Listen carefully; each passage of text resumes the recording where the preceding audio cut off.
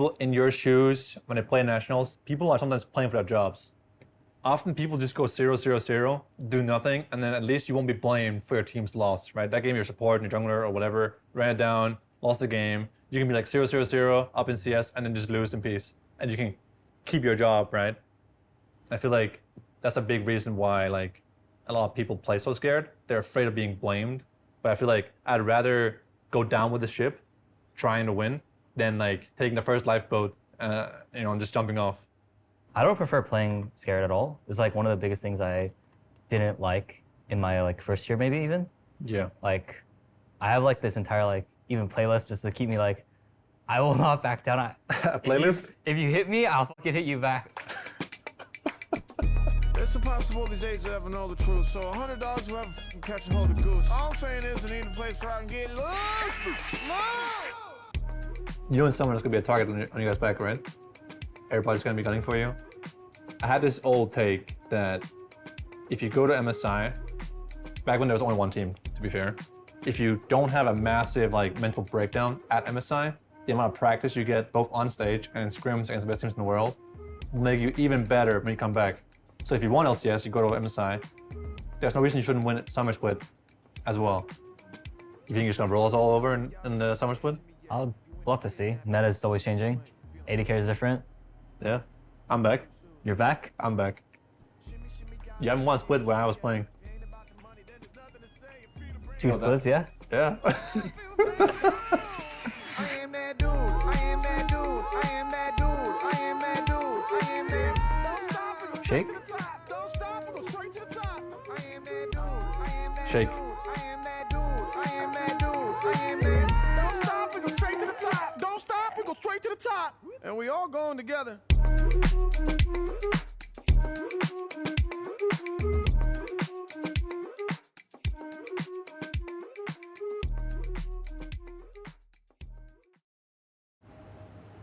Shake?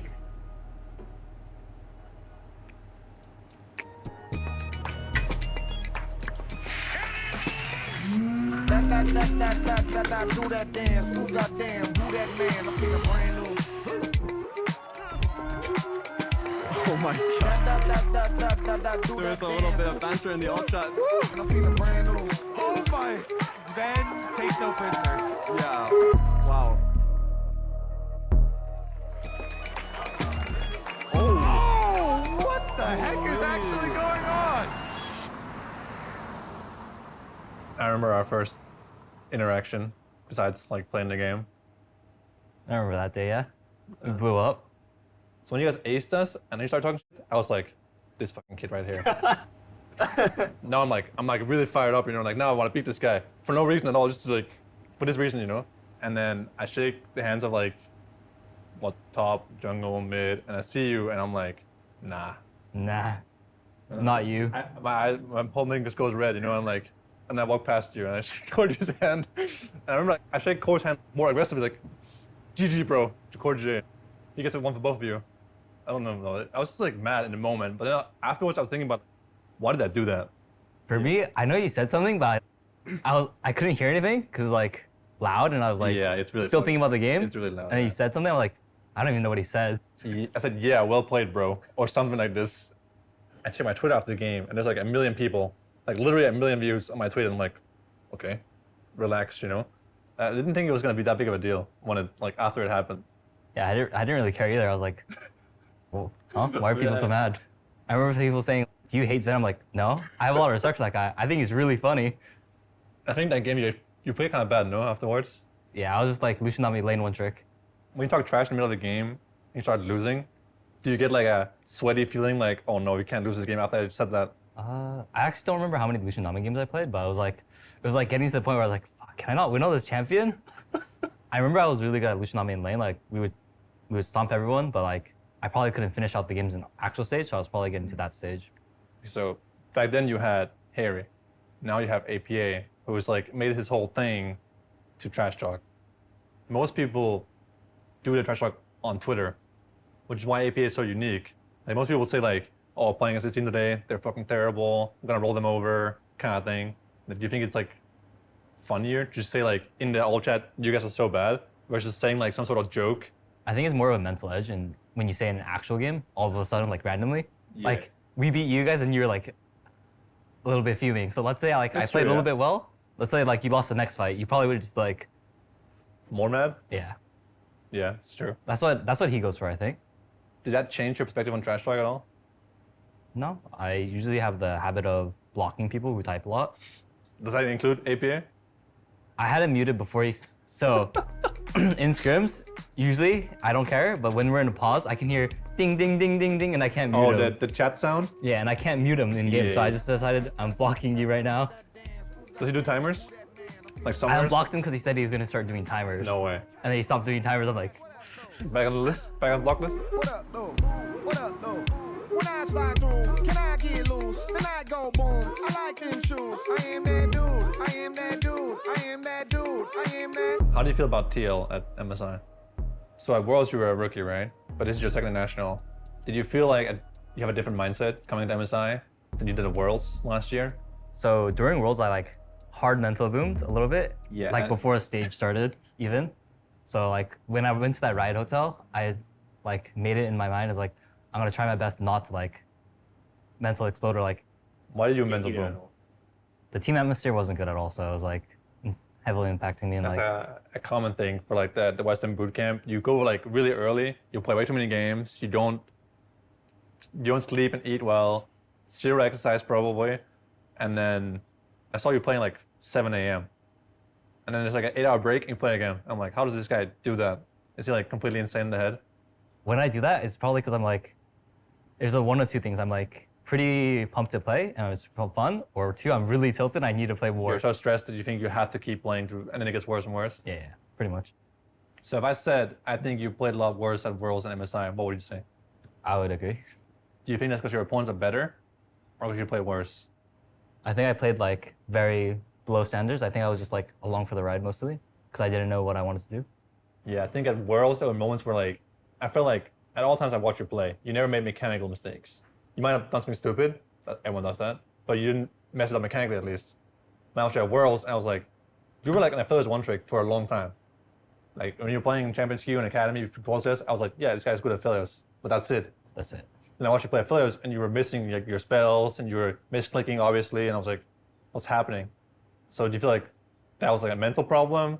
Like were you afraid of your opponents? Was it like oh, I'm on a big stage, I don't want to look bad? Or like, what do you think actually happened to you? Because I felt like you were a lot better in the LCS. Yeah, I think I was just mentally out of it basically. More than mentally out of it, I think I would say I lost my like how I wanted to play the game. And that was the worst part.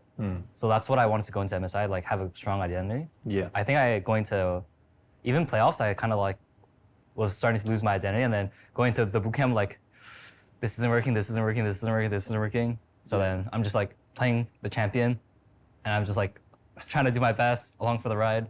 But then you changed it up at MSI and you picked champs like Samira, which like, it's probably like one of the highest confidence champs you can pick. You can't play a champ like that without confidence. So you obviously had like, was it like okay, point no return, or was it I know I can play this and win? Like the night prior, I was just looking through every like T1 game, Yeah. and I was just like looking at every champion, and I was like, hey, Samira seems pretty good at Samira seems pretty good against these guys. If they pick like really annoying champions like Camille or double AD carry, so I was like just thinking, and then my friend also said, yeah, just play some crazy friend? cheat. Some random friend. Just a guy from home? Yeah. And I was also thinking like Samira might be actually good, like the night before and the morning of, and then I was like, wait, this is actually a perfect angle for it. Oh, Faker called up, depth charge, stretch line, left up. Faker almost falls, the Inferno trigger. Well, very T1. Yawn, you beautiful AD carry. He does it. Into the G8 he falls. Yawn, finds Faker. Can he find more? 50-50. Yeah, this is it. This is your moment. This is your shot. You gotta shoot it. Then I go boom. I like them 50-50. shoes. Oh no, says not today. I am that dude. I am that. You guys lost that game, Yeah, we lost that game. but you played really well, and the game was in a winnable state. Yeah. There was a couple throws I would say we got like caught like one or two times Yeah, in that's a really big. bad spots, and then I think we could have fought way more aggressively. We could have like started Baron and just like forced him to come into us, or just like keep doing something. But I think I also lost a flash timer and a really bad timing, so that was really big for like momentum. You feel like if you had played that same comp against an LCS team that were as good as T1, that you had won the game? Like name plays off kind of thing? Nameplates off, we probably would have won, yeah. If we just like fist fought to the death, like we usually do. Yeah. It's also hard to like expect someone to know what to do in like a big stage like that, especially since I didn't play any Smear games, so I don't know if my teammates can have the confidence to like actually go in, you know? Do you think having like 2 world champs helps in that sense? Yeah, it helps a lot. Because when I was a rookie, I know that like having like 3 to 4 of the best players in the West at the time definitely didn't make it harder to like get to your best form ASAP, right? I didn't have any jitters my first year because like my teammates were like really good at like all these kind of things, helping me learn both the game and the outside of the game. So I guess having, I didn't have a world champ next to me, but Mithy was pretty good at the time as well. And I feel like you reached your peak so much faster. Whereas like people that join like IMT or something, they don't get a real chance. They don't know. I would say that I learned a lot from Core and I like trust him, like insane amount. I think it's very easy to play the game when you have like the feeling of, oh, if I just play well, then we're probably gonna win the game. Yeah, if you do your job. Like takes a lot of burden off. So there's one play from the T1 series that was really interesting. You're playing Kalista against Senna Ornn. You're in the bot side river, and I think your team dies in front of you, and then you make like a 1v3. You almost pull it off. Yon! No way does Yon do this to cleanse away! He tries to get out from Owner, but the steadfast presence will stop him in his tracks. He was so close! But you end up dying for nothing, and you just book your sums. And it feels like that moment, the game is instantly lost. Yeah. I feel like that's a play you make because you think your team can't carry this, and you have to do it now, or it's just gonna lose anyway. So the way I saw it was, I can kill all 3 of them right now. You played Like perfectly, I saw the angle there. Yeah, I saw it too. You played perfectly. Yeah, but then I timed my flash. As soon as the Poppy E'd me, I flashed. Yeah. But I didn't realize if I flash in like a similar direction, that the Poppy still goes on me. Yeah, you flash like way away from it. Yeah, I didn't know that you had to flash way further. So I thought I could flash a It's little timing bit. thing, no? Yeah, it's a little bit timing thing, and so if you look back, it looks like I got bugged back into it. So I was really pissed at myself because I thought I missed the. I thought I flashed. It's like you flash too early, then it doesn't go off. I thought I flashed too late. early. I was like, Yeah, oh my god, I'm so boosted. But then, so my plan was flash a little bit forward, melee the Ornn, auto him one more time. Don't hop because Poppy has W. Yeah. Instantly kill Ornn. Instantly kill Kalista or Senna. Because if you kill one guy, you will kill them all. Yeah. You will get triumph if you have it, and you will. The Ornn was like 2 autos from death. Yeah. And then I was like completely botched. But then afterwards, how does it affect you? The play. You hear the crowd goes crazy. The whole stage bar is shaking.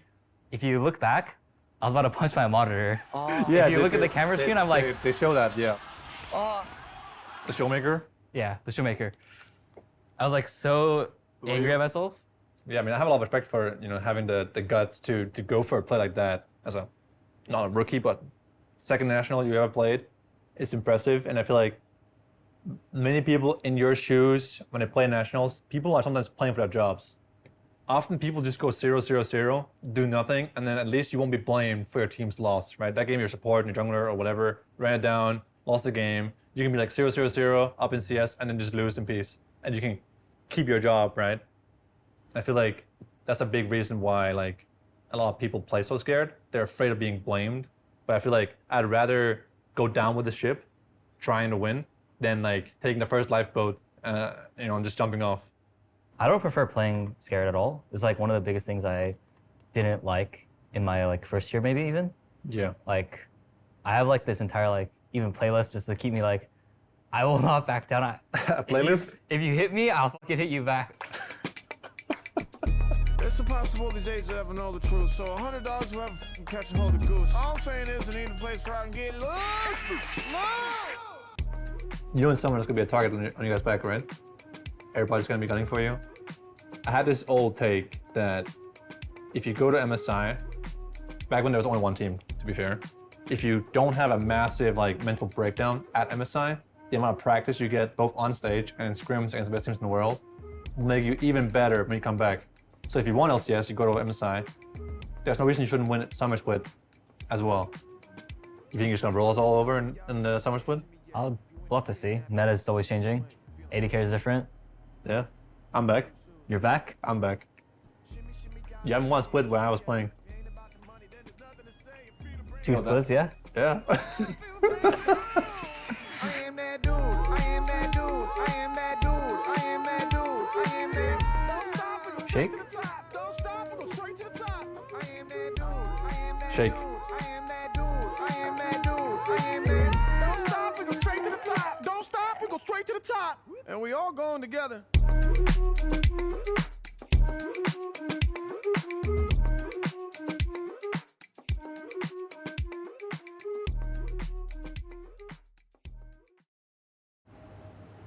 Shake.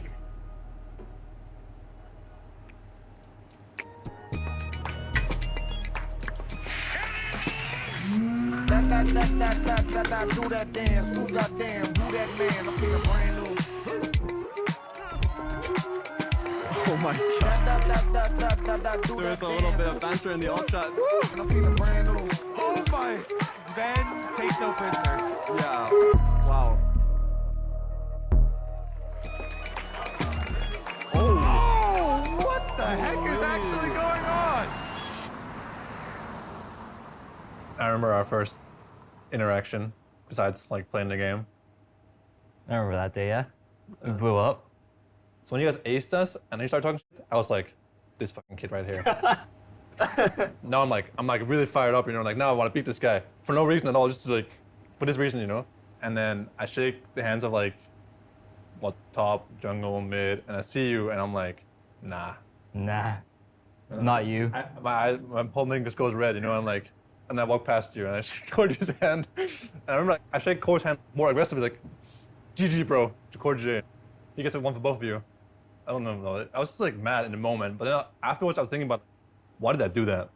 For me, I know you said something, but I couldn't hear anything because like loud, and I was like, Yeah, it's really still loud. thinking about the game. It's really loud, And then yeah. you said something. I'm like, I don't even know what he said. I said, yeah, well played, bro, or something like this. I checked my Twitter after the game, and there's like 1 million people, like literally 1 million views on my tweet, and I'm like, okay, relax, you know. I didn't think it was gonna be that big of a deal when it like after it happened. Yeah, I didn't really care either. I was like, well, huh? Why are people so mad? I remember people saying, do you hate Sven? I'm like, no. I have a lot of respect for that guy. I think he's really funny. I think that game you played kind of bad, no? Afterwards, Yeah, I was just like, Lucian not me lane one trick. when you talk trash in the middle of the game, and you start losing, do you get like a sweaty feeling like, oh no, we can't lose this game after I said that? I actually don't remember how many Lucian Nami games I played, but it was like getting to the point where I was like, fuck, can I not win all this champion? I remember I was really good at Lucian Nami in lane. Like we would stomp everyone, but like I probably couldn't finish out the games in actual stage, so I was probably getting to that stage. So back then you had Harry, now you have APA, who's like made his whole thing to trash talk. Most people do the trash talk on Twitter, which is why APA is so unique. Like most people say like, oh, playing against this team today, they're fucking terrible, I'm gonna roll them over, kind of thing. Like, do you think it's like funnier to just say like in the all chat, you guys are so bad, versus saying like some sort of joke? I think it's more of a mental edge, and when you say in an actual game, all of a sudden, like randomly, Yeah. like we beat you guys, and you're like a little bit fuming. So let's say like That's I played true, a little yeah. bit well. Let's say like you lost the next fight, you probably would just like, More mad? yeah. Yeah, it's true. That's what he goes for, I think. Did that change your perspective on trash talk at all? No, I usually have the habit of blocking people who type a lot. Does that include APA? I had it muted before so in scrims, usually I don't care, but when we're in a pause, I can hear ding, ding, ding, ding, ding, and I can't mute Oh, him. the chat sound? Yeah, and I can't mute him in game, so I Yeah. just decided I'm blocking you right now. Does he do timers? Like I summers? unblocked him because he said he was gonna start doing timers. No way. And then he stopped doing timers. I'm like, Back on the list? Back on the block list? What up, though? What up, though? When I slide through, can I get loose? Then I go boom. I like them shoes. I am that dude. I am that dude. I am that dude. I am that. How do you feel about TL at MSI? So at Worlds you were a rookie, right? But this is your second national. Did you feel like you have a different mindset coming to MSI than you did at Worlds last year? so during Worlds, I like hard mental boomed a little bit. Yeah. Like before a stage started, even. So like when I went to that Riot hotel, I like made it in my mind as like, I'm gonna try my best not to like mental explode or like Why did you mental Yeah. boom? the team atmosphere wasn't good at all. So it was like heavily impacting me. And That's like, a common thing for like the Western boot camp. You go like really early, you play way too many games, you don't sleep and eat well, zero exercise probably, and then I saw you playing like 7 a.m. And then there's like an 8-hour break and you play again. I'm like, how does this guy do that? Is he like completely insane in the head? When I do that, it's probably because I'm like, there's a one or two things. I'm like pretty pumped to play and it's fun, or two, I'm really tilted and I need to play more. You're so stressed that you think you have to keep playing through, and then it gets worse and worse. Yeah, pretty much. So if I said, I think you played a lot worse at Worlds than MSI, what would you say? I would agree. Do you think that's because your opponents are better, or because you play worse? I think I played like very below standards. I think I was just like along for the ride mostly because I didn't know what I wanted to do. Yeah, I think at Worlds there were moments where like, I felt like at all times I watched you play, you never made mechanical mistakes. You might have done something stupid, everyone does that, but you didn't mess it up mechanically at least. When I was at Worlds, I was like, you were like an Affiliates one trick for a long time. Like when you were playing Champions Q and Academy before this, I was like, yeah, this guy's good at Affiliates, but that's it. That's it. And I watched you play Affiliates and you were missing like, your spells and you were misclicking obviously, and I was like, what's happening? So do you feel like that was like a mental problem? Like were you afraid of your opponents? Was it like a, oh, I'm on a big stage, I don't want to look bad? Or like, what do you think actually happened to you? Because I felt like you were a lot better in the LCS. Yeah, I think I was just mentally out of it basically. More than mentally out of it, I think I would say I lost my like how I wanted to play the game. And that was the worst part. So that's what I wanted to go into MSI, like have a strong identity. Yeah. I think I going to even playoffs, I kind of like was starting to lose my identity, and then going to the bootcamp like this isn't working, this isn't working, this isn't working, this isn't working. So then I'm just like playing the champion, and I'm just like trying to do my best along for the ride. But then you changed it up at MSI and you picked champs like Samira, which like, it's probably like one of the highest confidence champs you can pick. You can't play a champ like that without confidence. So you obviously had like, was it like a, okay, point no return, or was it a, I know I can play this and win? Like the night prior, I was just looking through every like T1 game, Yeah. and I was just like looking at every champion, and I was like, hey, Samira seems pretty good at Samira seems pretty good against these guys. If they pick like really annoying champions like Camille or double AD carries, so I was like just thinking, and then my friend also said, yeah, just play some crazy friend? cheat. Some random friend. Just a guy from home? Yeah. And I was also thinking like, Samira might be actually good, like the night before and the morning of, and then I was like, wait, this is actually a perfect angle for it. Oh, Faker called up, depth charge, stretch line, locked up. They call him balls, the Inferno trigger. Well, very T1.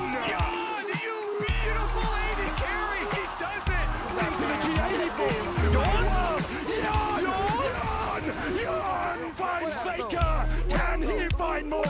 50-50. Yeah, this is it. This is your moment. This is your shot. You gotta shoot it. Then I go boom. I like them 50-50. shoes. Oh no, says not today. I am that dude. I am that.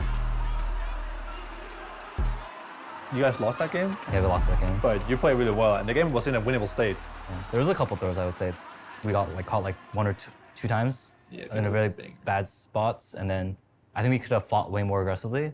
We could have like started Baron and just like forced him to come into us, or just like keep doing something. But I think I also lost a flash timer and a really bad timing, so that was really big for like momentum. You feel like if you had played that same comp against an LCS team that were as good as T1, that you had won the game? Like name plays off kind of thing? Nameplates off, we probably would have won, yeah, if we just like fist fought to the death, like we usually do. Yeah. It's also hard to like expect someone to know what to do in like a big stage like that, especially since I didn't play any Samira games, so I don't know if my teammates can have the confidence to like actually go in, you know? Do you think having like 2 world champs helps in that sense? Yeah, it helps a lot. Because when I was a rookie, I know that like having like, 3 to 4 of the best players in the West at the time definitely didn't make it harder to like get to your best form ASAP, right? I didn't have any jitters my first year because like my teammates were like really good at like all these kind of things, helping me learn both the game and the outside of the game. So I guess having, I didn't have a world champ next to me, but Mithy was pretty good at the time as well. And I felt like you reached your peak so much faster. Whereas like people that join like IMT or something, they don't get a real chance. They don't know. I would say that I learned a lot from Core and I like trust him, like insane amount. I think it's very easy to play the game when you have like the feeling of, oh, if I just play well, then we're probably gonna win the game. Yeah, if you do your job. Like takes a lot of burden off. So there's one play from the T1 series that was really interesting. You're playing Kalista against Senna Ornn. You're in the bot side river, and I think your team dies in front of you, and then you make like a 1v3. You almost pull it off.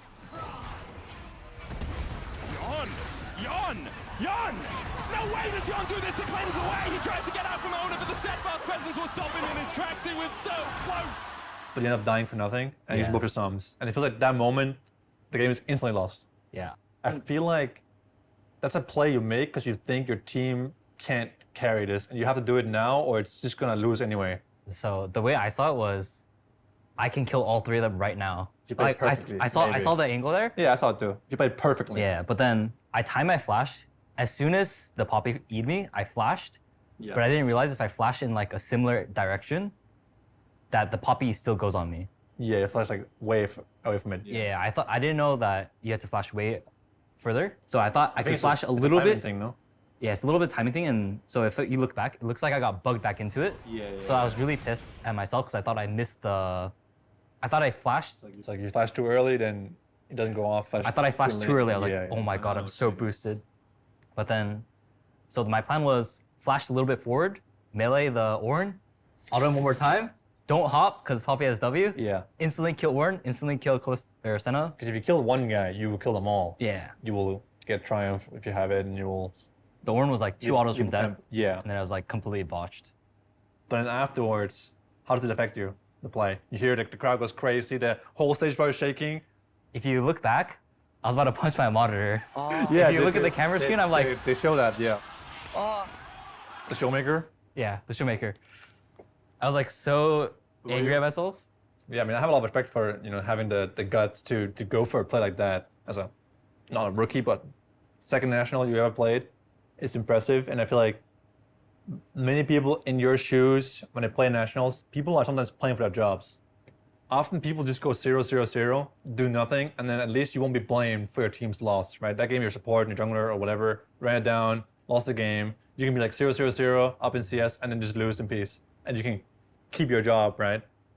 I feel like that's a big reason why like a lot of people play so scared. They're afraid of being blamed. But I feel like I'd rather go down with the ship, trying to win, than like taking the first lifeboat, and just jumping off. I don't prefer playing scared at all. It's like one of the biggest things I didn't like in my like first year, maybe even. Yeah. Like, I have like this entire like even playlist just to keep me like, I will not back down. A playlist? If you hit me, I'll fucking hit you back. It's impossible these days to ever know the truth. So $100 whoever can catch and hold a goose. All I'm saying is I need a place where I can get loose. You know in summer there's gonna be a target on you guys' back, right? Everybody's gonna be gunning for you.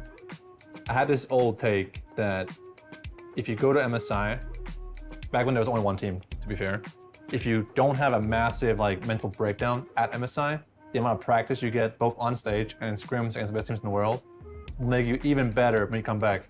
So if you want LCS, you go to MSI. There's no reason you shouldn't win Summer Split as well. You think you're just gonna roll us all over in the Summer Split? We'll have to see. Meta is always changing. AD carry is different. Yeah, I'm back. You're back? I'm back. You haven't won a split when I was playing. Two splits, yeah? Yeah. I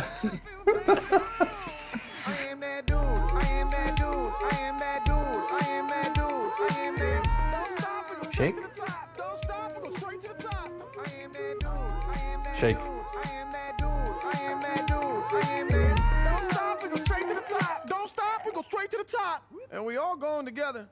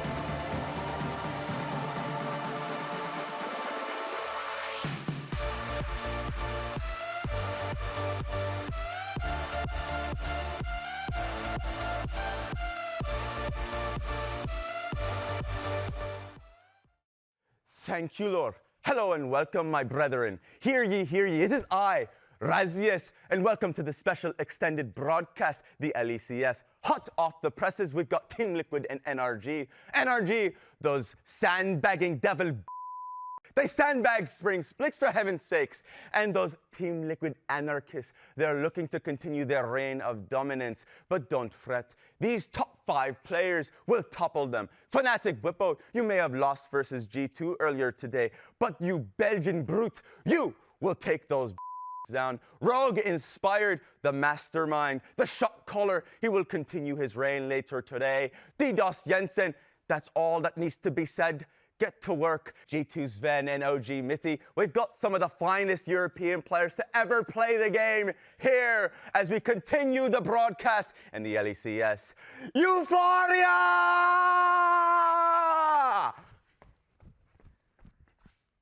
This is probably the hardest thing I've ever done.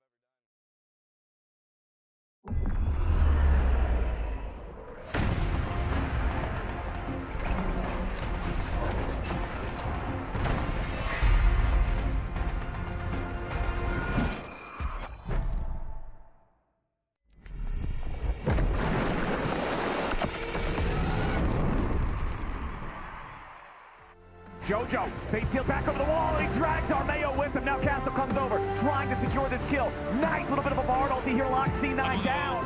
Okay, good. Looking on fire. Look, listen behind me, help me. Look, these guys. Yeah, come. He's doing 1 HP. He's doing flash. Look at me. Yeah, we can go better. They flash it. Look. Flash. They're all in.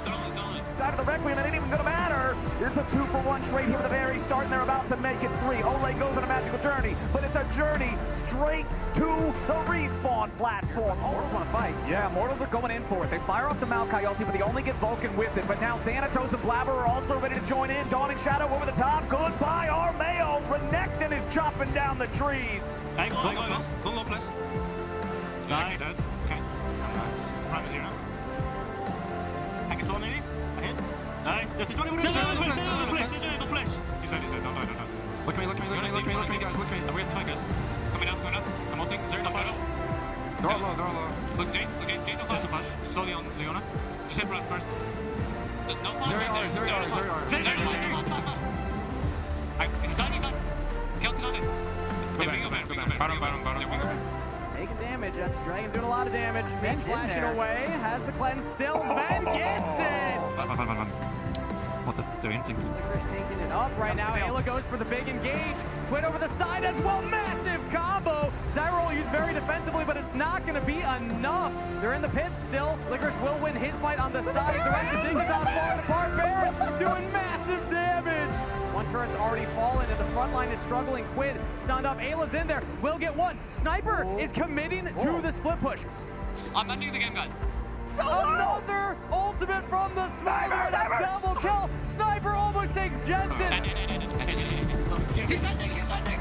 No! Don't give me like that, bro. Like, sorry. I looked down. Jensen flashed over the wall. He repositions, and River fails the flash to follow. Dignitas come up huge in the play. Oh, it's the big Dignitas summer indeed. Wait, Dignitas are playing this, but they still want more. They're going to corral them just like they did before. This time, the whole team's committed. Isles takes so much damage without Leona W. Jensen jumps over the wall, says, you got no escape, baby. You got to get through me. Sniper says, Ben maybe has it. Double kill to Jensen, but that is Dignitas with an A.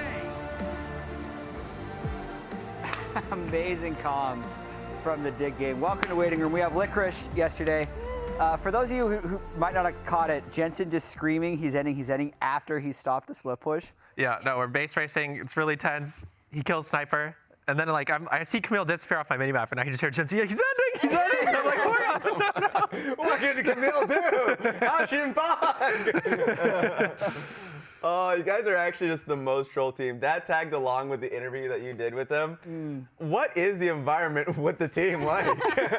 I mean, I just think like at this point we've gone through so much shared suffering in scrims that like we've come through it and like bonded from all the suffering we've done together, and we go on stage and everything's all right. So like now the vibes are good, you know. Is it the spectrum of like depression right back to elation while you're still losing? Is that what it is like? Do you guys just push past the bad vibes and it's just got funny again, or what was like?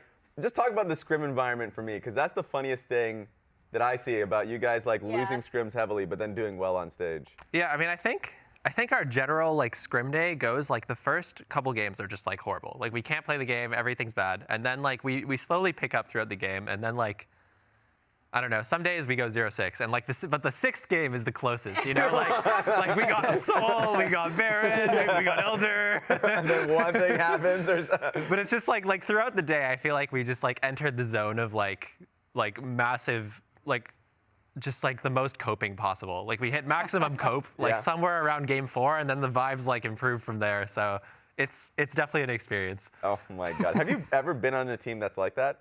That has just been like losing scrims, better on stage? Because I feel like that hasn't happened for you. It's probably like a new environment that I feel like for you. I want to say I've been on teams like that before, but not like this. Like this is like a whole new level of that for sure. It was funny talking to Mabry yesterday because he kind of echoed the same thing where I was like, so like, how's it going? You guys have rumor for being really awful in scrims? And he was like, yeah, we are. Like, because I asked him and Golden Glue like who was worse because they had the 0-17 streak last split. And they were both just like, oh, it's definitely us. What would you say is the hardest part about coming back? At least not for just you, but as the team, because you guys have Speaker that's coming back as well. And of course Ven, who's role swapping as well. So is it just like the early game? Is it like, what would you say is the most difficult part for you guys? I mean, I would have said like mid game, late game, but like now I feel like because of Grubs, it's like team play starts at 6 minutes, so like 6 minutes onwards. Yeah. that's kind of where the struggles begin. When we start making decisions. But like up till then, you know, like lanes are generally going pretty well. Yeah. People are playing well, but like like that 6 minute timer really gets us. Guys, I have bad news. It's 6 o'clock. So apparently we had a world record made in the LCS yesterday. Emily already knows because she was chatting with the stats guy. I cheated. Raz and I don't know though. Yeah. Do you know the world record? Yeah. I was told, so it's kind of cheating, but This is cheating. I heard it was like I'm gonna imagine it has to do with Sven. Yes. And it's the longest gap between winning as an 80 carry. That's gonna be my guess. Ooh, that sounds. Because that's gonna be like a 2.5 or 3 year gap. How about the age gap between him and the player that he beats? No way, because Double is so Okay, that's also true. All right, let's see what it is. God, oh, it's the smolder stacks. It's got to be the smolder stacks. Is it actually the smolder stacks? Maybe. I mean, he was free. He was free stacking. The smolders killed the Senna that early in the game. He was free stacking on a Scion. Yeah. He was free stacking on a Scion. That's actually crazy. I want to shout out to the Scion out there. That was the official punch dummy. Oh, yeah. Oh, say it. What season is it, Licorice? Definitely dig season. Oh my God. Did he just, is that a thing you guys have been doing behind the scene, or did he just try and coin that on the spot? It's a thing, but he is actually the person who came up with it, because we were talking about hashtags at the start of the year. Yeah. And he was like, how about hashtag dig season? And we were like, oh, we actually kind of like that. So and now it's a thing. And like, you know, every day at scrims, this is Mabry's thing. We huddle up, and then someone gives a speech, and it's a different person every day. Yeah. And at the end, the person who gives the speech asks, what season? And then we yell, dig season. And it's usually, and it's just as bad as it sounds. Usually like, oh. How's the commitment level for dig season? Like it's like, it's dig season, and they walk away, or just full send. It's somewhere in the middle. Now I gotta ask you to flame one of your teammates. Who's the worst speech giver? I need to know. Yeah.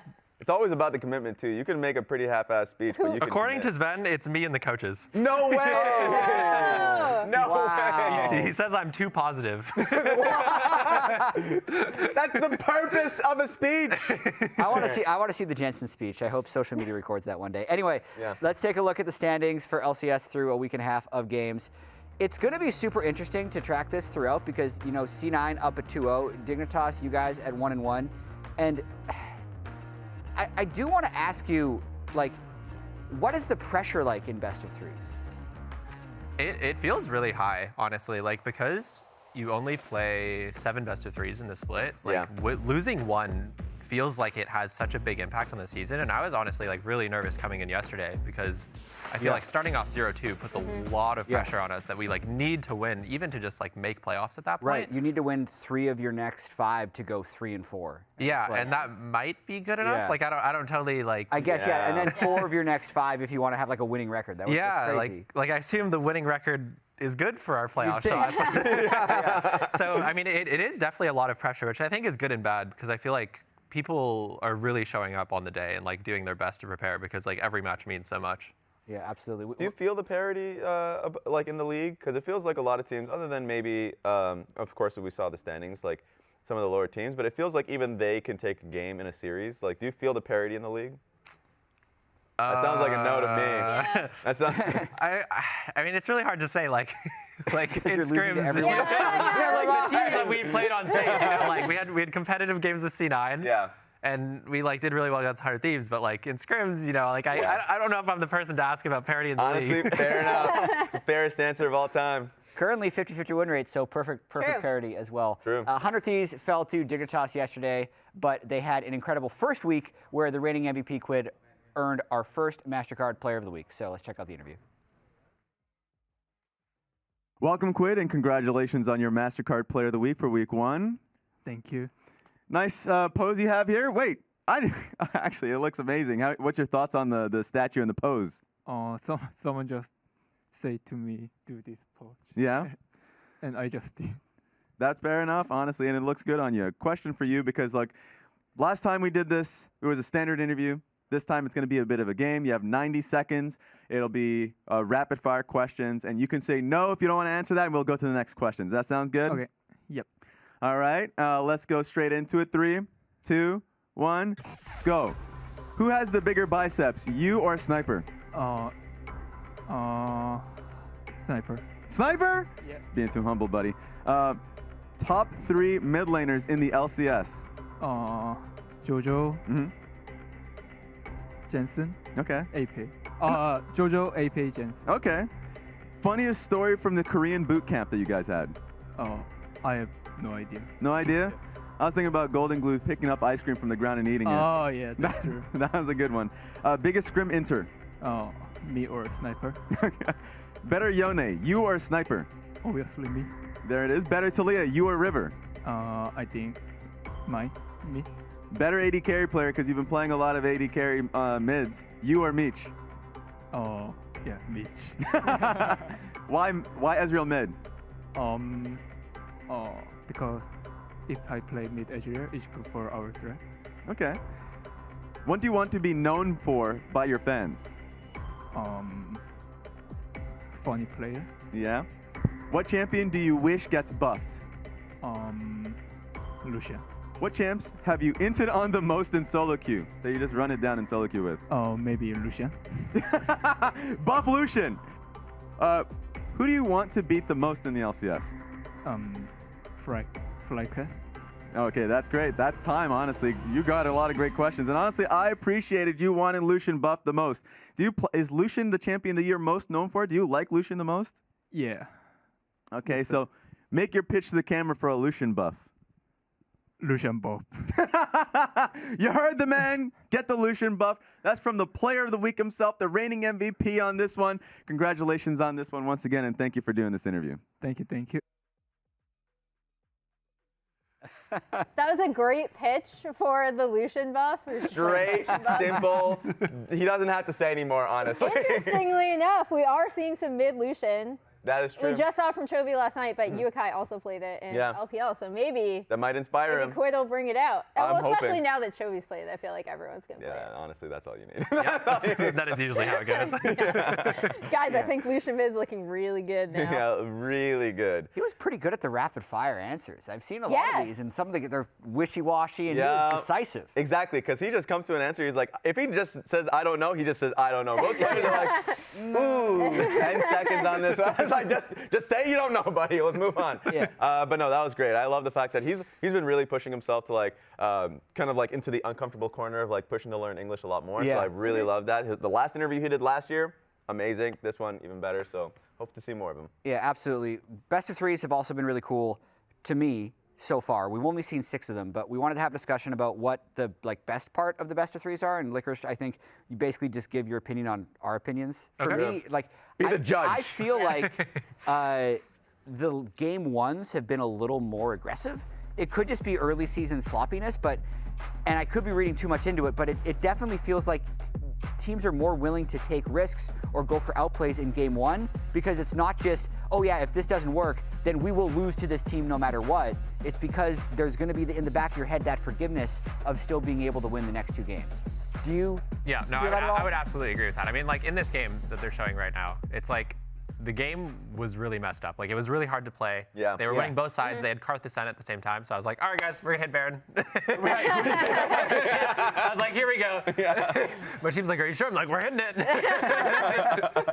And I just think like I feel like I have more agency to make that kind of call in the game because it's like we'll have another chance. So I do think it incentivizes just like make the play and like do it. And so yeah, no, I would totally agree with that. It's actually so funny. You go straight into it because I have an additional thing on the series that you had because you had a second one that actually adds to it. Yeah, I was going to say, because mine is also from your series. My point is drafts. I really like in best of series how draft itself can become a narrative, right? So this is from NRG 100 Thieves. On the back of it, I believe we're going to see some footage from your match where you guys locked in the Morgana jungle. Yep. And I think the drafting in best of 3s is so different. I think because you prepare specifically for a team, you have to prepare multiple looks, and then you have to react to game 1. And I've really liked how teams have been willing to try out new things. I think part of it is the current meta, but I also think part of it is that you get a little bit more leeway in best of 3s than you do best of 1s. And the point that I wanted to add to that one that related to the draft is even though you guys won game 1, I was like, I hate to be the smolder in this game where you have like Camille, Karthus, Senna, Yone. Like, how can he live? How can he live? I was like, that's insane. So even though you guys won the game, I was like, what's the adaptation going into the next game? Immediate Karthus, Senna bans. I was like, sounds good to me. Yeah, no, we definitely hit the right bans with that one. But it was so funny in game because Sven like he got the worldwide stack record yesterday. But like in game, he's like, hey guys, I got Shojin soon, but I don't know if it matters. Just like, oh my god, like this game is so doomed. Yeah, I'd never seen a Smolder that fed while his team was that far behind. It almost seemed like an impossibility, but yeah, no, it was a weird game.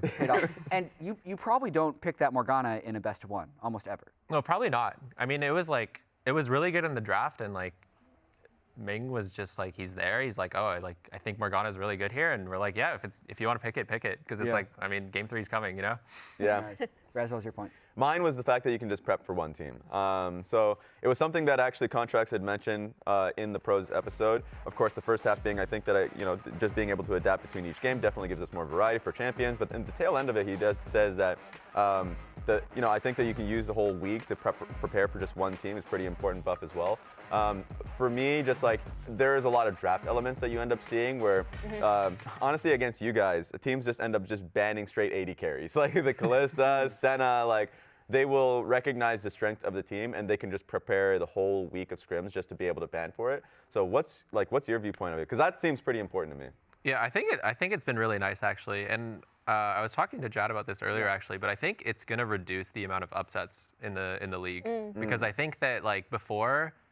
Like if I was on C9, right, and I'm prepping for, I play TL and then I play IMT, and I play TL first. So I'm probably going to spend most of the week prepping for TL. Yeah. But now in this new schedule, it's like you're going to spend the whole week prepping for IMT. Yeah. And like the games yesterday didn't look that close, and I think part of that's because they spent the whole week prepping for them. So I do think that it'll probably actually end up being less upsets in the league. That's my take at least. Yeah.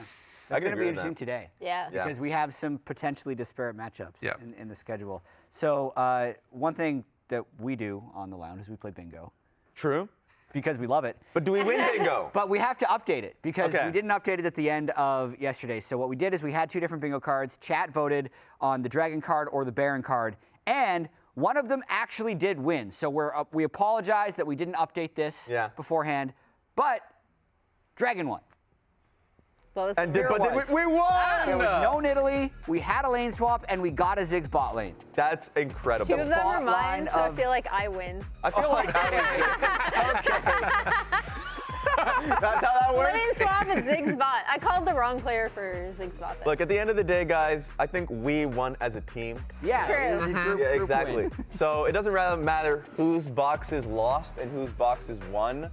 I will say that the Talia Flex, Sedge, Pick, Jungle, and Ezra. So wait, whoever- you're saying that because none of your boxes got X, because 2 of mine and 2 of Emily's are the X. No, that part doesn't matter. Team game, guys. Team game, exactly. It's a team game. So congratulations, guys. High fives all around. Yeah, great job, team. And I can't Good reach job. you, so. Yeah. There we Yeah. go. Perfect. Short So arms. Skarner, as you just saw, Skarner was 100% banned yesterday and probably will be today because I think someone said he was the best champ in the game. Yeah, someone Yeah. better. Champ in the game. There we go, flowers. But that doesn't stop you from gaining LP. Licorice, you have Skarner tips since you're here. Yep. Can you go show us some of the Skarner tips? Yes. Ew. Because, go. how much are you even getting to play it in scrims? Basically not at all. It's like, I try to play it in solo queue a decent amount every day, just in case like Yeah, a team decides to Yeah. open it. But like, I don't know. This champ, it really does some special things out on the Rift. So I saw it a lot in LCK last night. Like, it seems to be getting through over there. So let's see why it shouldn't be. yeah, I'm not sure what the global what the difference is on the global prio versus the North American prio, but like, I don't know. I think the champ is just really strong. So basically, I know Flowers already did his piece on this. I'm gonna look at like basically how do you kill your opponent in lane if you're top lane Skarner. So I think the easiest thing to do is you let them push the wave. Obviously, I don't actually have an opponent here, so I'm using dummies. But you know, they're trying to crash the wave, and then you just kill them. Oh, jeez. Wonderful. The Excellent. E buffer is like non-existent. Or, like, do you Yeah. have to press E first, or is it literally just flash E? No, you just flash E, and then, you know, they're dead. Wow. And I love the hitbox on it too, because you don't have to be ahead of the person. You And, just, and a lot of times too, like if they're not ready for it, you can just like walk up and do it. You know, you don't even need to commit the flash. So that's the first tip. Let them push, put Yeah. them in your tower. And then I think like the next thing I'm gonna show, let me see if I can push this wave fast, because I think it works better with a wave to demonstrate. Sure. While you're pushing, Yes. what do you think about the Rumble matchup? Because that's the one that I've seen the most people try and like counter it with. yeah. Because it seems like the Rumble will at least be good in lane, but then still doesn't have the teamfight presence. Yeah, I think there's a couple issues with it, in my opinion. Like first, Rumble is something you want to pick to like bully really aggressively, but it's really hard to bully Skarner when he's near his tower at all. So you can't really pressure that. And then also, I feel like Skarner just outscales Rumble at like one item.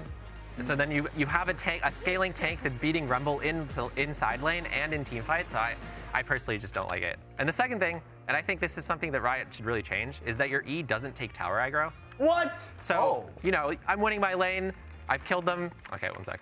I need to get the creeps under there. Yeah. But I'm winning my lane, I like put him in my tower, so he died. Now he's trying to farm, oh God. Come on! You were burning the target dummy or something. It's really, okay. Anyways, I'm gonna walk up, I'm gonna E it, I don't take tower aggro, and then I Oh, just trade him over wow. here. And like usually you can put him into the wall too. So I think this one really needs Yeah. to get changed.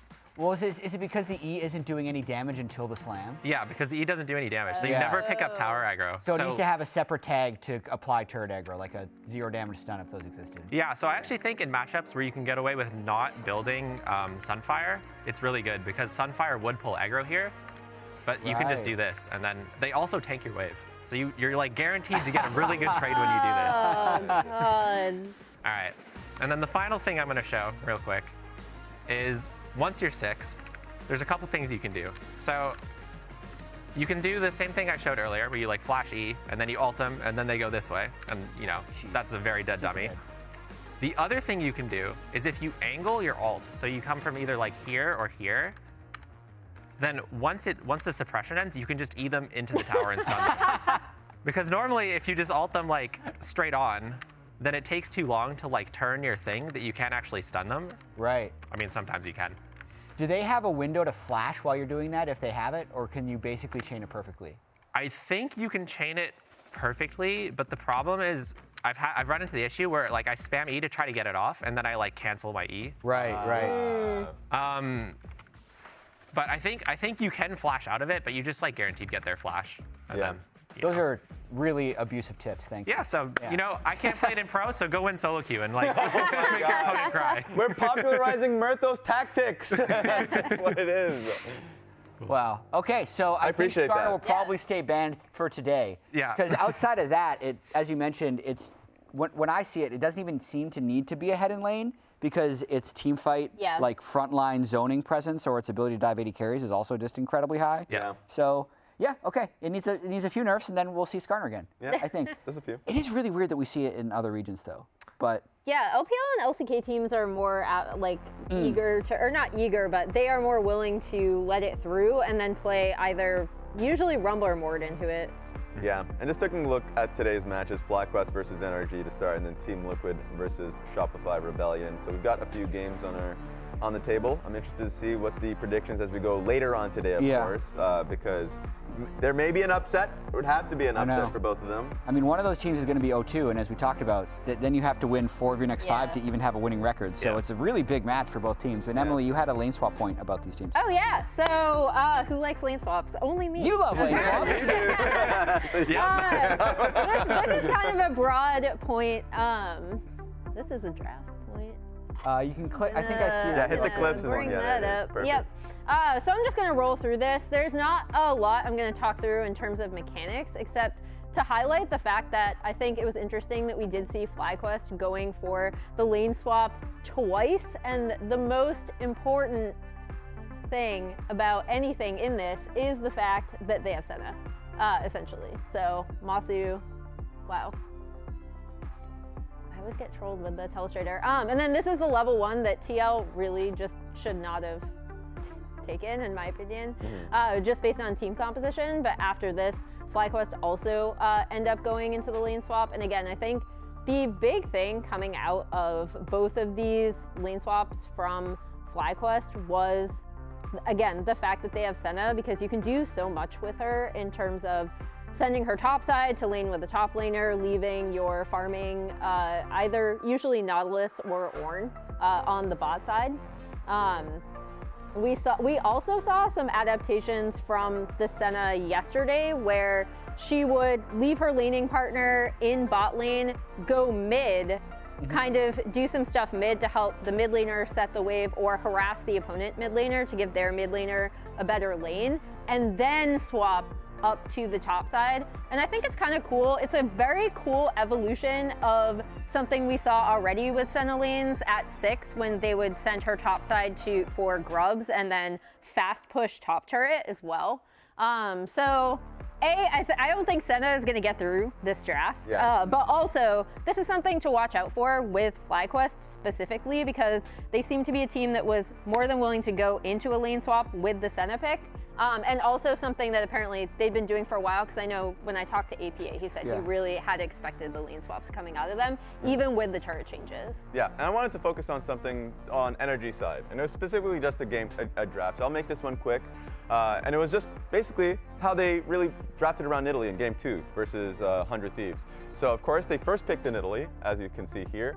And then when you see Tristana and Leona come through, they really didn't provide any setup towards the Nidalee at all and made it a difficult game. It was something that they had talked about in pros, where, I mean, usually you see this in situations where Nidalee is being picked in 4-5 to make it so that, you know, it's a nice specific matchup in the jungle matchup if you're going up against a Sidrani or a Maokai or something. But in this case, they had first picked the Nidalee and really wanted to concoct a comp around it and then failed to do so. So like, even though we're seeing a lot of problems with NRG at the moment and a lot of them stem into gameplay issues, it does not help when you try and build a strategy and then fail to do so within the draft. So that's just game 2 in their draft, and a lot of people are really talking about them as a team, but I think it really does start from there. Devil's advocate, speaking of starts, this isn't the first time NRG's start was absolutely hideous. True? Yeah.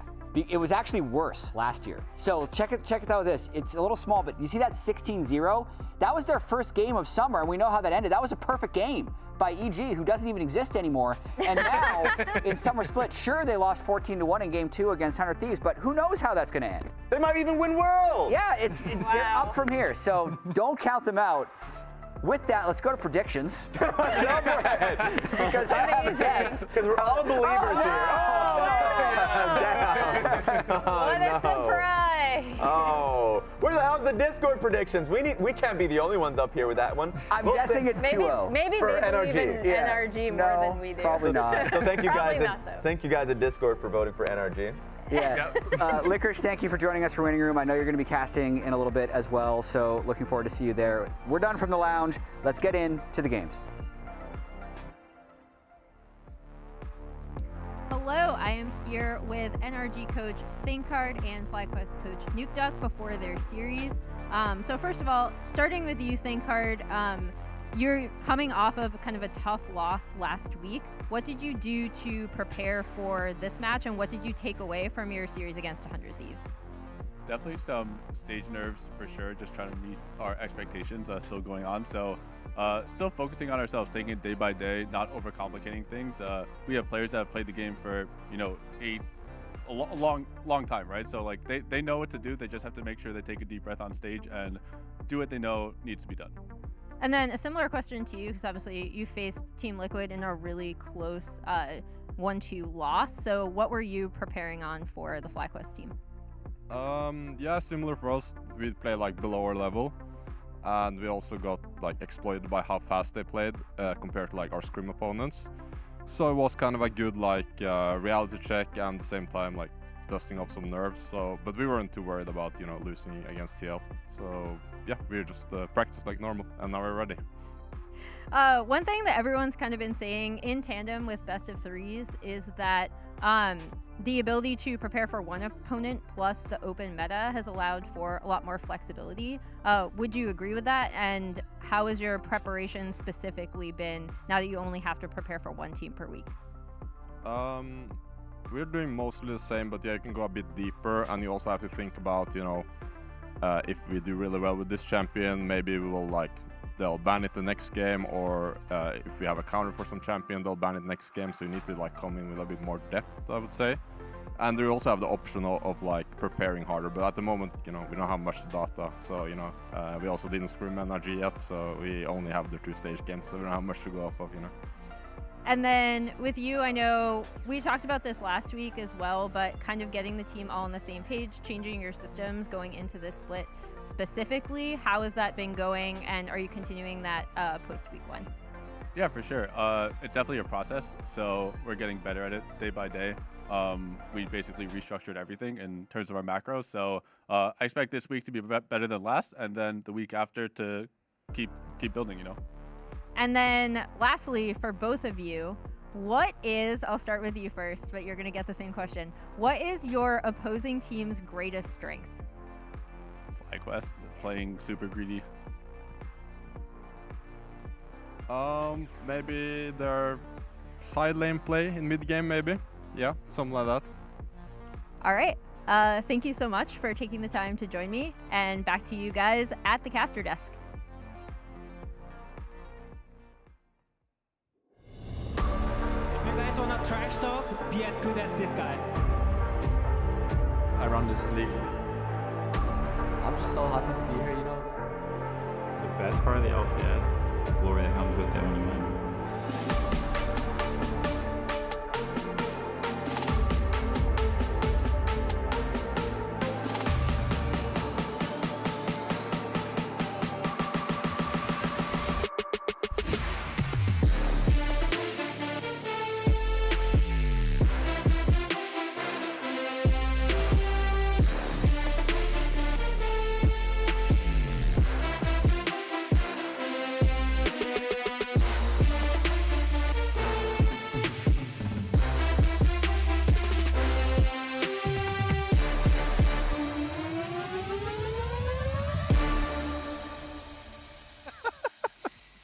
Ladies and gentlemen, welcome back to the LCS Summer 2024 regular split. It's here in week number 2. It's day number 2, and we're kicking things off with FlyQuest versus NRG. I'm Captain Flowers, joined by Kobe with special guest Licorice here for game number 1. How you doing, buddy? Doing good. Hell yes, that's what we like to hear. Kobe, how are you doing, buddy? I'm doing great. Double hell yes. How about that? Let's get into it. Right into the draft, too. Thank you, Mark Zimmerman. We're going straight into the games nowadays. Now, Licorice, we've had our eyeball on top lane a lot because there are a lot of OP top lane champions right now. Everyone is used to complaining about Cassante, but also now Skarner has joined that kind of tier. Yeah, no, it seems like Skarner's just kind of the new Cassante, at least for now. And then I think Rumble is also really strong, and it's something that some teams have been using as an answer into the Skarner, so maybe expect to see a Skarner ban here, or maybe NRG has something exciting prepared. I also noticed that Team Liquid had multiple Cassiopeia bans versus FlyQuest. So we're definitely having some counter towards the AD mid laners like Tristana and stuff. Some Cassiopeia is going around in scrims, it feels like. Probably in the hands of Quad. It's also one of the champions that he was most known for, so another respect kind of target ban here. Yeah, I mean, it's one of Quad's best champions. I mean, it's something he was known for in Korean solo queue, and he hit rank 1 in Korea using mainly Cassiopeia, so I think it's just kind of like, it's his comfort champ, and a lot of teams are just banning it away from him. Well, look at that, my God, they actually look at that. Okay. Carter's up. They're gonna lock it. Yeah, it's fun to do the Kai'Sa hover that Bwipo always does, but you know they're gonna be locking in the Skarner. Remember that in their first series against Team Liquid, it was Bwipo on Skarner that was a huge part of the game that FlyQuest won in that 1-2 loss that they had against TL in week number 1. I talked to Bwipo a little bit about the Skarner later on that day in Twitter DMs, just talking about like his thoughts on the champion, different things. He mentioned how, yeah, if this champion goes through, the game's gonna go about as you would expect, and then it's not going to go through for the rest of the series. NRG are saying, hey, we've got an answer, but I don't really believe most teams when they say that because Skarner is insane right now. I have really been loving this particular pairing, though. I was talking about yesterday, the early Senna picks. When you have Senna Ultimate and Karthus Ultimate, you have such long-range access to enemy backline. Yeah. And with everybody picking double AD carry comps, it's like, wow, you have a Senna Ultimate and a Karthus Ultimate that are going to take at least half of the HP of those multiple AD carries that we're mentioning, and there's one of them locked in as the Tristana mid. Yeah, no, I had some experience with the Senna Karthus yesterday. Yeah. Not very fun.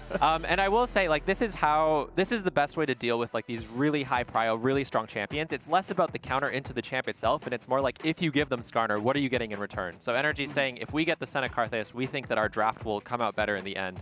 And I do expect to see something like the Cassante coming through, unless he has some like really special counter pick prepared.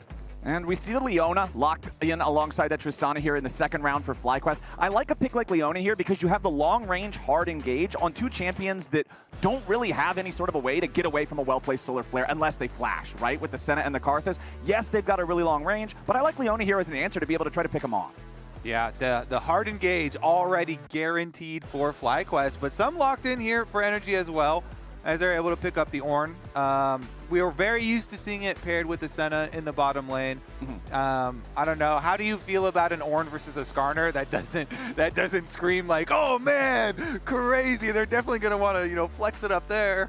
Yeah, no, I think I would be very surprised if the Ornn goes top lane here. I mean, you can play it, but you just kind of like lose the whole game. And then, yeah, it's just like, you're like, I really hope my team carries me this one. So I think like, because they didn't pick Cassante, I really expect he has something kind of more fun prepared, which I'm really excited to see.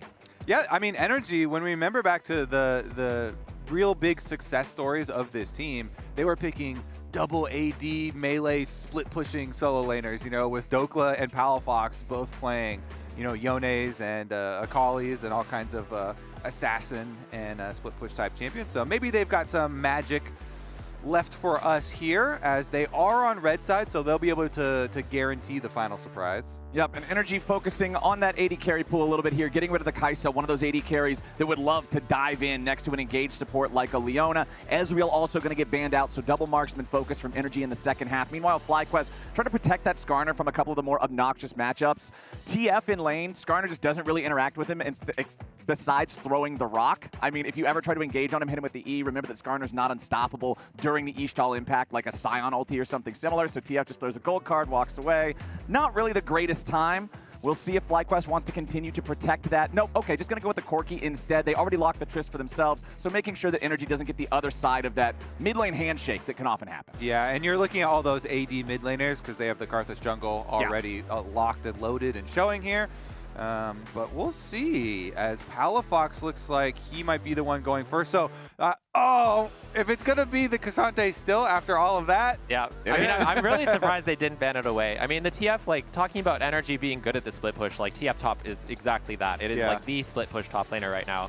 But I am really surprised not to see the Cassante ban. And I'm also surprised not to see the Smolder ban coming out from NRG, because they might go for something else. Ziggs is a really strong champion right now and works well with a lot of the AD mid laners because you just take towers so fast with the Ziggs and the Tristana. Yeah, and I really like looking at the Ziggs as well, since they haven't necessarily locked in any real AP otherwise, right? Like, yes, Garner has a little magic damage. Leona's abilities are magic, I guess, but there's no real AP threat on the team up until now. We'll see if this means that they want to move away from an AP jungler or if they would still like to have that pairing with the AD Tristana mid with the Skarner up there in the top side. Since we saw this for the first time in LCS last week, I have been just absolutely blown away by the clear speed of the Zyra jungle. I would love to see this get locked in. We'll see if that's what it will be. And yes, it will. Inspired. Lock it in Zyra jungle. All right, Palafaker, what's he got? The genius midfielder for NRG. It's time to bring it back. What can they do? The final surprise here on the last counter pick. I mean, you can't really get too crazy because you're already versus Tristana, and there's not like too many interesting things that you can do. My personal favorite into the Tristana, I really do think that Cassiopeia, more people should play it than just like the Cassiopeia mains. But it's going to be the Yone here. That's kind of spicy, and that's one of the things we talked about NRG having success with in the past. Yeah, I mean, the Yone is a really strong pick into Tristana, especially when it's paired with the Karthus. It's going to lose lane a little bit, and if like Palafox can do a good job of like not losing a lot early game, then when he gets inside lane and he has the Karthus ult in his back pocket, it's really hard for Tristana to do anything. Plus, if he joins one of the team fights, you start things off with the Ornhorn, follow it up with a Fate Seal. There is some big wombo combo engage potential here on the side of NRG. So let me just go ahead and ask you guys now, we've got all 10 champions locked in. Licorice, I'll start with you. Which comp, if you're playing this one, would you prefer to be playing as? Would you rather be the Skarner or the Cassante here? Man, it's a really hard question. I like the Skarner better, but I like the rest of NRG's draft better. So I feel really torn. Yeah, and that's kind of was their goal, right? Give over the Skarner, so then you can start building the super long range, better rest of the style comp here for NRG. I've seen a lot of teams try and pull this like Gen G style off, where we've got the Yone mid, we've got the AP jungle, and we even saw a lot of it already in the LCS too. A couple of teams trying to do this style. I still think the draft itself is amazing. I still think this is a really good style to go for.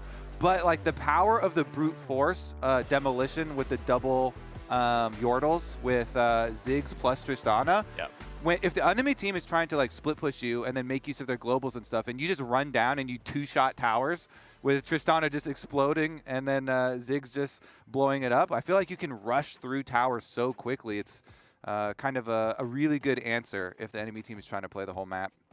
Yeah, no, and especially with the early grubs coming in. Like, if you get anywhere near 6 grubs on this FlyQuest team, then towers just, like, they just blow up when you look at them. Like, it's really that simple. Getting into this game now as we're waiting on the minions to spawn, I feel like we probably couldn't have asked for 2 higher tempo junglers on either side here. The Karthus and Zyra are both going to be farming at the speed of light, and we'll see which one of them can manage to find the advantage over the other. Zyra, of course, is going to have some stronger gank potential early, considering she does have that hard lockdown. When you look at the lanes themselves, Busio also having a lot of setup if they want to try to make a play down there in the bottom lane. But the same can be said when you're looking at an Ornn and a Senna on the other side. Obviously, both top laners have a lot of potential to incredibly powerfully punish any sort of a wave push. These guys are not going to allow you to get close to the turret. Yep.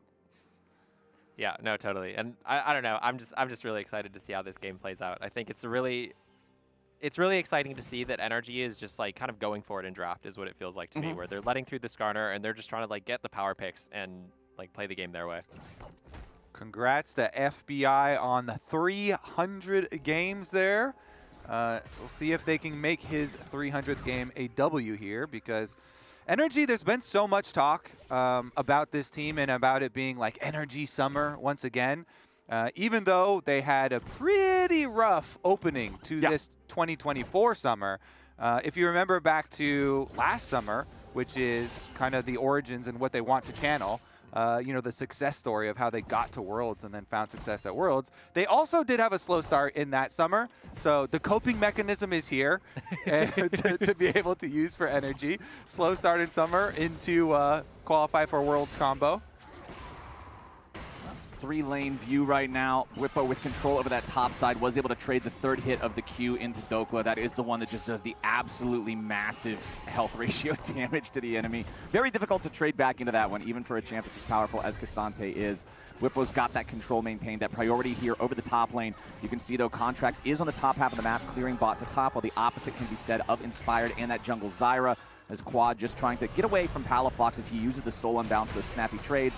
And Whippo can use the Ishtal's impact to get into a safer spot, go for his recall, go for his first buy. And Huhi and FBI forced back underneath that turret. Huhi down to 300 HP here already. Going to use the Ornn passive to give himself a little bit of extra firepower down here, pick up a Ruby Crystal. These guys are just waiting for the wave to crash. Problem is, I think Inspired's waiting for the same thing. There was a couple of spells there over the wall. Doesn't get a whole lot of value out of him here at the start. Yeah, I think they're gonna force this bot dive and probably try to trade 1-for-1, if not 1-for-0. All right, let's see it. Busio's going to lead the way. Shield of Daybreak to immediately start it off. First blood already.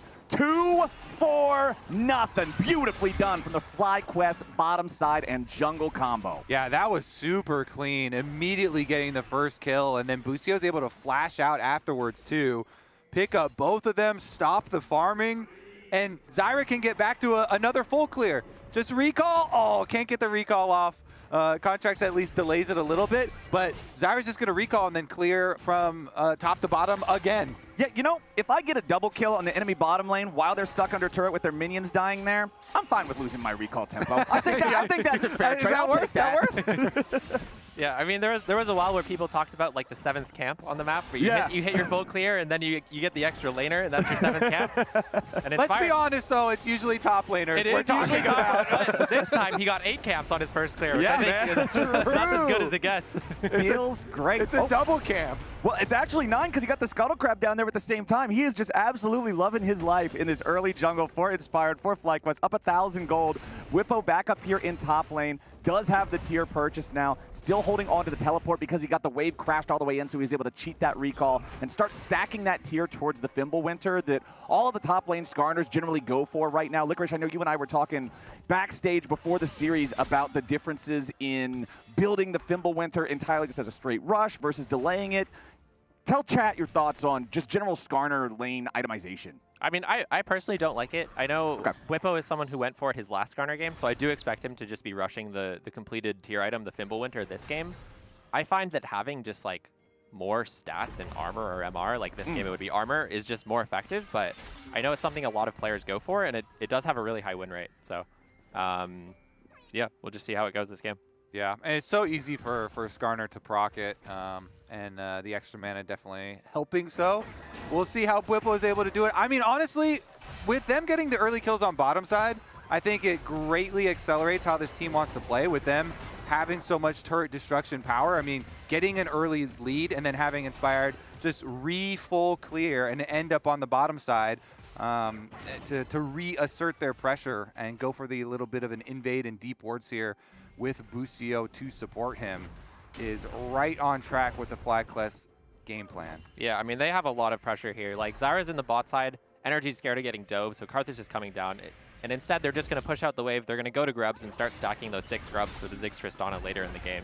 Ooh, flash out from Palafox here in mid lane, immediately losing that summoner spell after he had also just used his teleport to return to lane after doing his first purchase. So FlyQuest making sure that he's not feeling great about his current state. Yeah, one of the biggest things about getting your bot lane ahead, that's great. You unlock your support to get free time to roam as well. And then your support like ganks for you like a little Pokemon going towards mid and getting the extra flash there. And you mentioned it early as well, Licorice, but the grubs were going to be a priority for this team, FlyQuest. They're very happy to trade this dragon for grubs.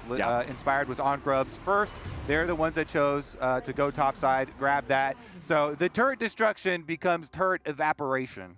First Drake is also just a Chemtech Drake, not generally going to be considered one of those super high priority ones. So FlyQuest loving the way things are going here. 1.7 thousand gold lead 7 minutes into the game is a pretty nasty situation for NRG to find themselves in. You can see some very slight farm advantages pretty much across the board for the FlyQuest side here. Not even a full wave anywhere in particular, so it's not like they're incredibly worried about it, but it is showing that everything's perfectly fine here in the state of the lanes as Palafox tries to get a little bit of value here out of the Soul Unbound as he gets the wave to crash into the turret of Quad.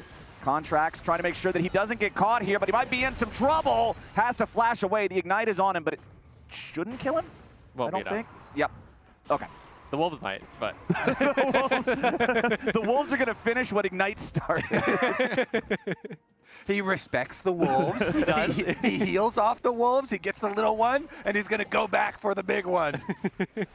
Yeah, and you see Inspired's just in the top side taking away his camps. This is going to feel really bad once he walks in there and finds out. He'll probably also get chunked on the way in here. Oh, meanwhile, Palafox versus Quad back in mid. That 1v1's not going the way of FlyQuest. Karthus ulti coming down. The Requiem sounds off, and it's going to be Huhi's Horn putting Quad 6 feet deep in the river. We already finally here get to see some of the power of the ultimates and the super long range coming through. Quad just gets run over by the train there, the combo. Coming from Huhi and Contracts with both ults being able to kill these carries, and that was the whole goal. Remember, with the construction of this team composition. Yeah, I mean, this is the power of their team comp in action. Although if I'm Contracts here, I'm going to be a little upset because I didn't even get an assist on that one. Just wasting no, the wait, it didn't even touch a time? Yeah, no, it didn't get there. The Horn ran him over, and now Inspired's about to get run over by the Dawning Shadow. Palafox gets the credit, but it looks like it'll at least be a trade 1-for-1 as both junglers drop dead. Yeah, I mean, that always really hurts because if you're running Dark Harvest too, so... Yeah, no, you really want the ultimate stacks and the Dark Harvest stacks. But honestly, this game is not looking too bad for NRG here. I know like their bot lane is behind, but I mean Ziggs is just like he's gonna wave clear the wave no matter what. And their win condition is definitely online. Palafox looks like he's doing really well in this lane, and it's only gonna get harder for Quad as the game goes on. Palafox with his double buffs as well. Yone can be such a difficult champion to deal with in so many situations, and that's just going to make it even more of a problem. As you can see, NRG, they've once again got Contracts down here on the bottom side of the map. Busio on that Leona, level 6. Still doesn't have the cooldown back up for the Solar Flare, but once it's available, I expect to see FlyQuest be looking to make more plays around this. I said how much I like the fact that they went for this pick during the draft, and I'm liking the way that they've used it here so far. He has 100% kill participation. Yeah, no, I think the next thing that's going to be like really interesting to see is the grubs are coming up in a minute, and there's a lot of pressure on NRG because giving 6 grubs to this team comp is really hard. But I don't know if the Ziggs and Leona are there, it's going to be really, really hard for them to fight. So this might be where the game either breaks open or I don't know. We'll just have to see what happens. Yeah, Contracts still is not going to have flash from the last time that they engaged on him. And Huhi there, no flash as well. So looks like they're keeping their bottom lane bottom for now. Okay. Oh. Just chilling.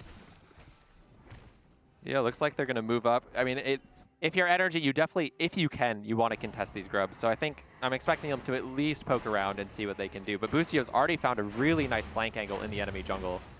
And lots of vision, so they'll see them coming for sure. Feeling good about that one. The other big thing that I'm looking at here, Huhi has the first fully completed major item of the game in the Hollow Radiance that just got purchased for his Ornn. Could be a difference maker here if this fight turns into something truly chaotic. Inspired and Busio just going to hang out behind Bwipo here as he tries to get this wave shoved up. The Skarner and Cassante both level 9, both having the flash, both having the ulti. Dokla doesn't have a lot of mana to work with, but it really doesn't matter once he goes all out. NRG going to start up the grubs, and it looks like FlyQuest is nowhere nearby to challenge for him. Yeah, they were pinging pretty early on there for a bottom lane for Masu to just go for tower. So they decided to pay just with turret plates here and see how many turret plates they can get. Yeah, I mean, he's going to get the whole tower here. His W is going to be online in a second, so that's a full bot tower for grubs, which I think, honestly, I'd be happy with on either side of this team. Ooh. Maybe not. Teleport from Huhi. Okay, the turret will fall, but can Huhi get the punish here? There's not really anything in the tank for Masu. The out-of-mana Ziggs isn't a whole lot of a threat. Gonna get clapped around a little bit here. The Requiem summoned up, and Contracts, he's getting his stack for that one. Yeah, no, I'm sure if Huhi took that one, he would have been really upset. So Huhi looked like he was being really careful there with the spells and the autos. But yeah, no, I mean, this game state actually looks really good for NRG. Like, the top lane is going well. Dokla actually has a bit of a CS lead, even though he's down a little bit of gold. And, like, once they transition into, like, the Yone in the side lane, I think that they will actually have the advantage in like, being able to run this game. Might be hard to defend a dragon with their tower gone here, though, so maybe FlyQuest, as they try and take over the jungle, can get a better setup, but looks like we have the full reset coming from NRG, heading right back down mid lane, so the choice is theirs. I like the decision there from Masu. He knows he's not going to be able to hit the Yone because he's so fast and soul unbound, so just immediately blast the wave and force him to recall back to his corporeal form anyway, as Dokla wanted to go for a recall there. One of the nice things about Skarner, the rework compared to the old one, there's a lot of nice things, but one of them is the amount of game states and situations that you can interact with compared to the old one. Old Skarner doesn't really get to stop people's recalls or do anything other than pull. New Skarner could throw a rock at you, he could use his W. There's so many ways that you can just be obnoxious with this champion now, and we'll see Bwipo trying to take a recall there, but now it's Contracts and FBI. The 3v1 underneath the turret. Bwipo does not have a lot of mana to work with. Busio's on the way, so they can't stay too long here for the NRG side. Yeah, it looks like they're going to back off. Yeah, no, they were just trying to get something in exchange for the dragon that they were giving up here, and, you know, Skarner just took an auto, took no damage, and is now TPing back, So we got our answer to the question that we were asking earlier, which is how is Bwipo going to play this in terms of the itemization, and it looks like it's just the early tier, then into the Sunfire Cape for the extra laning power. I know this item has received some nerfs, not necessarily the same tier that it might have used to have been, but it's still going to be hopefully effective for him to be able to continue to trade into this Cassante, who does have his Iceborne Gauntlet now completed too. Yeah, no, I'm a big fan of this build from Bwipo. It just gives him a lot more early power where, like, when you finish the tier item and it's not even fully stacked and you don't have the passive, it just feels like you have this really weak period of the game where even though you're playing this, like, really strong S tier, S stands for Skarner champion. Yes, I like that. I like that. That you're not actually that strong when your tier item isn't finished. So really like this build, and it looks like FlyQuest might be looking for a pick on Palafox bot lane. Yeah, Palafox really wanting to shove this wave all the way up. Quad's going to show here first. Palafox is level 11, Quad only level 10. Oh, Fate Sealed is not going to get him over the wall because Quad jumps in the way to cut the distance short. Now Busio's ready for the lockup, and Palafox is ready for the beatdown. It's Quad getting his second kill of the game. Yeah, nice interception there from Quad. He knows exactly what Palafox is going for on the escape route. Jumps in, gets the kill. Is going to be at the cost of topside objective in Rift Herald here, but honestly, to keep that Tristana split pushing on bottom side, just shove all the way up to secondary tower here, and FlyQuest also getting access to the Ziggs in mid lane. This tower's going down quickly too. That one's going to explode. The double demolitionists are doing their jobs. That's so dirty, man. With Ziggs and Tristana on the same team, the turrets are just absolute paper. Nice for FlyQuest getting themselves up to a 2,000 gold lead now. And the early neutral objectives, I feel like in a lot of games of League of Legends, you see one side prioritize one side prioritizes the other. This time around, it is the perfect handshake. One Drake for one Drake, 3 grubs for 3 grubs. No real discernible advantages to be found there. FlyQuest with the +1 on the kills, but a lot of that gold that they have in terms of the advantages is just exactly those 2 turrets, right? Yeah. And I do actually really like how FlyQuest is playing this game out. Like, it feels like their answer to the Karthus Senna side lane pressure is that they have Ziggs, and he just wave clears mid alone, and then the rest of the team just plays around the side laner. So it's like, yeah, you have Karthus and Senna ult coming in, but Leona's there, and so is Zyra. Bwipo using the Ishtal impact to bring Dokla a little bit closer to his side of the rift. As Quad shows up here with the TP, Dokla's ready to stand and fight. He goes all out. The Skarner ulti's not going to work because Dokla went unstoppable. Contracts ends up taking the kill, and Dokla's still fighting. Bwipo needs a little bit more. Dokla tries to get away. The rock will not connect. Bwipo tries to catch up. He needs a little bit more damage. He finds the slow here with a W. One more rock will get it done, and there it is. Bwipo makes it a 1-for-1. Yeah, I mean, a really good play from Dokla to call for the ult and to turn that around. Oh. Little jump scare there. I didn't know he still had that. We've always got our little pocket flowers ready to go for any Skarner play. Rift Herald gets its second charge off of the tier 2 turret down here in bottom lane as NRG tries to continue pushing, make up some of this gold difference. Same time, Bwipo's going to grab the tier 1 up in top, and the presence of Busio down here to be the frontliner makes it enough so they can't get the tier 2 on NRG's side here as the trade. I do want to see like a Locket at some point come out for the side for FlyQuest here to try and help with so much of this, long range damage from NRG. With Karthus and Senna and even Ornn super long range on the ultimate becoming so popular, like Locket really does go a pretty long way, and especially dealing with the Karthus ult. Well, talking about items that are going to go a long way, worth pointing out that tier is now fully stacked on Bwipo, so the Fimbulwinter completed. This thing is going to provide so much shielding in fights. Like, the spammable nature of that shield is going to give him a lot of extra durability. For a champion that's already difficult to burst down, things just went from difficult to even more difficult for NRG in any of these fights that Bwipo is able to be a part of. And you can see both of our top laners and one additional player on each side. There's so many teleports in this game, I had to take an extra second to track them. Palafox, Masu, and both top laners having those ultis ready to go. Bwipo goes in for the flash, locks them up, beats them down. Impact ready to go back in. Tried to say Ishtal's Impact. I said Impact instead. He's not in this game. Sorry about that. we got Palafox taken out. Bwipo's the one taking him down. That Skarner is ferocious here in the 1v1. FBI flashing away from the Stranglethorns as Inspired threatened a lethal situation for him too. You got 10 seconds next on the Drake. FBI already had to flash away. Palafox is still dead for another 20. This is a FlyQuest bot side river control situation. Yeah, Bwipo's still pushing up there, so they're getting wins all over the place here with setting up on Dragon. Bwipo takes half of the tower by himself and cruises on out through the mountains there. Looks like we got a little bit of a check though. NRG teleporting in. All right. NRG's not willing to let this one go. Ornhorn flies out. Not really going to find a whole lot. Inspired gets knocked up, but there's nobody there to follow it up with anything else. NRG in bot lane. They got the four-man play. Yeah, Palafox is coming around from the side. There's a 5v4 here for NRG. They will successfully push FlyQuest away from this third Drake of the game, but the trade at the same time is the tier 2 turret up in the top lane. Yeah, what do you think of that call to use both teleports to go for Dragon number 2 here and give up that secondary tower? Because those things, it's 800 gold for your team. It's a lot. Yeah, no, I'm personally not a fan. I mean, Bwipo is going to be really strong right now in the game. And I think, like, if I'm him, I'm just saying, like, anywhere I am, I'm unkillable, and just we win every fight. And I think if it was, like, third Dragon...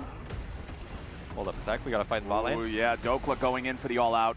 Quad jumping back away. The Requiem, they wanted to hit him with a Dawning Shadow there. I think if Dawning Shadow hits, Quad dies. I'm not 100% sure because it looks like the HP would have been pretty close. But if that would have connected, I think he still could have been zeroed out there. So Bwipo shows up at least to try to protect him. Contracts level 12 here on the Karthus. The same situation as Inspired Zyra. You can see the EXP bars actually at the exact same spot too. I was talking about the high tempo jungling from both of these picks, and it seems that that's what we're getting here. 19.5 minutes into the game, only 30 seconds until Baron's live on the map. Dokla jumping in, stunning Bwipo up underneath this turret a little bit, making him soak so much damage from the turret shots. Both these guys pretty low, but Dokla's comfortable underneath his own tower. But yeah, going back to what I was saying earlier about the tier 2 tower, I think, like, if it was third Dragon, like you're threatening Soul, or if it's Soul, obviously, then I think it's a good trade, but it's just investing a lot of resources, and the other, like, FlyQuest is going to come up tempo. They did end up getting Bwipo's TP right after, which is going to make the game feel a lot better with that, with the play bot lane from Dokla. But I think still not a trade I would want to go for. Yeah, it's just the investment of both teleports when you're a team that like wants to be able to split push and play the map and use these long range ults does seem like a very hefty cost. But we also saw the Ziggs and Skarner combo. We didn't talk about that one a lot, but that long-range ultimate also, that enabled Bwipo to get that kill. Like, holding him in place with the Skarner ultimate for the Ziggs bomb travel time was pretty sick, too. Yeah, normally I don't think about Ziggs as, like, the same level as Karthus ult, where it just, like, falls on top of you. But when you Skarner ult and just drag him into the middle, then there's not much you can do about it. So I'm really enjoying and liking the Ziggs pick a lot more as the game goes on. Yeah, it was the alley-oop dunk there. Bwipo set up Masu for the easy one. We'll take another look though too, because they have an easy time pushing out all waves. Bwipo on bottom side already was able to push out and then move up through the jungle. So I like this collapse from FlyQuest. They send all their resources now towards Baron. They even invested an ult for an attempt at a pick. Yeah, that ulti was a little audacious, a little aspirational for the distance that he was from his opponent. Generally, he got to have a little bit better of an angle or maybe some setup for that one. You miss every Skarner ult you don't take. You miss some of the ones you do as well. So that's not really what they wanted. NRG's going to be happy with it, though, but they do have to commit the flash from the Karthus. to escape that Mega Inferno bomb. And NRG have lost control over their own topside jungle. FlyQuest knows that they've got this gold lead. They know that they're in control, and as long as there's not a turret or something to have to fight under, they're ready and confident to take these fights against NRG in open ground. So I guess the question I have for you guys is, what's the play if you're NRG here? 4,000 gold at 21 minutes is a pretty serious problem. Yeah, I mean, they really just have to try to find some kind of pick in the side lane here. Like, it's going to be a play from Dokla or Palafox where they find an angle on quad or Bwipo. Or they just start the Baron. Or we force Baron instead. Okay, NRG has answered my question themselves. They're saying it's going to be a Baron fight, and that's the name of the game. Who he's summoning up the Ornhorn. Shoots it back, but he ain't going to find much. Inspired with the flash away from the Fate Seal, keeping himself alive. His Contract is going to be killed here with the very start by Quad. First kill of the fight. It's 1-0 for Fly. Now they're going to be the ones moving right back into the Baron pit. Baron reset, but only partially. Busio at half HP over the wall, looking to try to zone these guys away. Remember, there is no smite for NRG. Contract's dead for the next 25 seconds. Dokla still got most of his health bar. He's looking for an angle to get in here and try to fight these guys, but Bwipo's got the E-stall impact to push him right back out. Busio continuing to just try to zone Palafox away from any sort of participation in this conflict. Baron's down to about 2,500. Dawning Shadow ain't going to do nothing. In the pit. They're trying to go in. Who he wants to try to steal it away, but it ain't going to work because Inspired has secured the Baron for FlyQuest. The Baron Gambit from NRG. It was risky, and the risk gets punished. I hate to say it, but this summer, 2024, are we seeing the creation of a new meme, a new NRG Baron meme? Because they have been rough. We're going to still see Dokla. Ooh, he goes all out between two turrets. That is not the ideal landing spot for Cassante. That was right in between both, so you get both turret shots the whole time, too. 4 turret shots in like 2 seconds. Yeah. No, that looks really cool. Like, actually, he pinpointed that sucker. Like, it would be hard to do that on purpose, you know? Right in the middle. Honestly, though, one of the first things I was thinking, as you were talking about them starting up the Baron, Contracts had almost no mana. The Karthus had like 70 mana when they started it. And so if you watch the replay, you'll see him use like 2 more Qs on the Baron, and then he's actually out of mana when the enemy team comes. And so he just kind of goes up to the front to die there, and they lose out another one. But it has been rough as far as the Barons go so far this summer for NRG. In the first series that they had, obviously, they were deciding whether to turn or burn, and then this one was also kind of in a very high pressured situation where it did not look that great. And now with the Baron being taken, they've lost total control of the Rift, so that earlier play that they made on the Drake just doesn't pay out at all. Here's another look at what went down in the fight. Meanwhile, back in live, we got another fight breaking out as the Fate sealed into the Ornhorn, onto Inspired, Stranglethorns on himself to try to stay alive through the dive. Palafox gets back away, and the Requiem completes what they were looking for. Bwipo's ready to come in through the wall here. Goes after Dokla, but he ain't gonna find much. Mega Inferno Bomb. Half kills FBI with just the damage. 3-man pull coming out from Bwipo. There's your impale from all 3 tails. A triple kill over to Masu on the Ziggs. All right, FlyQuest are coming for the rest of the base. Here we go. Bwipo's going to lead the charge. Towers don't even scratch him. He's just here to protect the minion waves. He's the bodyguard. The minion waves are the VIP. Just get him all the way in. Now he's going to be able to use his own teleport to rejoin the team. Remember that Masu on this Zig still has the satchel charge for pushing towards these Nexus turrets. It's still another 10 seconds before anybody else on NRG respawns. FlyQuest keeping the push alive. As soon as this wave arrives to the turrets, that's when I expect to see the Bwipo TP. And yup, there it is. There's your first Nexus turret already gone. More on to the second. There's the satchel charge taking it out. Now FlyQuest trying to get themselves back away. Bwipo here on the front line might get caught out a little bit, but the Skarner is so damn tanky. 2-man solar flare as Palafox tries to find some damage, but it ain't gonna work. Quad has already gone on a killing spree, and FBI just got knocked out. Masu going unstoppable, showing who's got the better long-range mage ulti, as Dokla will not kill anybody in the back line. Palafox with a soul unbound doing everything he can, but it just ain't enough. Another triple over from Masu, 16-5. FlyQuest crushes game 1. FlyQuest are undefeated with new Skarner. Yes. Yep. I don't think we'll be seeing Skarner in the next game. They may not be undefeated in series, but they are undefeated with Skarner. That is for sure. And what Bwipo said came true, right? I was talking about how he mentioned, sometimes teams just let it through because whatever reason, then the game goes exactly how you would expect it to go. and then they're going to have to ban it after that. But hey, it was a strong game one for FlyQuest here against NRG, and now we're going to have to go and see what the rest of the series will look like. But a reminder for everybody at home, next week the LCS is going to be on Thursday and Friday, not Saturday and Sunday. It's been on Saturday and Sunday last week and this week, but next week it's Thursday and Friday. Now you know, and it's time to listen to Fly and NRG reading some mean tweets about themselves. Dokla was the worst top laner in the league in Spring Split, and Palafox was bottom tier in Spring.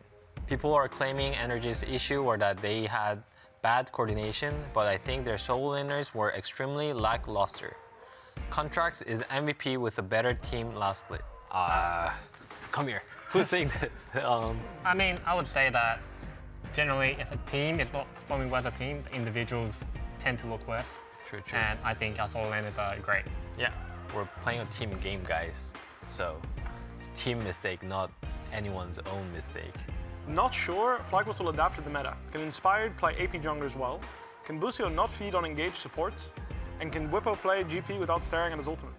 The last one, I just want to go ahead and say you are clueless. As for Inspired, I mean, he's definitely played a lot of AP junglers over his career, so I also think he is a bit clueless on that one. Yeah. Unfortunately, I think he might know what's up with Alan. I think he might have cooked there. What do you think? I'm playing an engaged support, of course I'm feeding. That's how you play the character, guys. FlyQuest being the villain is great for the league. NRG is not going to Worlds and finishes 5th. Top half of the map gap incoming. Well, thank you that you think we're going to finish 5th after today. So really appreciate the compliment, but we are trying our best to get to Worlds and win the split again. But we'll take a 5th too. We were 6th last split, so we'll take it. Thank you. Well, I think that players on FlyQuest, there's only one or two villains. I think their bot lane rookies are actually quite humble and respectful people. As for the org itself, some of their decisions are a bit questionable, but I think it's a good thing too, yeah. No one likes them, so. Yeah, I mean, I don't disagree with the fact that like being the villains is great for the league. I mean, in general, I think it's important that there's some stakes outside of the regular stakes. So honestly, based, Michael Buck, @sketch, 2622, I agree with you. It's a conscious thing for me, like trying to be a bit mean and like making sure that there's some more stakes. And then NRG is not going to World, based, finishes 5th. And true. Very generous, very generous.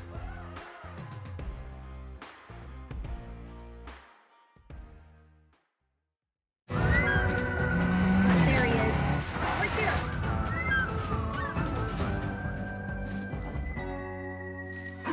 Cover more ground in the Kia Sportage Turbo Hybrid.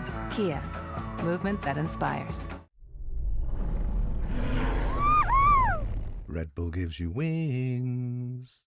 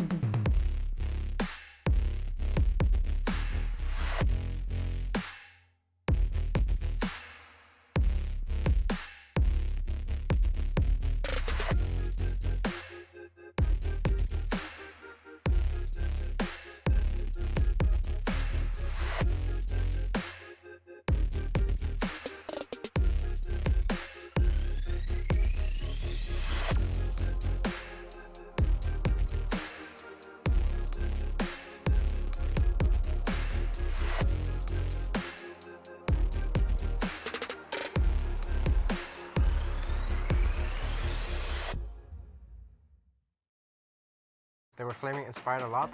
It's so weird to have this opinion. If you say it publicly, you're blaming your teammate. They can't take it, but there was like legit nothing. I was gaslit into thinking Annie is like super OP. Bro, we had like 100% win rate with Bunny. He thinks any PR is good PR, I guess? It's a nice position to be in, I kinda like it. Some people don't like it, I don't care. Not a good look.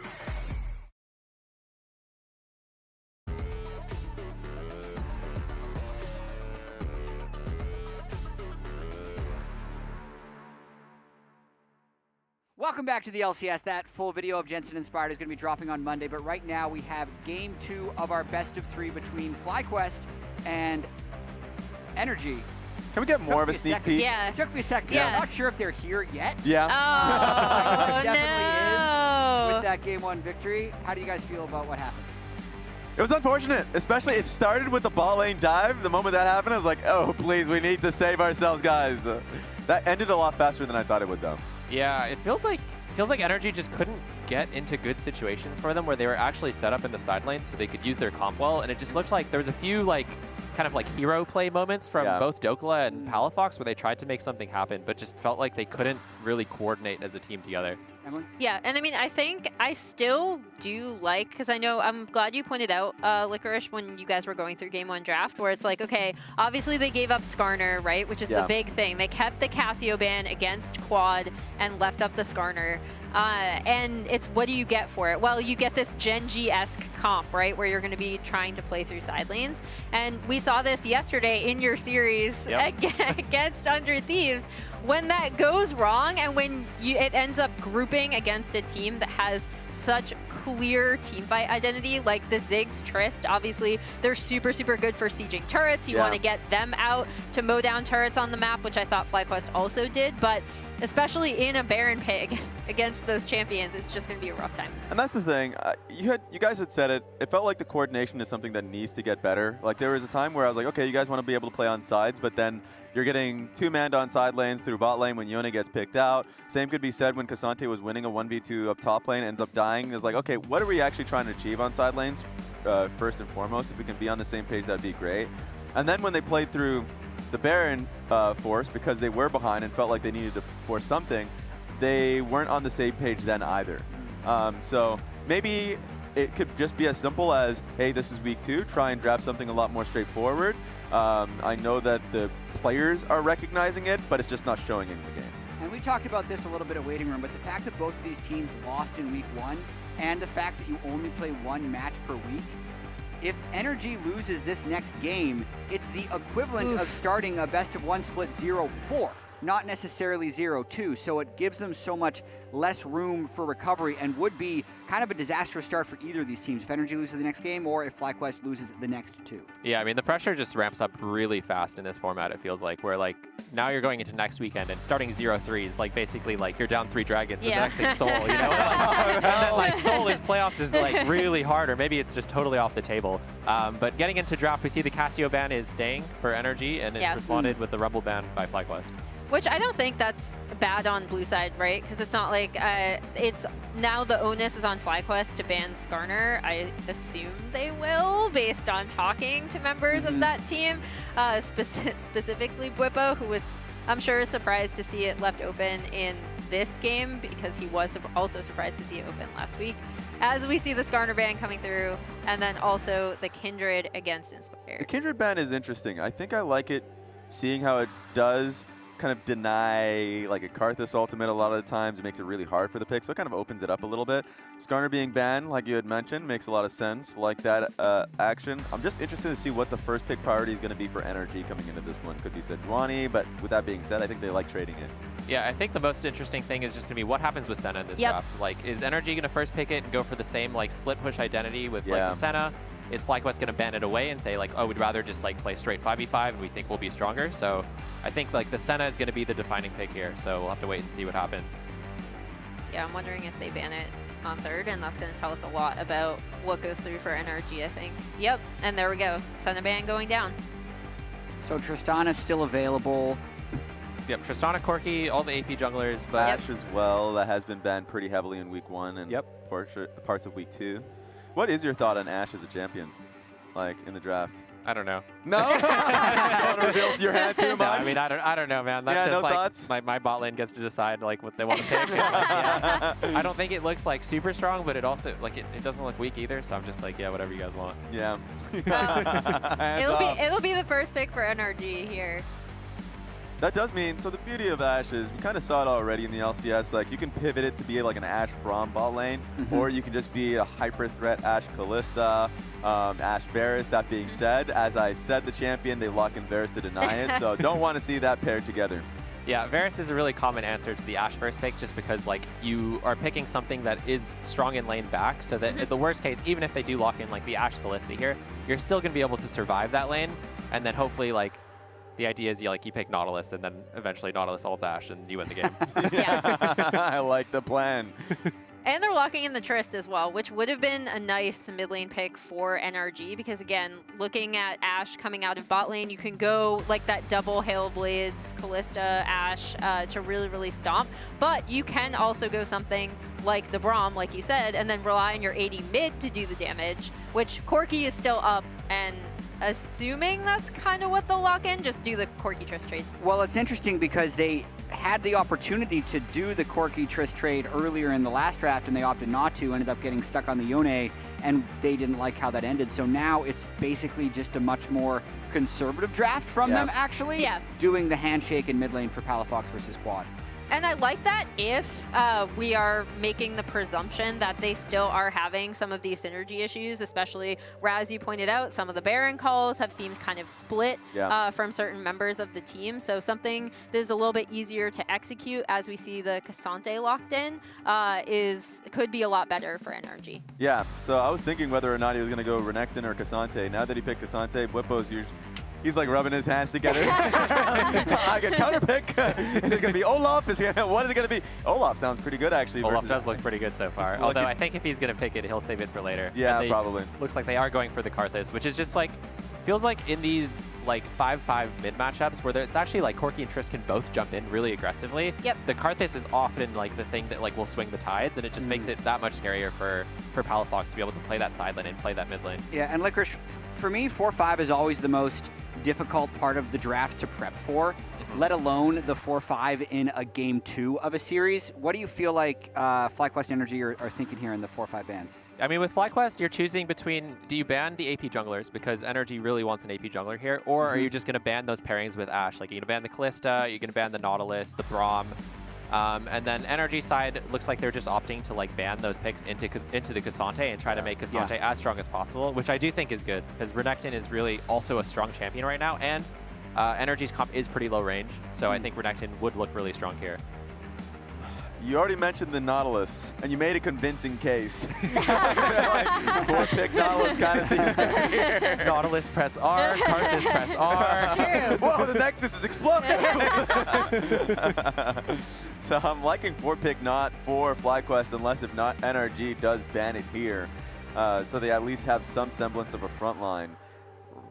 God, I was thinking about any other melee champion bot lane, and it would kind of suffer here. There we go. The Olaf is going to go down. It does look strong here, so I think that's a good ban. And I think it's likely we'll see the Leona Nautilus just getting traded here. FlyQuest will probably just take their pick of which one they think is better. Or they might leave it for counter pick and try to pick something. Whippo special could be a Poppy if he remembers this matchup from MSI. I do remember that was the one really good Oscarinen game against Impact when he could have a lane counter as Poppy into Cassante. How do you like that matchup, Licorice, as a Poppy enjoyer yourself? I think it's really good. I actually did play it game 1 versus C9. That was the game we won. True. True. I think Poppy's a really strong champion right now. Not a lot of people play her, but just a really powerful pick. Yeah, as we see the Alistar hovered, I was wondering if they might have been thinking of flexing it bot and then saving R5 for top still. And as we're seeing the hover, actually, a question that I want to throw your direction as we have 7 seconds of decision. Just the NRG's comp. What's your thoughts on NRG's comp coming into this game? Is it, are you a fan of it so far, now that the Alistar is now locked in? I mean, it's a really straightforward front to back comp. Tank top, tank support, like carry jungle. So like the 4-man has a tank, the 5-man has 2 tanks, and like Corki Ashe are about as standard as it gets for right click to win champions. I do think the FlyQuest comp just has a bit more tools. Like I think the Karthus ult will be really powerful in this game. I think the Poppy, to be able to stuff some of the engages from Leona and Cassante, is really good. Yeah. So I would definitely flavor the FlyQuest comp in this one. Sounds good to me. I want to hear from the casters as we send this one straight towards Flowers. Go for it, Flowers.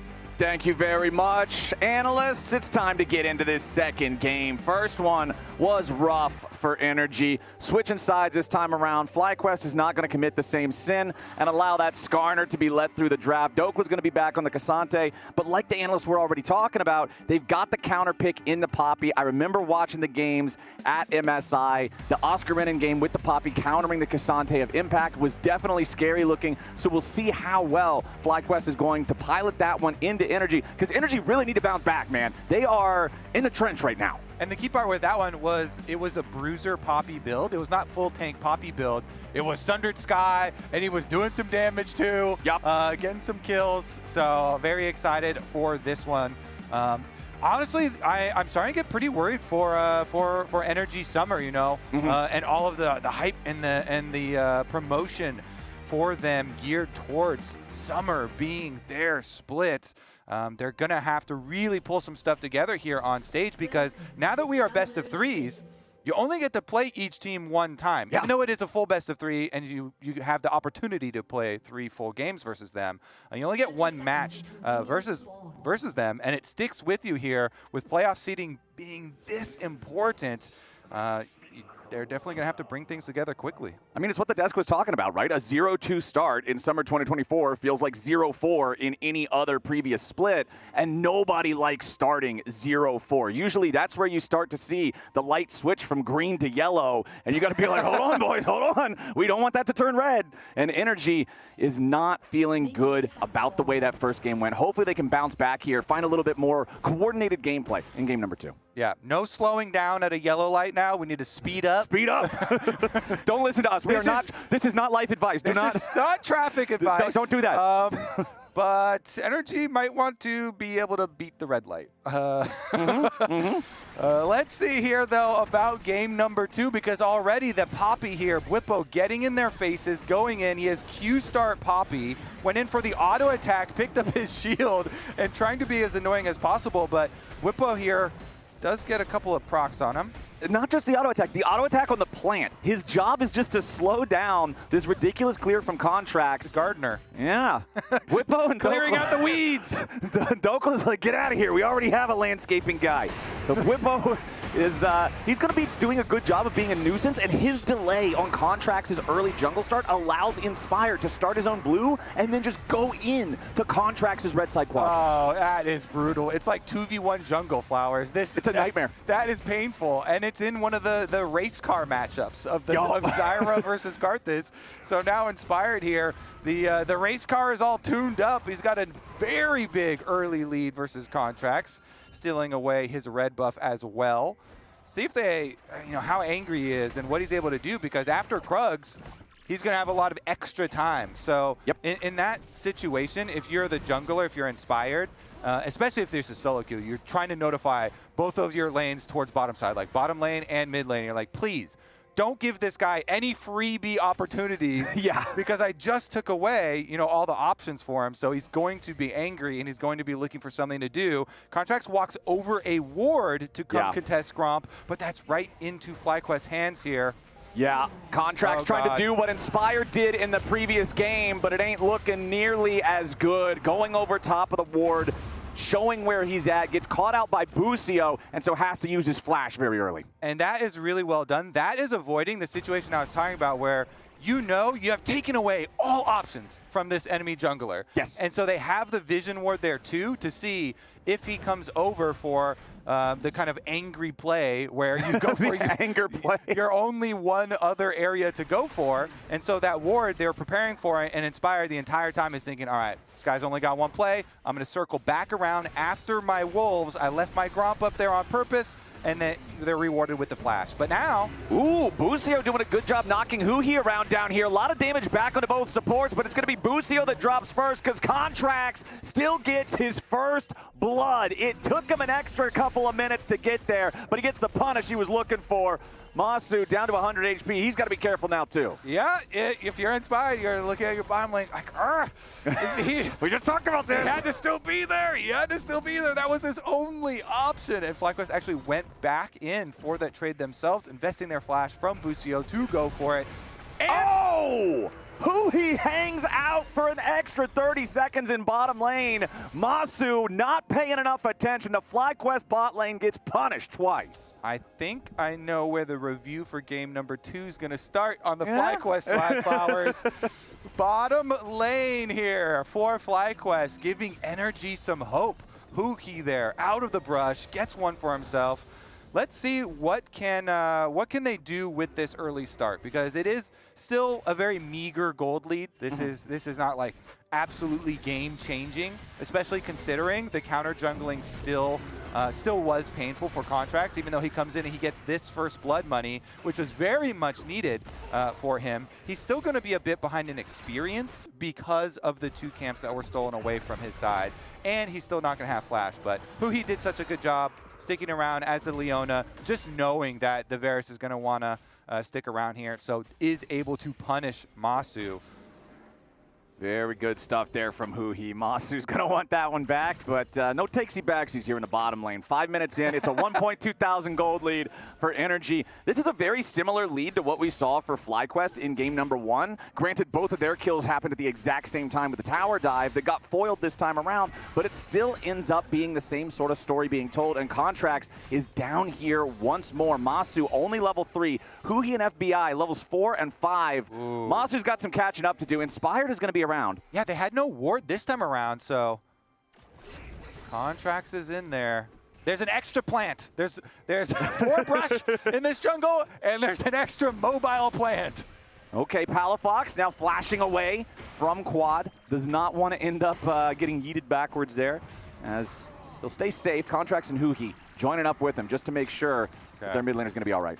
Yeah, you like to see this. You know, Huhi, this was the change on NRG. You know, the big change that everybody was talking about. And there was a lot of talk from NRG themselves about really incorporating him effectively into the team as far as both gameplay as well as shot calling. But him and Contracts really trying to take the early advantages from the first couple of plays and turn those early advantages into an actual game plan to win. So taking that and moving up through mid lane over to the Grubs to grab the Grubs for themselves this time around. A very good start here for NRG. Starting to see, you know, the at least the sparks of that turnaround that the analyst S was looking for. Exactly, right? They're trending in the positive direction, and that's what they need after how rough week 1 was, after how rough game 1 was here today in week 2. And the nice part is for them, with that Grub take, FlyQuest wasn't able to trade immediately back for the Drake at the same time. So that's also still up and available if NRG gets control back over the bottom lane again. Yeah, those are the benefits of, I love this play where you always try and like steamroll through mid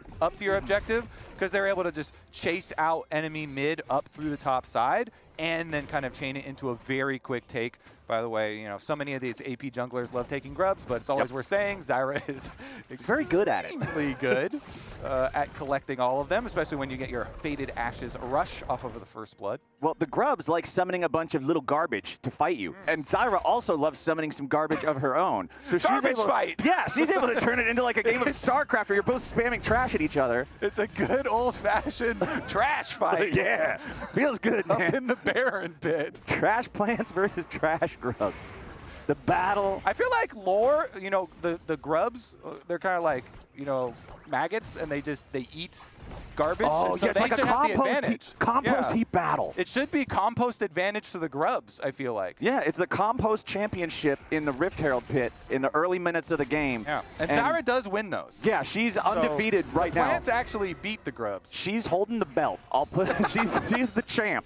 The Grubs have yet to win the matchup. The world champion trash belt. Yeah. She's the queen of the dumpster. As NRG is now going in for the play here in the bottom lane. Busio not level 6 here on the Alistar means he's not as tanky as he'd like to be, but he's tanky enough to get away. FlyQuest had Inspired down here in bottom, and it was enough to get the first kill of the fight. Contract still looking to follow up and see if he can get anything back, but it ain't gonna work. FlyQuest outplay him in the 3v3. Oh, yep. Huhi goes down. Let's see. They still get the push out afterwards, and Inspired's, he was thinking about it. If FBI moved up a little bit too much, then maybe they mess around. But kind of covering here in case Contracts was trying to try something as well. But Varus ultimate goes wide, so FBI is going to be fine to finish the push here. Just wants to push it back in so it can bounce off. You know, one thing I've noticed about modern League of Legends compared to, you know, like back in the day League of Legends? So many more Varuses hit their ults these days. I remember back in the day, Chains of Corruption was like the XD ability because every Varus missed it every time he threw it out. But that time I was like, oh, wow, he actually missed that one. You know, it's like more of a surprise. Most of the time the Varuses hit these. Wow, I'm impressed. That was an interesting, like, roundabout flame. Roundabout way to flame. It wasn't flame. It's just a matter of fact. It's like back in the day, I was surprised if the Varuses hit them. Now I'm surprised if they miss them. Right, yeah. You were just surprised. We're trending in the positive direction. The keyword is positive. I'm being positive. Right, except for the last one that we just saw. But anyways, it's going to be Dragon! All right. Yeah, that's what I said earlier. Dragon control for energy because they didn't surrender this first Drake trade for the Grubs earlier. Inspired's going to show up. But I don't think he's going to be here in time. I mean, he has his Smite Defender challenge for this if he wants, but it's already secured by Contracts. Palafox making his way over as well. Inspired's going to take a lot more damage than he wanted to there. He gets out of the way of the Stranglethorns before the knockup would have connected, flashing away from the rocket. I'm not actually sure if that would have hit him or not, but it would have been so close that I respect doing the flash to not give the kill out. Oh, yeah, I think that big one would have exploded, and Inspired would be dead, but survives. Dearest Karthus does survive this time around. Dearest Karthus. Whippo knocking FBI back away from him and then just returns back to the wave to keep on farming. He knows how far away that's going to knock the Ashe. He can go back, finish off this wave. It's not an absolute domination in the top lane for this Poppy counter pick thus far. I do like the swap there because they can just have Dokla teleport down to bottom side and pick up this wave while they secure themselves the full 6 Grubs. Zyra should be able to take care of that, no problem. She still holds the trash belt, and that's not going to change hands here because they've rotated Ashe up topside, as you already saw, and are going to be able to finish it off. Yep, easy peasy for Contracts. All 6 Grubs for energy just feels great with your turret taking potential. Unfortunately, they don't have, like, you know, the Tristana and the Ziggs from the previous game for that ultimate turret destruction of annihilation type of comp. But hey, 6 Grubs feels good no matter what. It certainly does. Retains his title. Meanwhile, we now get a little bit of free time. It's kind of interesting where we've got support timer for Huhi. Yep. And Flash is ready on Leona, although he needs to soak experience somewhere to get 6. So I was thinking a little. Yeah, I was thinking he was going to go soak it off a mid lane, but now he's just kind of looking around the jungle for some wards. Maybe you can even just get it off wards. Well, you know how those mid laners are, man. You show up to a mid laner's lane, you try to just soak a couple of minions. He's going to ping till the ping is broke. Even if you use those minions to get level 6 and give him a gank? Yup. Wow. He's going to be, what are you doing? What are you doing? There's some chickens over there. Yeah, you should have thought of that before you came mid. Got your level 6 somewhere else. He's trying. Couldn't even get it off of those. Unlucky, man. Unlucky. We got about a minute and a half until the Rift Herald spawns, so we'll see if we get a big old team fight out of that one. Masu going to grab an extra plate up here in the top lane. Still about a 1,000 gold lead for energy. You can see those slight advantages just across the board there on the scoreboard for the individual gold differences. The only one favoring FlyQuest is a single melee minion's worth of gold for the Poppy that now also disappears. Yes, so count it. That's a counter pick. That's a counter pick right there. Single melee minion. All right, we got to jump in. Yeah, quad going in for it. Chunks out Palafox, but now he's got to be careful because Contracts trying to lock quad up, but he jumps back away with that reset rocket jump as Whippo now jumping in for FBI, but FBI's pretty all right with this. I mean, he knows that as soon as Poppy tackles after him, there's not really any more gap closed to deal with the slow, so FBI's perfectly comfortable until Busio and Inspired show up. Maybe we will get something here after all. Busio, again, let's see if he can find any sort of a lockdown. Nope. Not going to happen. Whippo was not able to keep FBI there for long enough. Poppy doesn't have like that hard CC other than just the snap knockup from the ulti, so was hoping maybe FBI would stick around and fight him a little bit more, but it ain't going to happen. Yeah, and just going to get a very slight health trade over here. Meanwhile, on the top side, we have the opposite mismatch where the Cassante is pushing in on the Varus, trying to get up there. But Whippo attacks these to a minion again. Yeah, and there, once more, you have that snap knock-up on the ulti. But when FBI is in the middle of the lane, you don't have the wall bang. It's harder to get what you need in terms of locking him up. The Requiem not near strong enough to kill off FBI. And now it's a lot of problems for Whippo. He's going to be killed by the arrow from downtown. FBI gets his first kill. Good calculations here on the side of NRG. And FlyQuest trying to squeeze out extra damage there, but the extra barrier from FBI, they don't have enough damage that then the Karthus ultimate would actually be a kill ultimate. And so he survives, plus Huhi once again setting up contracts. Huhi sets up contracts for the easy combo on the Zyra. They get the kill onto the Zyra. That is Liandry's completed here for the grub fight, trash fight world champ. Yes, sir. So let's see. Nobody's going to take his belt anytime soon. No way, man. This is such a better look for NRG than game number 1 was. Like, I like the draft situation better. I like the fact that they're actually coordinating as a team so much more coherently than we saw in any of their previous games so far this split. Now, they're the ones going after the Herald. FlyQuest has a couple of dudes nearby, but those dudes are not making their way over to the pit. Quad with a knockback on Palafox here. Goes for the Tristana Insect, but instead has to flash away himself. Nearly dies to the final Corky Rocket. Busio makes his way up, but it's not like he can even engage on Palafox here just yet. Goes for the flash. Pulverize wanted to get the headbutt back into the turret, but it ain't going to work out now. Huhi coming in to cut off that escape route. Busio has already used the ultimate. The unbreakable will might get broke after all. Huhi wants to jump in here with a Zenith Blade into the Shield of Daybreak. Give the kill over to Palafox. My boy's eating burgers, and the cow is down. Rift Herald takes out that first turret. They're going to get the charge here onto the Tier 2. NRG loving these first 15 minutes. That was a weird domino effect of people attempting insects on non-Lee Sin champions. Yes. First Quad tries to go for it onto Palafox. They both flash. Then Busio tries to get the knockback on him into the tower, but he ends up getting Cassante pushed back, and then he's the one who dies, plus the tower. NRG here, really, really strong comeback in game number 2. Pushing that lead is the key part too. They did not stall out after just the play onto bottom side and getting their lead there. They took that lead, they ran through mid, they turned it into the objectives of getting the 6 Void Grubs so you can do really strong pushes like we just saw. That plus the Herald, poof, towers are all gone on top side. And, you know, I respect the fact that FlyQuest is trying to make some plays happen when they're behind, but at the same time, you're going to have to clean them up a little bit more than what you're doing, because a lot of what we're getting this game from FlyQuest is just, it's a little bit of slop, you know? I want to see this be a little bit cleaner, a little bit tighter. I'm okay with a little slop. every now and then, you know? Sometimes the game of League of Legends got to get a little bit messy. Yeah, mix it up a little bit. Sometimes you need the extra entertainment factor.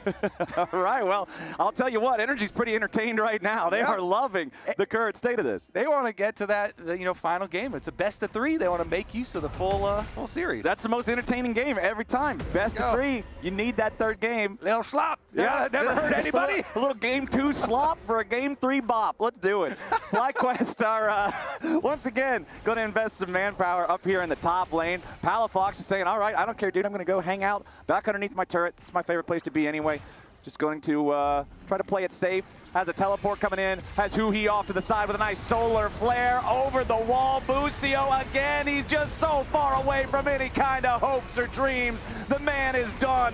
Whippo gets dragged to the wall here with the all out. He's gone too. NRG are making these dudes look silly. Huhi goes after Masu. He's going to force the flash over the wall from the enemy carry at the same time. He'll trade his own flash for it. You call that worth NRG 4,000 gold lead. Yeah, instant collapse here from NRG. Dokla teleports in. Everybody comes to defend Palafox, and there is no way out for 50% of the FlyQuest members, because Busio here goes back in for the re-engage, and since the teleport is so deep for Whippo, he's also trapped inside. Inspired barely gets out on the Karthus after flashing and then receiving the Zyra ultimate, but it's also going to take Masu's flash here. You'll trade a Huhi flash in chasing Masu for the Varus flash every day of the week. Ooh, Quad getting hit by a good chunk of damage there, down to 1/3. Inspired, trying to stay here and protect it. Oh, Busio. Every time the camera goes on Busio, he is getting his butt kicked this game. It is a tough game to be an Alistar that's behind the curve of things. Yep. receiving quite a lot of damage. A lot of it at the hands of Palafox, too. How you liking this reworked Corki, Captain Flowers? As that rocket would have also been death. Rework Corki, he might not have the package, he might not have those XD Luden's Hydra builds that made no damn sense, but just destroyed everybody anyway. But he is so strong, man. This champion absolutely tears through people. And I like seeing Palafox having a good performance like this because even we heard from him back in spring that he had some really weak performances. Even for his own standards, he's just like, I expect better of myself. I need to step up. And so you want to see him be able to do that. As now who he goes in for the engage yet again. Whippo having to flash away. And Busio just soaks way too much damage. Palafox hits him with the rocket. And Dokla gets some revenge on Whippo from that first game. Inspired's going to die again now to a double kill back over to the Corki. The Requiem comes through, but FBI barriers through it. Palafox dies beforehand anyway, so the value of this Karthus is just invisible in this second game. Oof.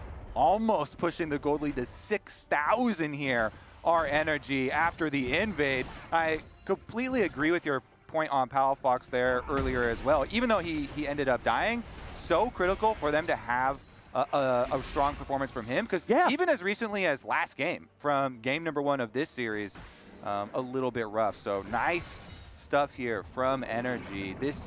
If they're able to finish this one out, this could be something that really kind of revitalizes them. Let's take another look, though. You can tell they're thinking, we want to be as aggressive as possible and push this lead as hard as possible. Who he immediately had gone for the engage, and once again, they're able to punish the cow on the way out. Meanwhile, Dokla's also feeling it between towers, goes all out, and they're able to get the kill here. But there you go. Every time a Varus ult hits now, I'm going to think of what you said earlier in the game, where you're only surprised when they miss now, like it's a point and click or something. But that was a good snipe there, a critical one that earned the only kill for FlyQuest. Yeah, that was solid. That worked out. But unfortunately for FlyQuest, this game state as a whole just continues more and more favoring NRG's side, as now they're starting up the Baron. But they got to be careful here. There is a few ways you can still throw a 6,000 gold lead. One of them is the Baron Pit. Inspired, chunk to half HP. Nice arrow there, Chains of Corruption. Not going to connect as NRG walks back away. Masu, he had it there in case they were going to keep chasing. I can see what he was going for. I'm not going to put the XD in chat on that one. Yeah, zoning, right? Yeah, that's understandable. He's creating space with the chains. That's important. As NRG, they might not have been able to get the Baron, but I think for NRG fans, they're probably still feeling relief more than anything that it wasn't a Baron throw. Yeah, and when you put it that way, I have to wholeheartedly agree. The only downside for NRG on top of what we just saw was that also during that time, FlyQuest had kept up their split pushing. So Whippo was bottom side using his teleport, his unused teleport kind of looming there ominously. The threat of it, yeah, exactly. And he was just pushing up the minion wave so that if the engage actually occurred, then he would join the rest of the team. But because they were able to zone off the chase from NRG there, they actually got value out of it. Okay, we got a TP coming in. FlyQuest looking to make a move, but the move is already done. Masu with a critical error that foils any plan that FlyQuest might have had. FBI might be taken out here. Nope, not quite enough damage, but it looks like the Requiem should get it done. Palafox dies, FBI dies. FlyQuest might have just found an angle after all, as Huhi, Dokla, and Contracts just trying to walk away from this one. FlyQuest finally getting a little bit of momentum. I was worried as Masu died at the very start that any sort of a chance they might have had would have got foiled, but Palafox and FBI both end up getting punished. Very important to note, those are black and white portraits for both of these ranged carries, and they both spent their flashes to still die. Thank you, dear Karthus, for pressing R. Nice R button there. Honestly, though, Quad, how many times is that going to happen? Quad to me happen a lot. Quad to me has been quite good on the Tristana, so getting some chunks here, and once you get your Kraken plus your Navori, you actually really start to feel the synergy here. You start to feel the extra power of this champion, and if they're able to open up some spots like this where they get the chunks onto NRG backliners, now neither of them having flash, then they can look for these repeat plays. But looks like NRG want to take advantage of the cooldown of Karthus' ultimate, since it was just used and should be around 50% at the moment. They force. Okay, the target is going to be Busio. The Alistar is plenty tanky. Chains of Corruption. flies out, but Dokla having to flash away now. Busio still alive at about 100 HP. FBI and Huhi looking to re-engage, but Huhi's going to be tackled back into the wall from Bwipo, looking to make his escape. Inspired goes on a rampage.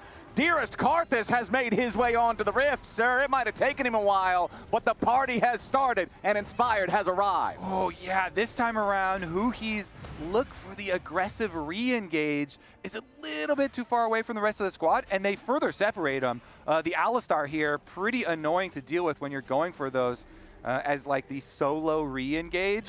So FlyQuest are able to get the kill. I would say, biggest credit though, that Poppy ultimate got both carries. Poppy ultimate ejecting both Palafox and FBI is what allowed FlyQuest to even be in that position. I mean, Poppy Ultimate is such a game-changing ulti, right? It's something similar to like Lamb's Respite or Tempered Fate. The ability to just remove something that should happen and say, no, it's actually not happening now. You just get to rewrite the script. You certainly do. Rewrite it in your favor. Meanwhile, Quad continues to get richer. You got solo tower gold in the post-play. Even though he wasn't able to get the kill credit on that Huhi kill, getting the solo tower gold afterwards, very, very beneficial here. Gets the full BF sword, and they're right back out to reset here towards Baron Vision. Now, still a 4,000 gold lead for NRG overall, but the thing that I'm looking at here on the scoreboard is the fact that there now is a 400 gold individual lead for Inspired. He does have 4 out of the 5 kills that FlyQuest have secured for themselves so far. Yes, they are still significantly behind, but if this Karthus can die in the right spot and find a lot of value with this ulti after it, you can really change a fight with that, as Masu's going to get chain CC'd by the solar flare into the arrow, but there's no way to follow up on any of it. Palafox is already dead. NRG are committing resources in a real strange way. They use both of their biggest engage tools on a dude that's out in Narnia. Yeah, and Narnia's behind the tower, too. Yeah, I didn't know. That's the wardrobe. Yeah, they were unable to break the wardrobe. There's still like an auto or two left on mid lane tower. And so FlyQuest now, after that kill, they're going to move on over. Let's see, it's a little bit risky. No Karthus ultimate, so they don't want to start it up. But another one there for FlyQuest. NRG, though, this tower, just get in there. And yeah, just smack the stupid there thing. We go. There you go. Use those grubbies. The grubbies changed their fandom from the Void Grubs to Zyra. They're a fan of Zyra in the World Wrestling Championship of the topside grub duel arena now. And Contracts has yet to be killed, so we need to track this belt because currently he still holds it. But now, with the way the game is looking, FlyQuest might end up with it. Oh yeah, I want to see if Inspired delivers the Stone Cold Stunner to the Zyra in the middle of one of these team fights with a big ulti from the top rope. Give me that trash belt. Yeah, what we got, still a 3,500 gold lead for NRG, which sounds impressive, but it has shrank down from that, what was it, about a 6,000 gold peak 10 minutes ago? Yeah. FlyQuest doing a good job fighting back here, continuing their scaling. Inspired level 15 on the Karthus, one more level for the really big ultis to start to rain down. Meanwhile, Bwipo has not had a difficult time holding the split push, even though he's down 1.5 thousand gold here on the Poppy. He's got his Sunfire, he's got his Fimbulwinter. It's kind of tank matchup where you focus on the minions and still able to do their job. So FlyQuest, let's see if they can keep it up, because NRG returned to one of the most cursed areas of the map for them so far in summer, which has been the Baron area, trying to at least take away some of the wards, some of the vision first. It's difficult for them because you mentioned it last time, but I mean, they invested all their engage resources on the Varus, but the Varus was so deep back in enemy territory and behind the tower that they had no follow-up during their stuns, and just kind of got annihilated. Stunning the dude is great. Being able to kill him afterwards is better by a lot. Yeah, definitely want to stun someone that is within range of your DPS. So let's take a look, though. They will still be able to pick up Dragon number 2 here. Yep. But it's not like they've been stacking a whole bunch of dragons so far this game. It's not like this is going to be any sort of immediate win condition. The fastest they would be able to secure a soul is 10 minutes from now. And 10 minutes from now, even if the gold stays exactly as it is, 4,000 doesn't mean that much close to 40 minutes in. Also, beyond gold, range is such a strong scaling factor. And so Tristana here getting levels. Karthus looking at levels 2, he's over halfway now to level 16. So the more and more levels into the FlyQuest carries on their side, they already have some range advantages, but Tristana continually adding to that range does make it more and more scary here for NRG. Despite their gold lead, they're probably starting to feel the pressure here. Well, that EXP bar on Karthus that you pointed out, over halfway there, now about 80% of the way. He's also got the 2 large rods in the inventory. Oh. Right about the time he hits level 16, he's also going to buy his hat. Karthus really likes some fancy headwear, man. Yeah. This could be a serious issue. And I think NRG are looking at exactly that. They're going in, they're starting up the Baron. They already used the Strangle Thorns to enchant the plants to make sure they can rush this down. NRG are going to secure Baron Nashor, but now what about the fight? Whippo has already got Palafox into the picture, and FBI is going to be gunned down by Quad. Masu with some lockup, one of the remaining players. Contracts goes over the wall and rides the Hex Gate back out, but the Requiem is summoned. NRG have disengaged in time. It's not going to be that meaningful. So it is a Baron take, traded away for the death of FBI through both summoner spells. That is way better than all the other NRG Barons that we have seen. Yes. They were feeling the pressure. Despite them having the gold lead, they were feeling so much pressure in this game because of the FlyQuest scaling factors, and so they make the call, I think, correct choice. Just burn Baron, try and rush it down, and then everybody scramble for the escape. FBI does go down, but a single person in payment for this Baron, which will allow them to try and push, and actually end this game before it gets too out of hand. As I say that, though, the death cap is completed for Inspired. So next ultimate is truly going to pack a wallop here.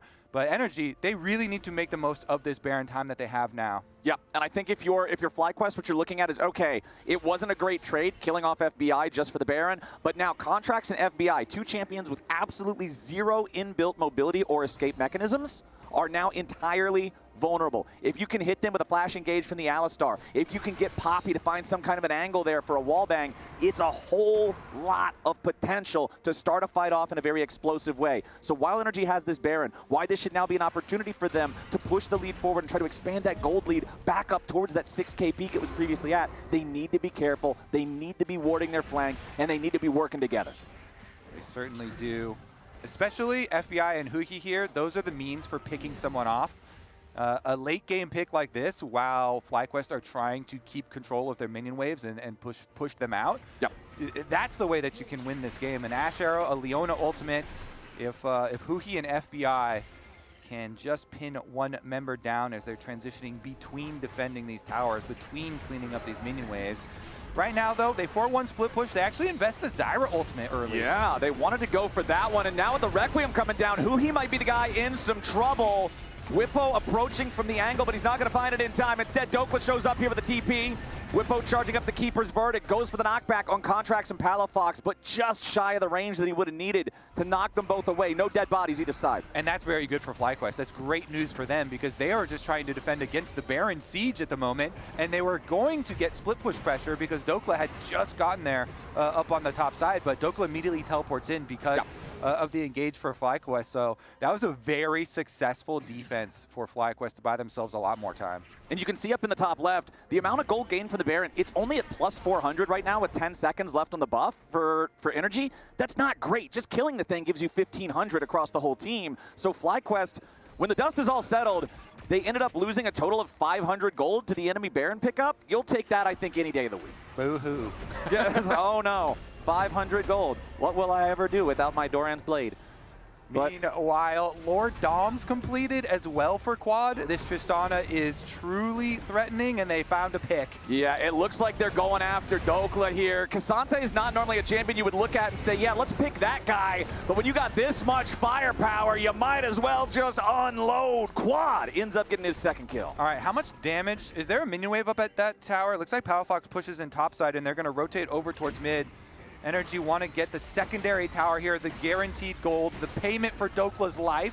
Yep, and they will indeed do that. So although the pick comes in for FlyQuest, the money goes over to Quad. Those tier 2s you already talked about earlier in the series, it's worth 800 gold. That's a good bonus, but we're also 33 minutes into the game. And the only thing is that the mid one, funnily enough, they made worth less than the side lane ones because true. They are trying to incentivize split push as a strategy, and so that's why the side lane secondary ones are worth a little extra. But top laners, Flowers. Top laners, it's the 7th camp, and Palafox is looking. No. Palafox is looking to go home. He does not want to go camping. He has allergies. He is not looking to spend time in a great outdoors. He is gone. And it looks like all of NRG now resetting their positions here, recognizing that the play they wanted to make on Whippo's Poppy is not going to happen. In the meantime, FlyQuest acquired their 3rd Drake of the game. They are on Soul Point. 5 minutes from now, that could be Hex Soul. Yeah, NRG knew. They're like, all right, well, Dokla still had, I believe it was like 26 seconds or something on his death timer. So they're like, you know what? We'll get the payment in the secondary tower in mid lane, but we're not going to be able to do anything about this dragon. So that is yours, FlyQuest. Congratulations. And they are going to be pretty happy because level 18 achieved for Quad on this Tristana with the dreamed 4-item power spike. This is when it is truly peaking. Yeah. You get your cooldown reduction from your Flicker Blade, you have your big crits from your Infinity Edge, and you have your armor penetration from your Lord Doms. This is fully operational, fully maxed out passive range. And Palafox wanted to go for the recall, but he gets stopped instead. But Quad dies! Palafox with the outplay in a 1v1. Beautifully done from the NRG mid laner. That was clutch. Yeah, turns out, too bad, the genius midfielder Palafox.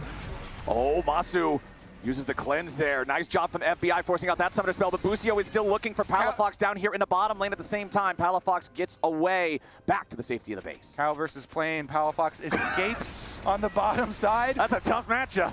Is he going to get to the fountain in time? He doesn't get to the fountain in time! Cal versus Plane, but the Cal is haunted. Can we look at the fountain steps? Palafox died almost at the fountain steps. He was so close to getting back. Where's that Plane? Oh, it disappeared. It was right there. He crashed right before he made the return flight home. Now FlyQuest looking for their 4v4. Huhi, the target here with the star, but that's not a very good target. Whippo going to be turning that right back around into FBI, looking to take down the Ashes. Inspired's going to be taken over the wall with the all-out coming in from Dokla. The first kill going over that away. FBI still running, but he's also still gunning. A TP from Quad ready to reinforce the lines because he knows he was going to be respawning first. FlyQuest, they're the only team that lost a man here. They reinforced with Quad, so it's not like NRG can push it any further. Dokla still looking maybe for a recall. Quad's just going to push up this mid lane wave, look to take out that tier 2 as the cost. NRG still looking. Quad, again, the power of this Tristana being able to buffer through the arrow with a rocket jump up. Whippo's down to 1/4 HP. He's still looking to chase him. Locks him down with the Zenith Blade. Whippo jumping right back into the fight, looking to take one with him. FBI drops. Dokla's about to fall here too. Busio's on the hunt and Quad is on the chase. NRG are still trying to outplay it, but the damage from FlyQuest is way too good. Palafox finally swoops into the fight, and now it's Masu and Busio and Whippo trapped behind enemy lines. A triple kill over the contracts. Feel the Thorns embrace. Palafox will finish off this team fight just barely. No! Whippo lives through it, and he'll live to see another day. And just like that, Karthus is back alive, as revived after getting picked off and separated from the team with Dokla. So Inspired's back out to farming. We are about to get the respawn. Let's take a look at how it all started out, though. This play from Dokla was really good. He separates the Karthus, gets the Karthus body away from the rest of the team, so he isolated, kills him out away, and NRG think, all right, this is amazing. You know, we have such an upper hand here, being able to fight our way out of it. Even though Corki just died to Karthus ultimate, they now have the power. And so FlyQuest, they move into the jungle. Quad's gonna go for this tower, as you know, but we're back out to another Baron rush. The Zyra ulti being used on the Baron. Look at how fast they burn this. This was Zyra and Corki. That was mostly just a 2-man Baron attempt because Zyra's power of the Stranglethorns just absolutely deletes the thing. Big swing in the favor of NRG. Let me ask you one thing. Are you having fun, Flowers? Oh, I'm having a good old time. See, a little slop never hurt anybody. This is a banger. Holy cow. Damage dealt last team fight. 10K. That's like as much as all the rest of them dudes put together. Like, that's 44 plus 44 is 8. Yeah, it's actually almost exactly the same as all 4 other players on NRG put together. Insane DPS from Contracts here. This Zyra, 4-0-6, he still hasn't died. still holding that belt. Don't underestimate. Yeah, Don't the underestimate the plants. The power of the plants here. And now with Dragon spawning, this is a possible Dragon Soul for FlyQuest, but NRG have the control of all vision leading up to the Dragon, and they're the ones controlling the choke points. So I think that FlyQuest should probably let this one go. Knowing them though, maybe they won't do it. Let's see. Busio does have Flash, but he's only level 12 on the Alistar, so you're still pretty squishy. Yep. Okay. Base checking is so dangerous. It's such a big risk, man. FlyQuest know that, yeah, you can still give this one away. They're not on 3 Drakes as well. You're not giving away the soul itself, but it looks like they want to fight. Busio trying to be the first one in, but it's going to be Bwipo leading the charge instead. Stranglethorns placed down as Inspired has to try to flash away. Dokla's going to be traded for him almost. The Requiem summoned off. Masu getting back over the wall here with the glance. Busio with a 3-man knockup. FlyQuest still trying to find the fight, but it ain't going to work. NRG, they're just stronger. He finally dies in the back end of things, but Bwipo will not be able to escape the perma slows of the Ash. He will not take FBI with him. It's a 4 for 2 for NRG. And how much can they get? Because they still have Baron buff for another minute, so they can immediately push afterwards. They've got a wave on bottom side. They're going to push as hard as they can. Quad will be the one to defend, but I think this inhibitor tower is for sure going down. Palafox and Contracts are going to make sure of it. Yeah, this inhibitor tower, they are both cooked, my friend. Quad is going to set up and try to defend here at the 2 Nexus turrets, but it's still 10 seconds on Busio. It's 15 on Inspired, and the first Nexus turret is not looking too strong. Turret destroyed by Contracts. The arrow ain't gonna hit Quad. Quad just trying to stop him in time. 1 second left in the Alistar. NRG going for the end of the game. NRG, they're taking us to game 3. Well, well, well. NRG showing up. They are alive. Fighting back here in game number 2, starting out with a really tight spot for particularly Contracts, I want to say. Really amazing game from him because he's the one who got his plant assassinated in his start on blue buff by Bwipo. Bwipo went in and distracted and slowed him down while the Karthus started counter-jungling his red quadrant of the jungle, but then Contracts still tenacious as ever. He sticks around bottom side until they get the first blood, and then moves up the river using Huhi after Huhi's plays to go start their grubs and start their snowball to win the game. It wasn't as clean as all that, but it eventually turned into the big dub.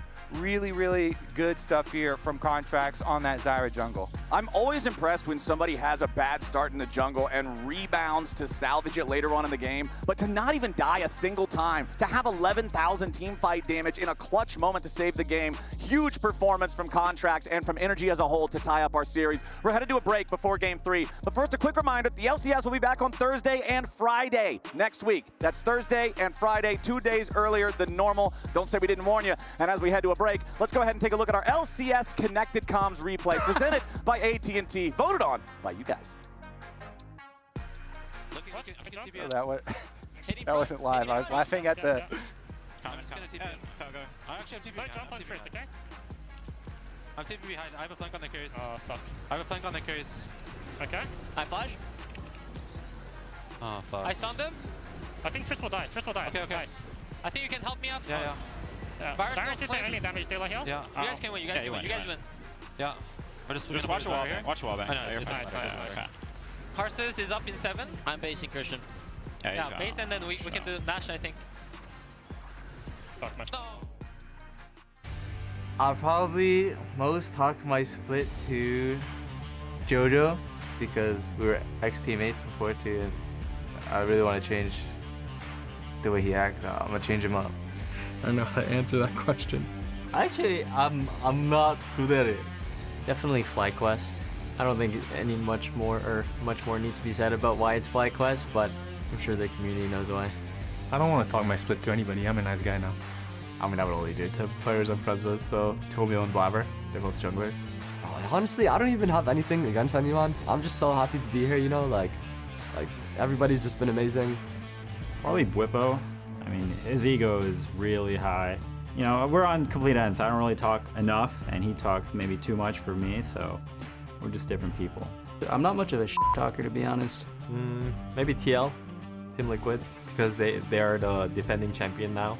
You know, they did overperform, but I think a lot of teams underperformed, so kind of salty about that. I don't really want to trash talk anyone. We did not have a good last split based on our standards, so I don't feel like I deserve to trash talk, honestly, until we start winning. So I'll win first, then I'll start talking to people if I feel like it.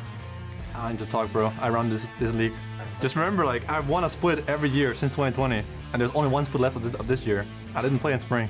I think in a different interview, they asked me who the most overhyped player was, and I said JoJo. I personally still think that guy's the most overhyped player. Yeah, I mean, since I've ever been in the league, he's not made it past me and yet to make an international event through me, so I'm going to keep that up this split.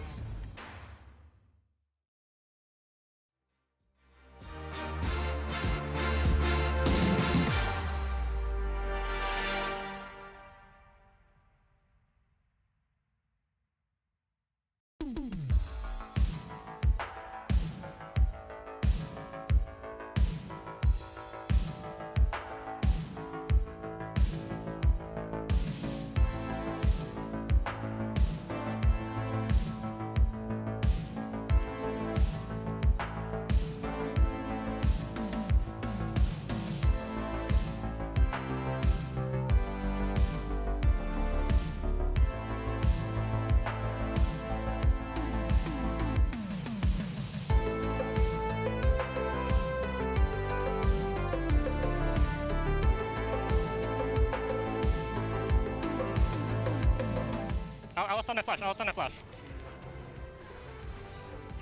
Nice. Nice. There we go, baby. We're back. We're back, baby. Kill Karthus. Yeah, I'm just hitting Poppy. Just hit Poppy. Okay. I'm on Varus still. Okay. Coming. I'm just going top. Yeah, look. Yeah, he has to flash. Just blow his flash. Just on the ceiling mid. No, Karthus, no flash. Yeah, I'm going behind them. Careful. Yeah, no flash. He should die.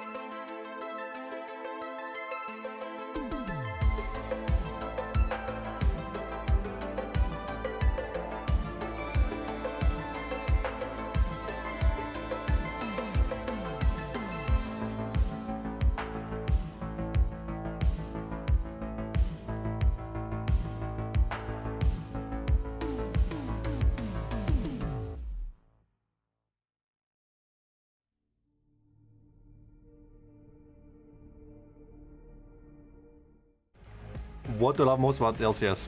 Winning it. Studio. Just love competing, honestly. I think that's probably my pride and joy.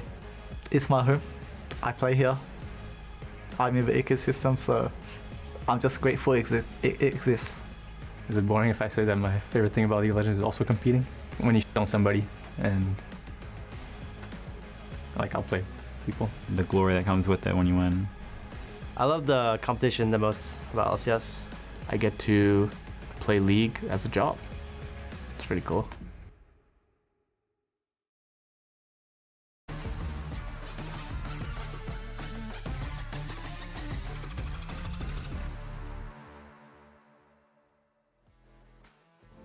LCS, it's summer 2024. This is Corky, and this is what he thought was about to be a nice drive home, only to unfortunately encounter the worst traffic of his life right before he pulled into the driveway. Palafox getting crushed by the Requiem in the previous game. I love that animation. That little alien pops out at the end.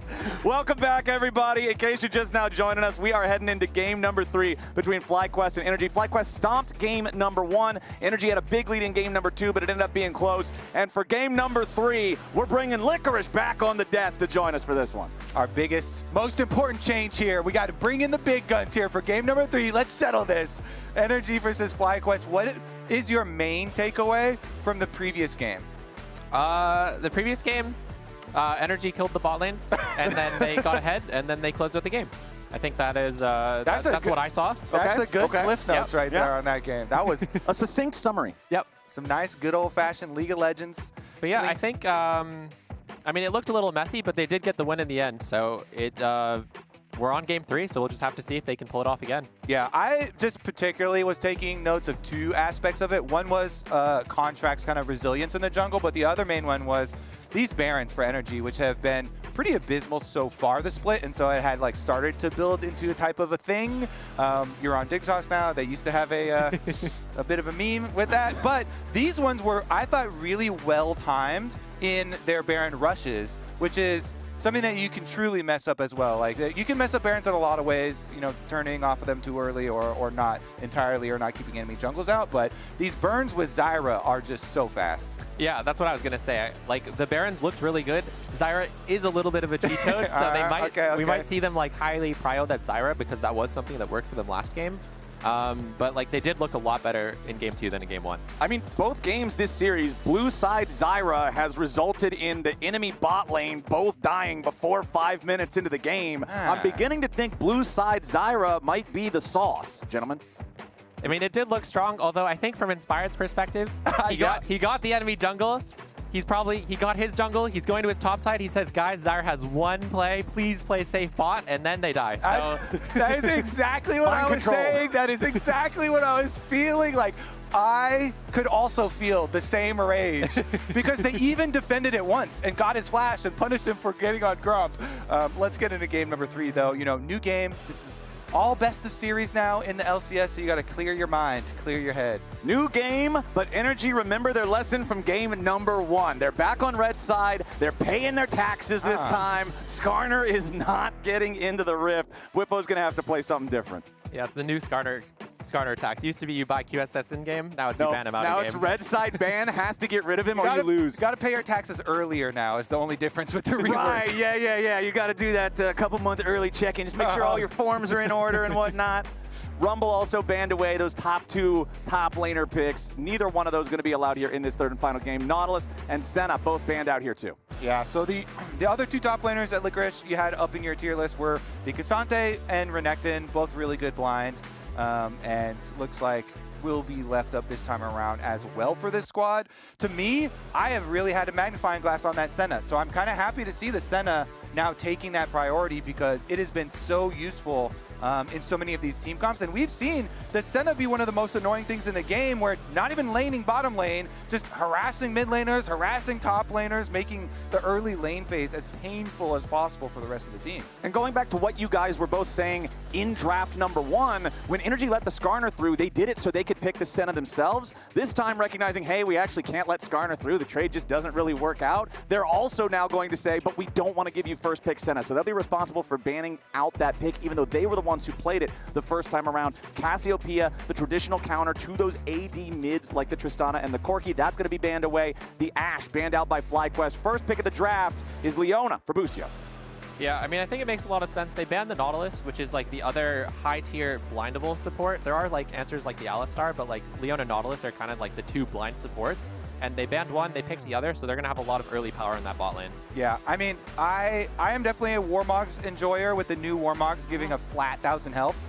You know, very good for health stacking junglers like Sejuani, you know, like Skarner for solo queue. But also, Leona, a huge enjoyer of it, and utilizes one of the parts that people don't think about a lot, which is the move speed.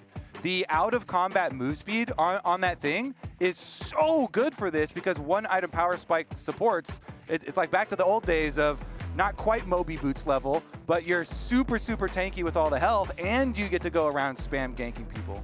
Yep, and we get to see this time around, Quad played Tristana in both previous games of the series. This time, Palafox is going to be the one who gets the priority on that mid lane champion. We'll see if FlyQuest wants to go ahead and pick up the Corki for Quad in mid lane as that handshake. They are likely assuming that if they do not pick it up in this rotation, that NRG is going to ban it out during the second half of the ban phase. And sure enough, there it is. Corki locked in for Quad.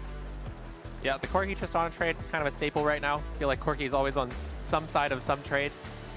But he is a really strong champ right now, and I mean, so is Tristana, so both teams happy to just trade those back and forth. Yep. Yeah, and then of course both teams are going to be looking at AP jungle options as well. Because one of the other best sources of AP is like Rumble for a top laner, but that one's already banned out. So generally, there's so many good AP jungles right now that you don't have to invest early draft resources into them, and you can get them a little bit later. Although the Zyra is probably climbing up a lot, you know, things like Brand, Lilia, there's lots of other ones that can burn down. We even had the Morgana already coming out, so yeah. So many of those, and FlyQuest opts to get their second AD carry here instead. Yeah, I think the Ezreal pick is really strong here, especially just like looking at the Alistar specifically. It's really hard for Alistar to do anything into the Ezreal, so I think that's kind of like a response pick in the draft, and like it should be really hard for NRG to like get a good bot matchup this game. And I think Busio, I think Masu and Busio will have a lot of prio, and Busio will have a lot of time to move around the map and make a lot of plays. Yeah, extremely scary thing when Busio is going to be the one with the Leona this time around. So yes, NRG will take away some of the Cassante answers here, starting with the Poppy. We'll see if they also move towards the Urgot. Bwipo is a big fan of that one. Bwipo has a kind of unique like anti-Cassante pool, so maybe they don't chase that one too far down the rabbit. Yeah, Bwipo plays a lot of champs. I think if they were going to ban anything here, I'd expect maybe the Olaf, just because it is good into the Alistar. It looks decent into the comp. It's not great into Tristana, but it is one of the champs that Bwipo is known for. But otherwise, I think you're going to ban something else. And they did ban the Olaf out in the previous game, right? Like, that is one of those things that they also detected as an answer. But no, it'll be the Renekton instead, just going for the tier list, going for the solid all-around pick. What's he getting close? Mordekaiser's in the middle. I see maybe? Olaf on the screen. Olaf's there. Oh, we're hovering it. Oh. Get that mouse over toward the Nasus. What about that? We haven't had a Kayn in a while. You know, I'm pretty sure this is just where by default the champion list is when it's your time to pick. It's in Don't the middle. ruin our fun, Flowers. We're just in the middle of the alphabet, man. This is peak backseat gaming right now. I feel like that's my best, like the most fun pro backseat gaming where we literally get to the over the shoulder look over the guy's view. shoulder. Hey man, you should pick that one. Yeah, that was cool. Get us back in. Yeah, get us a mic down there or something, a speaker. Get us a speaker down there. We'll have a Twitch chat start voting and everything. Let's see, some interesting hovers here, but yeah, this one much more likely. Yeah, the Zyra has been looking really strong this series, so I would be surprised to not see them lock it in. Although NRG did actually have the chance to take it on 4. So yeah. They must have some idea of what they're going to play into it instead. They have to, right? This R5 pick for NRG has to be something kind of saucy, because otherwise I feel like the Zyra over the Kai'Sa would be a pretty easy choice since you already know what the enemy bot lane is going to be anyway. And TF is locked in as the answer to Cassante here. And the lane matchup is really good. And the difficult thing this game is just like, because you have one less tank in the team comp, it's like if you don't get those early leads and you don't have pressure on the map, then the game gets really hard to play because so many of your players are going to be so vulnerable. Or if Busio feeds and he's really weak, then then you've got a very squishy front line. Yep. I mean, this makes even more sense why they banned out the Karthus, right? Karthus presses Requiem when you have 4 squishy ranged champions. All of a sudden, nobody feels like they can even approach the fight. But there is your red side Diana. 5th pick in the draft. It'll be Diana in the jungle for contract. This is what they were holding for contracts. This pick right now is another. It is much more. It's similar in speed clearing, but it is much more a counter in the hard engage for all these squishy champions. Like Diana getting in here for the big combos. You have a Kai'Sa that follows up. You have a very good dive composition here to be able to follow up with Tristana and Kai'Sa being those mobile carries from the backline, and then having other dive partners in Cassante and Alistar for the Diana. I actually quite like it. I know this is a pick that's a little controversial at the moment. Yeah, I know some Diana was played in the LPL by Milky Way, and it is seen as like kind of a counter pick into these really squishy mage junglers where it's like if you find the Zyra in the river, like Diana is going to win that every time. pretty much no matter what the state of the game is. So I think Inspired's going to have to be really careful this game, and Contracts will hopefully be able to take over the game with Diana. Yeah, and it's especially potent when you have the melee supports as the big meta, because then you get your guaranteed engages, and like that Zyra's going no war if you get early river control. So we'll keep our eyes on wards really early on bottom side river especially, because if those supports start roaming with the junglers, then it gets very, very scary. And let's just go ahead and reassess the stakes of this third game here, because you guys talked a little bit about it back in game number 1. If you lose this series, starting off 0-2 for either one of these squads feels really bad. FlyQuest was just one of our top 2 teams in the previous split. NRG was the LCS champion just last summer. Neither one of them wants to have that abysmal start when you're only playing a grand total of 7 BO3s for the regular season. So let's see who's got it here in game number 3. You're going to see FlyQuest immediately 5-man squad to control the bottom side river. Yeah, looks like they're going to get a little aggressive level 1. The Leona Ezreal is going to be a lot stronger than the Kai'Sa Nautilus, so FlyQuest can choose to do whatever they want to do on this bot side. I would be surprised if they went for a full split map here, just because they have the TF top lane, and generally you don't want to split the map away from the TF, but he is staying down here, so it looks like they're doing something. Yeah, and that's kind of why NRG invested so many wards here. They lost the ward that was up in the top side of the river, but the second one seized a little bit of a trap. And let's see, how deep are they going to get? Because Hui's still sticking around. We're 1 minute 20 seconds, so they are committed to this. Yeah, it looks like NRG's actually opting in for the full lane swap here. They're sending their duo lane top, and Dokla's just going to jungle with Contracts here. So they are just completely opting out of that TF Cassante matchup and the early bot lane matchup, which makes sense because they lose both of them so hard. Yep, really, really good investment in the wards here, kind of pulling this strategy out. Even though we will go over the kind of nerfs, the very soft nerfs, I would say, to the strategy.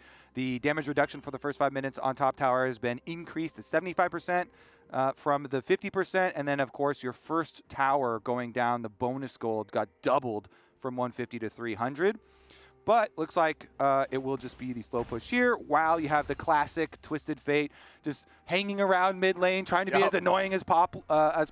The top laners, you basically choose the least annoying job for yourself. Are you a fan of helping the jungler, Licorice, or trying to harass the enemy mid laner? I guess it depends on your pick. Yeah, I mean, it definitely depends on the pick. I mean, TF, you're definitely looking for those angles into mid lane. If you can ghost in and burn the flash, that's really valuable in this kind of game state, because you just don't really get to play the game for the first 5 minutes or so. And I think it was soft nerfed, but I think what NRG's kind of going for here is they're saying we're going to go down maybe 2 or 3 plates. It's about 500 gold. They think they'll go down more than that if they just play the lanes out properly with all these losing matchups. So they're just taking the gamble. Yeah, I like it. They're willing to pay that price. And I think it is a good call. We'll see about the bit of snowball, though. As for you, were you very happy to see that there were some nerfs at the very least after watching MSI and seeing a decent amount of lane swaps come back? Or do you find it interesting? I mean, some top laners are like, you know what? Maybe there's some little interesting here where you get to get real creative even though you are very poor and underleveled. Yeah, I haven't met any of those top laners. Oh, okay. Yeah. I was gonna say, I don't think those guys are real, man. I just straw man that. Personally, I don't really enjoy being the weakest person on the map the whole game, but you don't like being level 1 3.5 minutes in? Yeah. I'm just gaslighting you right now. Yeah, lots of top laners like this. Actually, you're kind of weird for not liking it. You just get to express your creativity and. But yeah, it looks like FlyQuest, they're opting into sending the Corki top because he has TP. I was actually wondering how they were going to get out of it, because TF running all the way to top lane with no TP is really hard. So they send Corki top, and now TF's laning against Tristana. So it'll probably be more mid-prio for NRG and more top prio for FlyQuest here. So after we got done with the initial silliness of the lane swap and the massive waves crashing, it was 2.5, almost 3 full plates taken by FlyQuest here in the bottom lane. Meanwhile, up in the top side, NRG didn't even get the first plate. There's still just a little sliver of HP remaining on it, and that's kind of those damage reduction nerfs that you were talking about, making it more difficult for this strategy to work for the team who sends their bot lane towards the top side. Just one more auto attack from one champion. Probably would have taken that. But unfortunately for NRG, they don't get it, so now they're a couple of plates behind. Ooh, Contracts comes in, able to get the smite and the Q there for a couple of the small ones as well, making use of the bottom lane push. when you have the Alistar coming with you. Again, it's so scary for the other side. Hold on, Kasante's about to get his first farm. Look, this. Bam, there it is. 4 minutes and 47 seconds into the game. That's top lane, baby. Yeah, I bet if you talk to Doug after this one, he'll be like, yeah, I love Let's lane. let's get his cam up here. Where's the cam? Oh, that is a picture. That is a picture of enjoyment. Just living his best life up here. I think it's the shoulder positioning there really looks relaxed. He's kicking back, man. He's along for the ride. Oh man, lane swaps are something else. Palafox versus Whippo back in the mid lane. Obviously the farm advantage there for Palafox, considering he's actually been playing the lane the whole time as opposed to the first 4 minutes just being a little bit more of a vacation. See, the highest level in the game still belongs to those two mid laners on either side as Palafox looks to crash this wave. And we have seen a couple of unfortunate cannon minion misses from Quads Tristana in both previous games. A couple of -1s. Looks like Palafox not going to be committing the same sins here in game number 3. Yeah, and this is the power of the Ezreal right here into the Alistar, where he's actually 1v2ing bot lane and crashing the wave while Leona's top side getting the grubs. So while they did swap out of the early kind of the worst time of the lane is like that 1, 2, 3 levels, it still is really hard for them to play the game because Alistar is kind of stuck bottom and he's really not able to do very much. Yeah, so FlyQuest, I mean, they're kind of happy actually with it, even though they didn't abuse the very beginning of the early levels. They still get to move on up for grubs on grub spawn. Pre-6 minutes, already heading up there, annihilate those things. As you're saying, when Ezreal here at Masu, he's got Barrier, he's got Flash, he's got Arcane Shift. So actual 1v2, he's like, don't worry, I got bot lane under control. You can go up there to the grubs to guarantee Busio that we're able to get those grubs for Inspired. And then we got a little party waiting for him though. Huhi, the other support, is getting a little sneaky. Yeah, Contracts knows the timer on these chickens because he stole the last one away, and it just means that it's so easy for Huhi to wrap around, make the punish. They know that Inspired is hungry for chicken, and they're ready to give him a vegan menu. Yeah, I mean, really good setup by NRG. Just like really solid, getting the Diana ahead. It's only going to get worse for the Zyra as this game goes along. Every time Contracts finds him anywhere, he's just going to have to run away. So I think like the game is in a really good state for NRG. Like, considering the state of the draft and how hard they would have lost early had they played normally. Yeah, I mean, all of the setup for that play was so good. Then you're inspired, you're walking over to your brush like, all right, Raptor time, and then Cal pops out from behind you. Tristana jumps over from mid lane right onto your head while Contracts just ults you right in the face. Instant deletion. So, yeah, that's a little taste of what they're looking to do later with the push. Meanwhile, that Kai'Sa also then able to push in this wave, get the reset off. So FBI here now level 6 as well, so can join some of these plays that do break out when you're looking for your skirmishes around the river. Again, the river between mid lane and bottom lane, I feel like just should be packed with action in this game. Yeah, and also, while Ezreal is a really strong pick early into these champs, it's only going to get scarier for him as the game goes on. Like, at a certain point, once Kai'Sa gets enough items, she can just ult on him and kill him instantly. And it's only going to be, like, harder with the Diana also going in there with the flash ult. Oh, yeah. Just all the dive from NRG. Yep, the dive very scary. So what FlyQuest want to do, try and spread the map a little bit. Whippo here on the top side. Does have his ult, not going to pop it quite yet, and Contracts waiting. Yeah, Contracts is just going to back away now, though. Let me ask you guys, how do you want to see Whippo use these ultis here early on with the Twisted Fate? What's going to be the biggest value play to get out of them? I mean, I don't think it actually matters who his target is. I just think he has to kill somebody. Like, I think like the longer the game state goes on and all he's doing is farming top and Kasante's farming top, it's going to be worse for him. Although he does have a sizable CS lead. I'm not sure how much of it is actually from laning Kasante, but it does seem like he's beating him really hard right now. Why did Inspired early smite that Raptor? I don't know, man. Yeah, I don't know. I don't know. Look, from jungler to jungler, I don't know. Yeah, Licorice was giving his good explanation. And I'm like, my jungle brain, why did he smite the chicken? It was so early. Maybe he was angry about the last one. And I was like, yeah, trying to burn him down. It was something about what happened last time. But yeah, then so Contracts there from the brush, still able to secure Not only is Contracts king of the grub fight from last game, where he didn't die and remained the champion, but he's also king of the Raptor fights here. Ooh, Quad not afraid to get aggro here on Palafox. Does miss that last rocket, which would have made the trade feel really good, but it is still enough to force Palafox back for now. Whippo continuing to just put some damage into this top lane turret. By the way, you can still see the number on the map for that top lane tier 1 on FlyQuest's side. That one little sliver of HP has still not been shaved off. It is in the exact same condition it was after the massive wave collision 3 minutes into the game. Yeah, I will say it's really hard to get to hit TF's tower when you're playing Cassante. That one generally doesn't happen unless TF has made some pretty big mistakes, but definitely does feel bad to just keep looking at that plate. All right, well, we're on the timer for our second spawn of Grubs onto the map, and Contracts wants to make his visit mid first, go for a little mid-prio gank, and then transition up there. Meanwhile, Huhi actually took the long route and wrapped all the way around top side. So they're eyeballing both solo lanes, and this could be an Alistar Hex flash over. Yep, Huhi wanted to make the play there. Whippo recognizing that if he gets headbutted back in the Dokla, he's in some trouble. But now FlyQuest is making the moves on Palafox. They lock him up. Palafox can't get away from that one. And Quad takes the kill. FlyQuest tie the kills up 1-1, but it's NRG starting up the grubs. They've already taken the first one in this second trio. As Huhi wants to Hex Flash over the wall, he might just Hex Flash over the waiting arms. He's ready to go for the flank. Kaisa flies in, and FBI is ready to kick these guys' doors in. Contracts kills Whippo, and Quad flies away back underneath the tier 1 turret. NRG get a single kill, and they secure control over the river to get the rest of these grubs. Yeah, I mean, a few really cool things happened there. I mean, it was a really good heads-up play. Whippo knew he was getting ganked. He instantly pops his ulti and then looks for the target that is going to be isolated because NRG set numbers top. Whoa, Masu with the barrier staying alive, trying to get away from Palafox!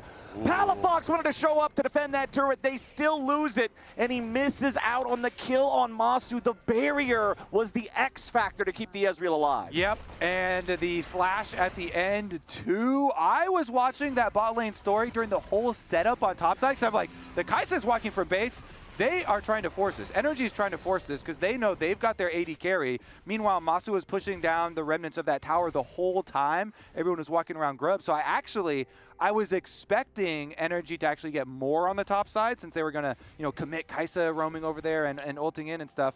But because of that early Twisted Fate ult, that FlyQuest were able to kill off Palafox first, they actually got quite a good start. So here's number 2.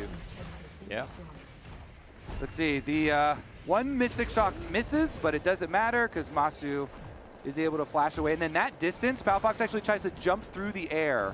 And because Quad is there with the damage, before the damage of your rocket jump landing, he's like, just one little bit more damage, don't jump. Like the time that it takes to buffer and jump through the air. Yeah. And then he goes down. Yeah, so close. Yeah.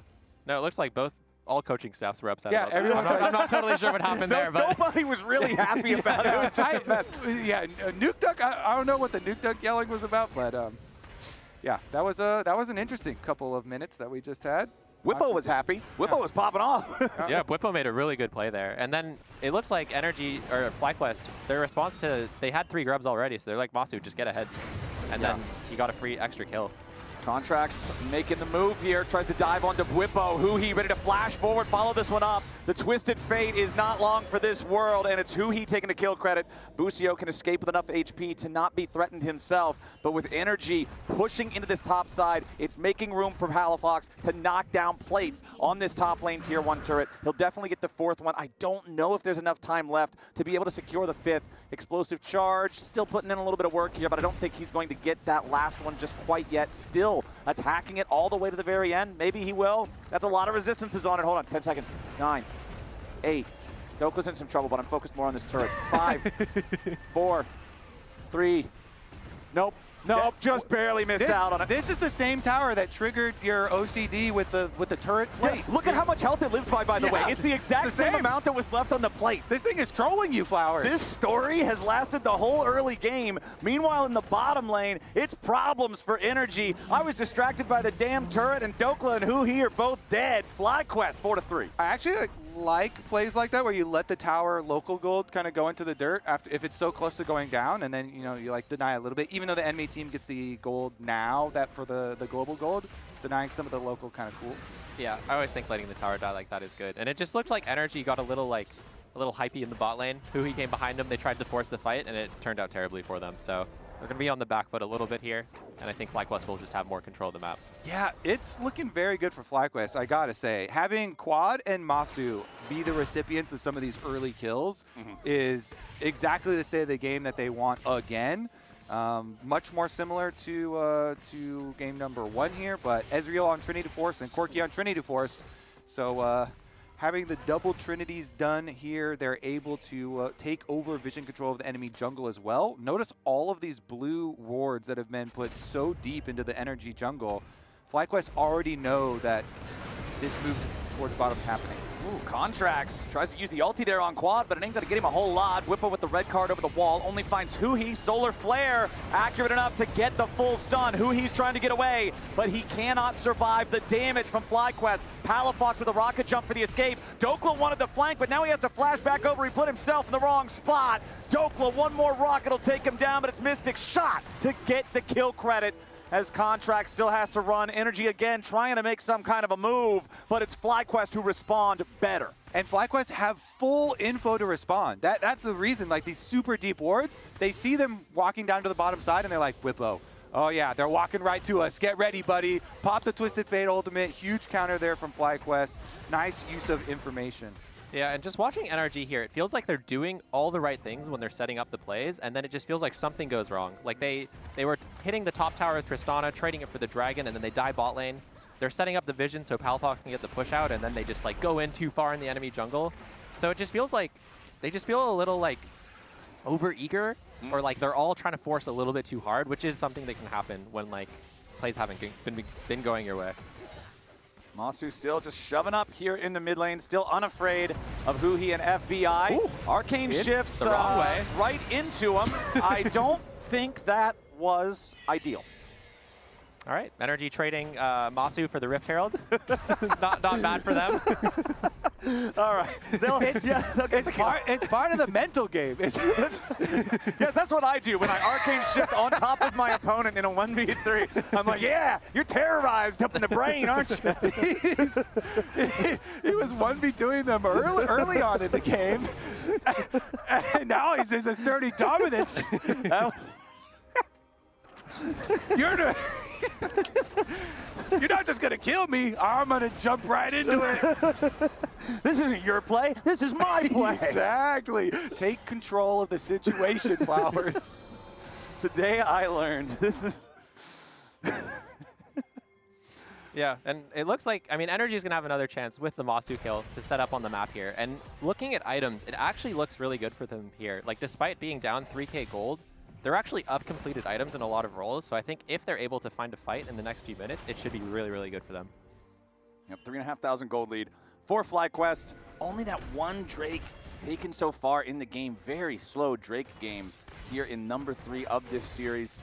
Masu trying to just not get himself in any extra danger here. He knows that NRG dudes like to hang out and try to beat this Ezreal up as a team. They're TPing behind top lane. Yeah, Quad's now going to be your target as my monitor is frozen, but we're going to try to cast off of the noises. Okay, looks like Dokla's actually dead to Quad, so Quad gets one back here in the 1v2 trade.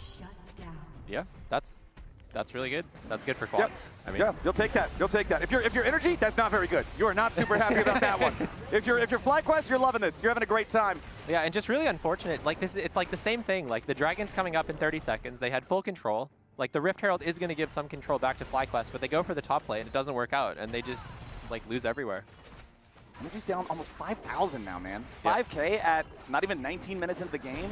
That is really tough for NRG to fight back against. Pretty much any fight out in the open, not underneath the turret, or without an incredible engage angle from NRG is going to be almost impossible to win. And FlyQuest are really well set up to spread the map right now. Whippo double summoners on Twisted Fate are available. His ultimate is available, so let's see how FlyQuest can continually increase this lead. So let's take another look, because, yeah, I don't know if it was live or not, but we saw the aftermath in which Quad invested his flash to go 1-for-1.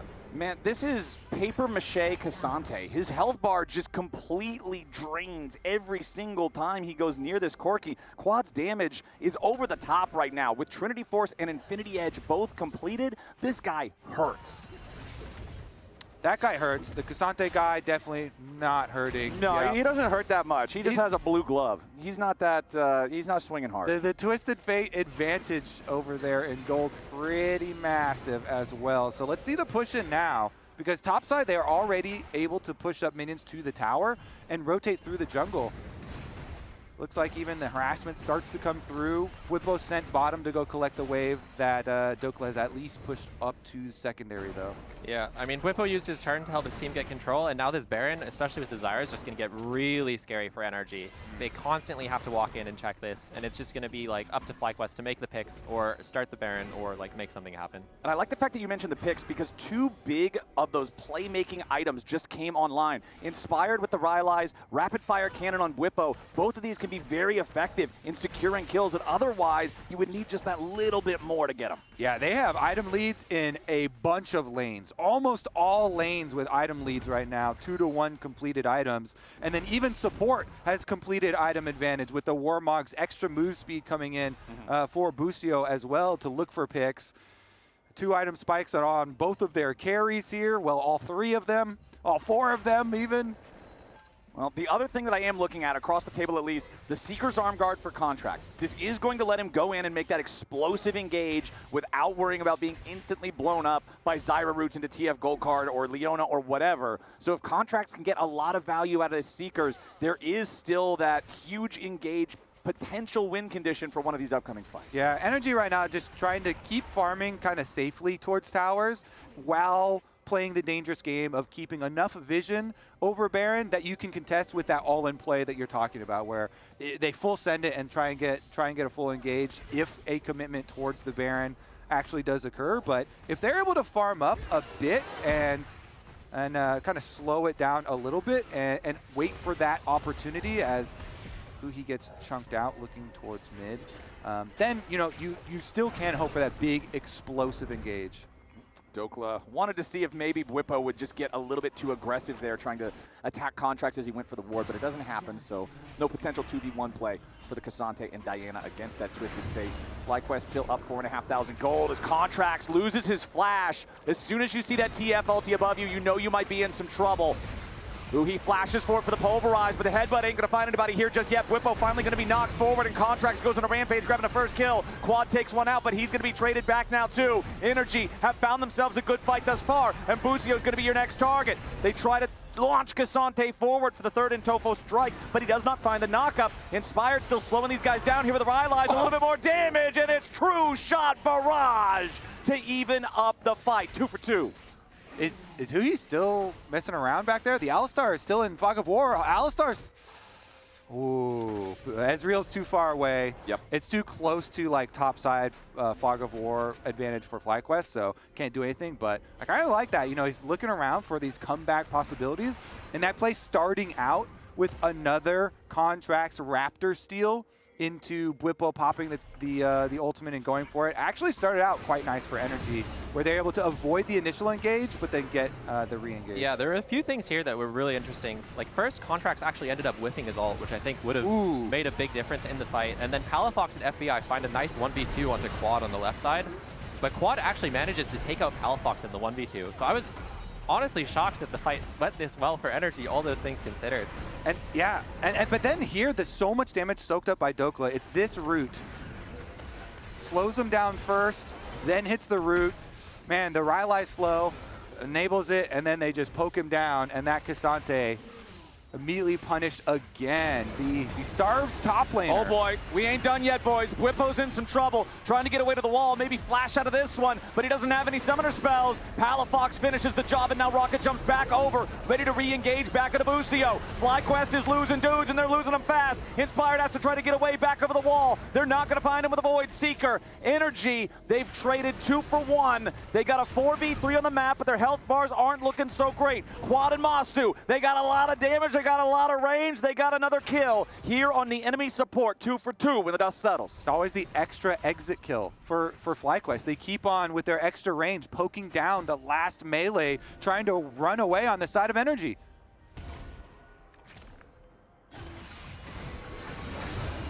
Yeah, looks like Lucio was starting up the play, and then Contracts got the angle onto Whippo. NRG full committed, and then Palafox crucially got the critical or Kraken auto there to finish him off, or else I think this fight looks a lot different. Yeah, that was really close with the proc. And then Dokla charging in on the Cassante, but they can't chase down the extra one, so then trying to run away. The Rylai's there, slowed him down for another Mystic shot, and then quad over the wall. Just throwing out rockets. He hit the rockets, all 3 in a row, and just blowing them up as they're trying to run away. Yeah, no, these Corki rockets and these Ezreal Qs hurt a lot. And I like the fact that you mentioned it was the Kraken auto from the Tristana that guaranteed the kill on Whippo over the wall, because it's also the big one from Quad that kills off the Alistar. I think if it was a smaller rocket, he might have been able to live through that. Not 100% sure. But Palafox level 15 here on this Tristana, just only now hitting that level 15. Quad is almost 16 for the maxed out version of those rockets that you guys are talking about that are already such a huge problem for NRG to deal with. Let's see here. Blupo's heading over on the Twisted Fate as well. Maybe they're going to look for a push mid play here with the support of Twisted Fate ult. It's kind of dangerous for NRG, so you can see them ceding ground around Baron. And FlyQuest trying to use their brute force timing to clear out some of the wards. Okay, NRG's got Palafox and Huhi hanging around on top of a couple of control wards, Dokla coming so too. They're not seen. As Masu and Busio will chase FBI and Contracts back away from the mid lane. Gold card hits FBI. He ain't going to kill him, but getting out that cleanse is huge. There's a Solar Flare to follow it up. They lock down the AD carry, but it's the top laner who pays the price. Dokla falls and Masu goes on a killing spree. That is a big frontline element of this NRG comp, no longer available, and FlyQuest sees their green light to start the Baron. Yeah, I think that's a really crucial pick to find on the side of FlyQuest, because the last few fights, haven't been going their way, and I don't think the game is going to get any easier for them as the time goes on, so looks like they're turning off the Baron and trying to fight here. They're ready to turn it. Contracts goes in for the engage, and Palafox has already killed off Inspired. Whippo returns one onto FBI as Contracts goes golden, trying to stay alive for an extra second. Quad doesn't die to the Ignite, and he thought he might have been able to kill him with just the burn. A double kill back over to Whippo. Quad still got about 200 HP. It's him and Busio. Whippo all just now turning back over onto the Baron. Quad still has his TP. He's going to go back into the jungle at the same time. He doesn't want to die to some random Baron puke. Now he rejoins. Now he's got some extra health. Now FlyQuest is wearing purple. And this is all just because of that mid lane pick. You know, they get a tiny bit of chip damage there on the FBI, but it's gold card from the Twisted Fate that forces the cleanse, and then Dokla walks around, and so they get the actual kill on the front line, allowing for this 4v5 kind of advantage in the team fight. And again, Whippo doing a lot of work there. In this one, he takes down FBI as well, and then forces out the other carry. Yeah, big performance from Whippo in this fight, just dealing with both of those 80 carries. And again, Quad, one more tick of the Ignite would have killed Quad off, but it's just that slight little bit of damage that they didn't have, and he realized he couldn't do anymore, so he had to run away. NRG now down 7,000 gold. FlyQuest, they are on Soul Point. They are going to have Baron all the way through the duration of this next Drake summon timer, so they can control the Rift for the next 2 minutes, then immediately translate that over into a Soul. NRG's job is tough right now. It certainly is. I mean, these Twisted Fate picks are so difficult to deal with. With the Dead Man's Plate for the mobility and the Rapid Fire Cannon. Yep. Whippo there just creating so much offensive pick power, walking around threateningly. It's the Leona ultimate that does land at tower. Oh, and FBI's already dead from the Stranglethorns. Looks like they're going to follow it up with another one almost on Dokla. 200 HP left on Cassante, but with the enemy carry dead, with the top laner at death's door, it's so easy for FlyQuest to just strong-arm their way into this base. Mid lane inhibitor's already down. FlyQuest are not done. They are looking for Nexus turrets. Contracts here in the front. He's going to get stunned up before we can do anything. That first Nexus turret's still in trouble. Whippo having a flash away as he would have been in a really bad spot there from the headbutt out of the Alistar. Busio underneath the turret looking to tank up that aggro as Whippo goes on a killing spree. And there's another one of those huge playmakers for NRG no longer in the picture. Dokla trying to stay alive, but this is the squishiest Cassante I have ever seen. Quad don't care, and NRG are on their last legs. Contracts again with the stasis, just trying to make some sort of a last desperate desperate attempt, but it ain't gonna work. FlyQuest bringing back those reinforcements here with a TP as FBI respawns only to die. Palafox wants to get on out. Quad needs one more rocket. He's still chasing. It doesn't even matter that he doesn't get it because the Nexus is under fire. FlyQuest with an 11,000 gold lead, 29 minutes into the game, win the series. Yeah, they finally found that pick mid lane they were looking for, quickly turned it into a Baron, and then just won the game instantly. So critical there. The Twisted Fate doing a lot of work, but also the double AD carries continue to reign supreme. Flowers, I don't think we're going to see a deviation from this meta for a while. Yeah, the double AD carries with these AP junglers is so strong. Zyra having a big performance every single game in this series. It's all wrapped up now, and we're joining Jat and FlyQuest for an interview. I'm here with basically the entire FlyQuest team. I was asking who did the interview, and everyone's saying Quad. Quad, how do you feel about your first win in the LCS? I always hope playing your game, and also exciting. Yes, I'm happy. Congratulations, Quad. Whippo, what's it been like playing with the new mid laner, and also how was the series for you? Okay, that's a twofold question. So the first thing is, due to the meta changes, I think it's different for our team to like adjust and the way we play as a team. So we've been adjusting our roles and the way we play from spring, and that's been a little bit of a challenge. So unfortunately, we haven't been able to adjust to Quad as much as we'd like. So we do look a little worse, but I think that's mostly due to meta changes. Like in the past, we don't almost always have Inspired making space for the team, and then Busio would be playing more like lane bullies and stuff. Now it's kind of the other way around, where Inspired is farming a lot. You know, the AP junglers, they look pretty menacing. So Busio has to take all the space, and we're working on that really well. And I'm really proud of Alan because he's done a really good job of learning that.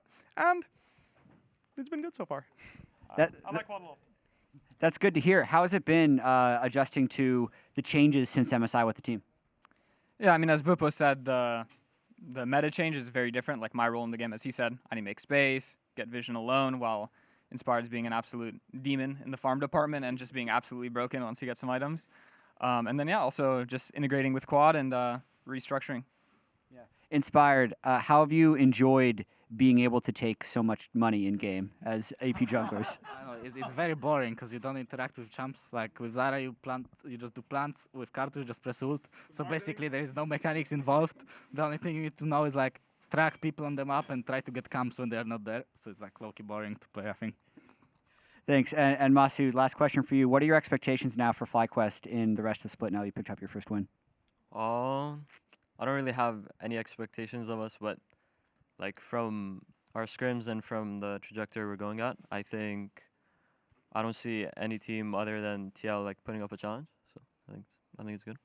All right, hoping for a rematch in finals maybe with TL at the end of it. FlyQuest, congratulations on your win. Have a good short week off before we come back on Thursday, Friday for LCS. But we're going to be tossing to a break. Next up, Team Liquid versus Shopify. Thank you guys. That was great. Yeah, that's what I'm saying. Yes. Okay. If I see Yeah, they're on it. They're on it. They're on it? Yeah. We're like fighting. I'm coming over. Nice fucking job, Jay. You got it? Okay, nice. Okay, Liana was kind of... Dude, why'd you put your new rig in the basement? Didn't you hear? Bill's a good gillionaire now. Basically, my new connection is so strong I can game anywhere. Check it out. We've got Gamer Rocker, Gamer Floaty, Gamer Couch. Whoa. It's got wheels. Gamer Bench, Gamer Throne, and Gamer Mower. What's that? It's hard to game while walking downstairs. I get it. That's smart. Live like a gagillionaire with low latency everywhere. AT&T Fiber with All-Fi.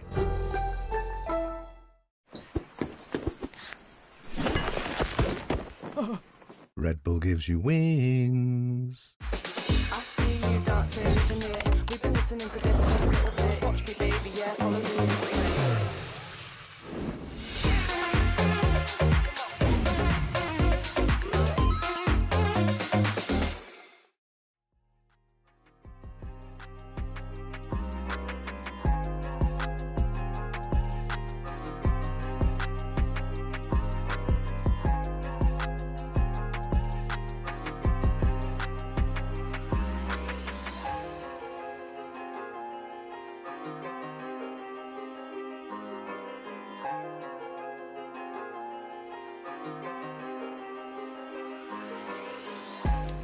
Just kill him. They're coming. Fight. Looks like a good fight. Leona can Gold card on this guy? Leona can He can't play.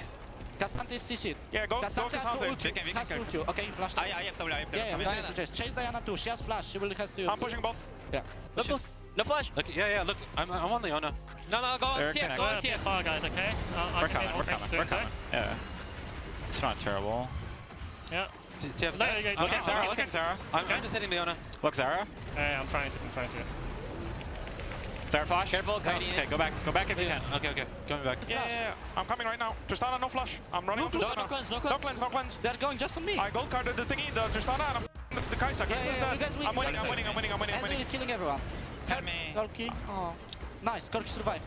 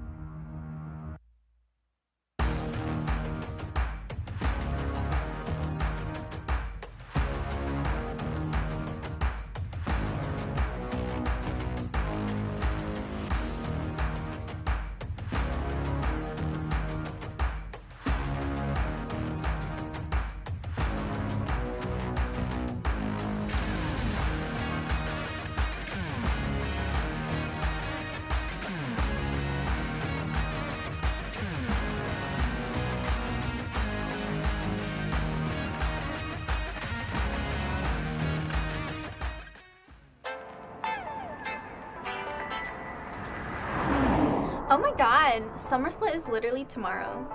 Do you have a favorite team? Shopify Rebellion all the way. Oh, wait, what? Why? So they got this guy, right? And he totally lives up to his name with his unhinged pocket picks and sick gameplay. It's insanity. Okay, he sounds like kind of a psycho. Do you have anybody else? B-Boy. He was one of the top players in the CBLOL for years. Comes over to the LCS and guess what? First split, first team all-pro without even touching playoffs. Call that a bot gap. He sounds kind of like him. And then there's this guy, Fake God. He's basically beaten everyone. Multiple-time NSCL champion, won Scouting Grounds back in the day, and even solo killed 369. You mean... And then, part of the last LCS team to make semis at Worlds, you got Zazel. Still remember it like it was yesterday, waking up at 5 a.m. to watch it happen. He's also got the best beard in the league, too. He actually does have a pretty nice beard. And finally, after getting promoted from winning back-to-back NACL splits in 2023, the one and only Tomiel, ready and hungry to prove himself on the LCS stage. Okay, I actually really like this roster. And don't they have a pet turtle too? You mean Wild Turtle? Yeah, I mean, I heard he's going on like 40, but I think... I'm actually 29. Also, lower your voices. I'm trying to study the script. Oh, sorry, bro. Well, I'm not. Not sorry for what? For what we're about to do to these teams. It down by B-Boy, and Insanity finds a nice double knockback. Fake God, here comes the tree, putting him down. Tomo, gotta get cut down. B-Boy with the triple, B-Boy with the quadruple, but traded out. Empire of these top teams stand no match for the rebellion of Shopify.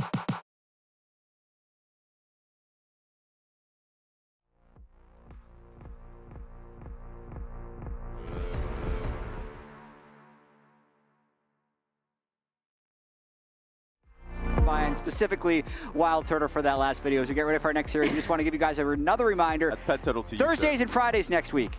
The LCS will be on Thursdays and Fridays. Immortals NRG up first. 100 Thieves Team Liquid will be the 2 matches on Thursday, and then the Friday game, which will include Licorice and Jensen playing up against Inspired once again. So definitely tune in to the end of Friday for that one. But right now, it is Team Liquid versus Shopify. And if we were to just look at the preseason power rankings, it would be a little bit of a mismatch. I'm Jat here with Licorice, Raz, and Emily. Yeah, let's take a look at them. Yeah, as you can see, Team Liquid was highly respected, except by TL Jat. What happened there? I asked Team Liquid how they were doing, and they said, not great. So I put them third. Coming off MSI is usually kind of tricky. So I thought they'd be slumping. And they went to 3 games with FlyQuest in the first week, so they are currently 2-1 in game score. Yeah, I think the big thing here to note is that all of us at least believed in Team Liquid a significant amount. I'm third. You're ranking them at the end of the regular season, right?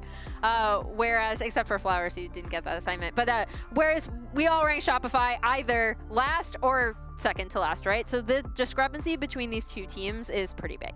Yeah, I mean, based on scrims and also what I've seen on stage from them so far, TL does look like the strongest team in the league right now, so I think it's a really tough opponent for Shopify coming into this game, and hopefully they'll be able to come through and come together as a team. It's really nice to have you here because you've played against them so much, or at least in scrims recently. Like, in-game, what do they do better than some of the other teams in the LCS? I mean, just talking about their scrims, they just are able to play really good scrims, which I think is like, actually, it's not something that gets talked about a lot, but it's like sometimes when you play against top teams, the games get really messy and then they win. But when you play against TL, it feels like they're always doing like the team plan and they're able to just get really good practice. So that makes me think that they're just going to be really strong on stage as well. If you, as someone who's been to multiple like international competitions, and then you try to take what you learned from that and like bring it to NA and stay that way, what do you think this how TL team can do to try to keep that momentum going? Honestly, I'm not too sure. I think like you just learn a lot every time you go to an international event. Like you learn a lot about lane matchups, you learn a lot about how to play the game. You just like get punished for things that you wouldn't get punished for otherwise. And I think that if you don't fall apart, then it can only be a good thing. Like it's really like as long as you don't completely crumble, then you will come back a lot stronger. And it looks like TL is looking really strong. And I felt like they did a decent amount of like, when I say shadowboxing, like thinking theoretically about how to play mid game before the actual MSI event happened. I thought their lane swaps, the favorite word that you have. I love that. Their lane swaps, like post, like around 8 minutes into the game, were actually quite good. And then post MSI, generally like their mid game, love their mid game, and I think that's something that they've really done well is playing around side lane. So that's the one thing that I really want to look into how Team Liquid can like continue to perform. Like mid game team fighting, they're 2 younger players, and APA and Yon just continuing to get better. Those are the real keys here. I like what you brought up there, Licorice, as well about not getting boomed by MSI, because I think almost over half the time it can actually hurt the team because they lack rest and they just, their issues get so exposed that they then have trouble trusting each other when really they just need to get back to what got them to MSI in the first place. But here's the predictions for this series. I don't think there's going to be too many surprises here across the board. And we were all slightly wrong in the last series as well, because we had 2-0s across the board for FlyQuest in the first series. The Discord's hiding their prediction one more time. What's going on, guys? We'll just say they went for Shopify. That's true. That's your prediction now. So at least we have one Shopify fan out there. There might be another because, Raz, you caught up with both coaches before today's series. True. And it was hot out there.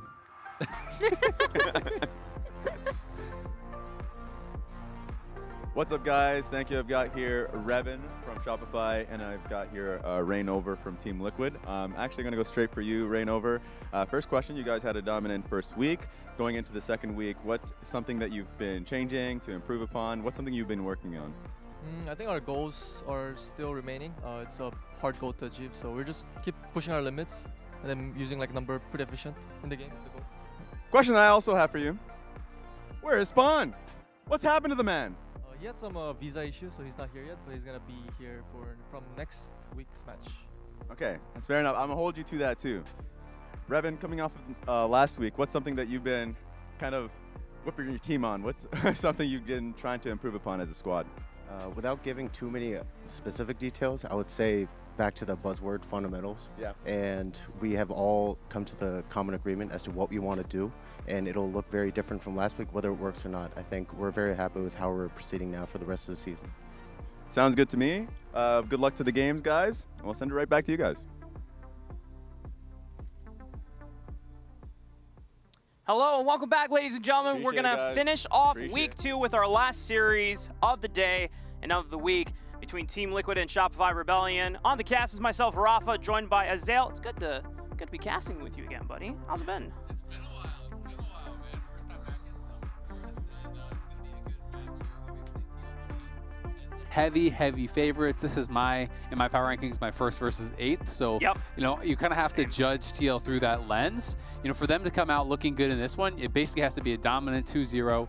Shopify just looking to try to get a win on the board. You know, last week was not a good start for them at all. You know, not only did they lose 2-0, but they lost 2-0 to the other team that most people have in the bottom of the standings, right? Which is Immortals. So they have not yet really had any sort of kind of confidence builder, confidence booster to start off the summer. So I do think it's important that they, at the very least, can be competitive in some of the games, even if they can't get a game win. Yeah, I think that's my kind of standard that they want to meet as well. Like, if you can't get a win off of Team Liquid, I mean, the rating, yeah, understandable. They're the rating LCS champions at the moment. They were super competitive MSI. They took down Fnatic.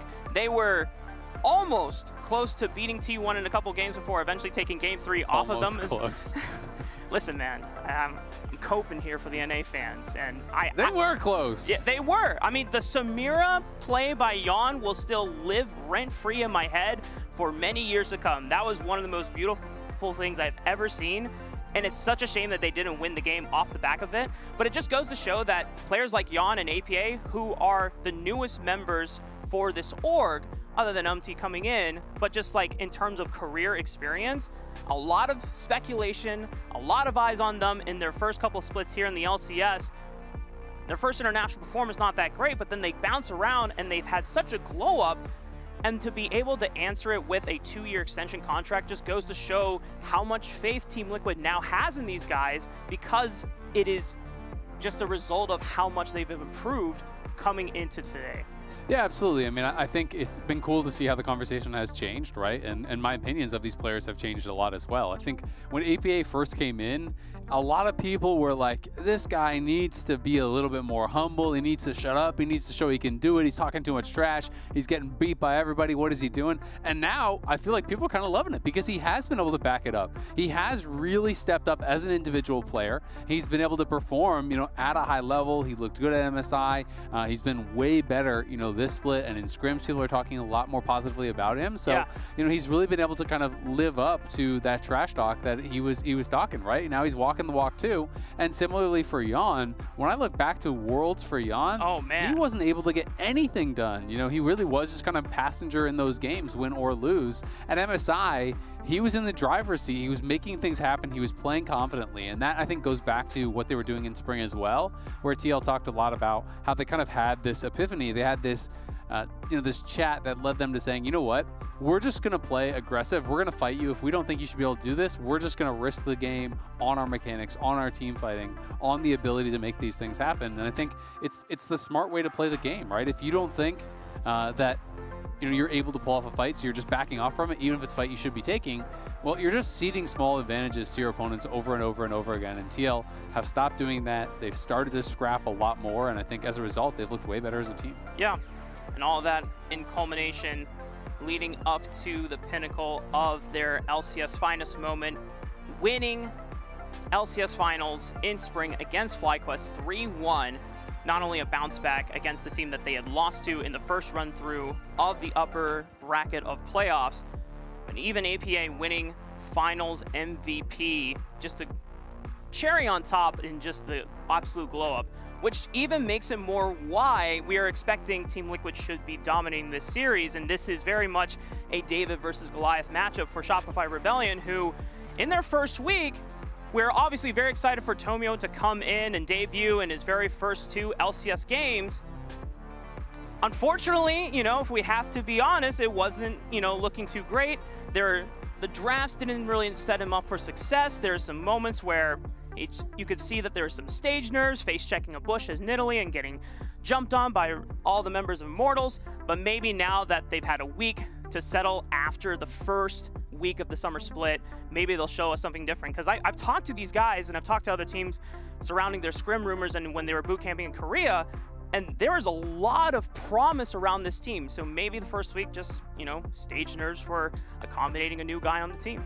Yeah, we'll have to see, right? You know, we did get to hear from Tomio in pros, and he was talking about the differences between playing in NACL and playing in LCS, and how it was a pretty difficult adjustment for him. You know, he was saying that in NACL, even if you're down 5K, there's going to be some enters in the game. There's going to be someone who's going to make a mistake. There's going to be something you can do to really get back in. Right. And he felt like in the LCS games, if you get behind, it's just over. It feels hopeless. It feels like you can't make anything happen because people aren't really giving you those opportunities. Yeah, it all comes down to adapting to the next level of play, which once you've been dominating for quite some time in NACL and then you come up, you get the reality check. It's like, all right, there are some things that maybe you got away with in NACL that are no longer being given over to you for free in the LCS level. It's, you know, some of the things that we kind of looked about when Quad first came up to LCS, a lot of the promise around FlyQuest, and from their camp saying like, oh yeah, Quad is going to be like insane to boot. And so far, Quad is getting there, you know, and it's a similar effect. I think anytime a rookie comes in from NACL, they have to just be thrown in the fire and see how well they can adapt over time. So our kind of perspective on Tomio hopefully gets to change and evolve as each week plays out. Yeah, absolutely. I mean, it's kind of a make or break it type situation for a lot of these guys. When you come up, when you are a rookie or when you are someone who's new to that level, you have to be able to adjust. You have to be able to adjust quickly because the expectations do rise along with that rise in your level, right? You know, you're in tier 1 now, and you have to be able to step it up. And it's also really, really difficult because some of the positions are so stacked, right? And you're not just going up against other guys who are brand new in that role. Right. You're playing against a group of veterans who have been around and been successful in these roles and in this league for so long. It is really, really difficult to be able to have that success right away. The competition is just that much better. So we are going on into Champion Select here for game number 1 between TL and Shopify. Last series of week number 2. It's going to be a fun one, and we'll see if there's any curveballs thrown out in the first set of picks and bans. And so far, Team Liquid, based on the drafts from last week against FlyQuest, it was Kalista, Ashe, Senna for a majority of the games. Shopify doing some of that work for them, saying, hey, you know what? You don't even have to worry about banning Senna. We will ban the Senna for you. Also taking away the Rumble, which has just been a very obnoxious pick to play against in top lane and still has some flex potential that we haven't really seen yet. Team Liquid, what last ban? Aatrox, respecting Fate God and making sure that he doesn't get one of his preferred champions. And now a lot of things on the table. Tristana, Corki, things that you can also always grab for your mid laner. Yeah, exactly. Trist left up, you know, that's one of the most banned champions, most played champions right now. So that is going to be grabbed by APA. You know, even when it was less popular, it was still a pick that he was really comfortable playing on. Corki seems to be the pretty normal answer. We are seeing, you know, I was talking with Licorice, we're seeing a lot more of these kind of like tabbies rushes and stuff like that for the 1v1 from the Corki players. This is going to be paired alongside the Zyra. So we do obviously have, you know, other big AP options for things like the Karthus and whatnot if he wants, but you know, TL has always been more of that like double tank topside team and play around the carries and bots. So it'll be interesting to see if that is going to be the role that is going to continue playing, because different junglers clearly had a different read. And when you look back to week 1, it was 2 games of Maokai, 1 game of Sejuani. This is now his 3rd Maokai game. So despite the fact that AP junglers have been so much more prevalent, you know, he is really still playing that similar role. And yes, I know people are doing Leandri's Maokai, but really it's like Leandri's in the tank and you're not fulfilling that same role as like a Zyra, Morgana, Karthus, and all that kind of. Yeah, you're kind of a pseudo control mage at that point, because you're still going to be building take items after. What you're itemizing for is just that first spike of just having massive objective control with those empowered saplings proccing the Leandri's passive. Now, Shopify going to round up this draft with a Nautilus pick, so that gives them point and click engage. Team Liquid going for the classic Zeri for Yon, someone who's been so good at this champion in recent memory, and then as long as Shopify don't have any other long-range engage that can follow up on a Nautilus depth charge, Yon should be pretty much harmless, or he shouldn't be harmed in most of these fights as long as he is spacing appropriately. Yeah, I mean, I think that Shopify is definitely going to be looking for something that does have some of that backline access, because you can't just ignore the Zeri. You have to be able to have something to answer. You know, they could look towards a Varus or something along those lines. They already have quite good poke with the Corki and the Zyra, so you can double down on that if you do want. That's obviously an option that is available for them. TL as well, you know, yeah, they have a little bit of AP damage from the Maokai, but they're going to be very physical damage heavy with the Trist and the Zeri already locked in. And Varus definitely makes sense as a ban. I feel like that was kind of the obvious AD pick that Shopify could go towards, especially when it is B-Boy, and I feel like that's his best champion. There's been a lot of marksman bans already, so he's going to be getting kind of pushed down that tier list, and we'll have to see where he wants to go. Ezreal obviously has become a lot more popular. Kai'Sa is available if you want to have something, you know, that is getting a little bit more aggressive, looking for that dive, especially if it is going to be a more aggressive pick for Fake God as well. Right. The other option for Shopify is to take something for B-Boy that is long range. I know they already have Zyra, so they can function with Zyra as the only source of magic damage, but we just saw FlyQuest use both Ziggs and Zyra in the same composition. You can achieve similar things and still have a decent damage spread across both physical and magic if you have two of them. Cassante being locked in, they are holding on to this pick for B-Boy and trying to hide it away from Team Liquid, but blind picking Cassante now gives Impact the opportunity for a counter pick.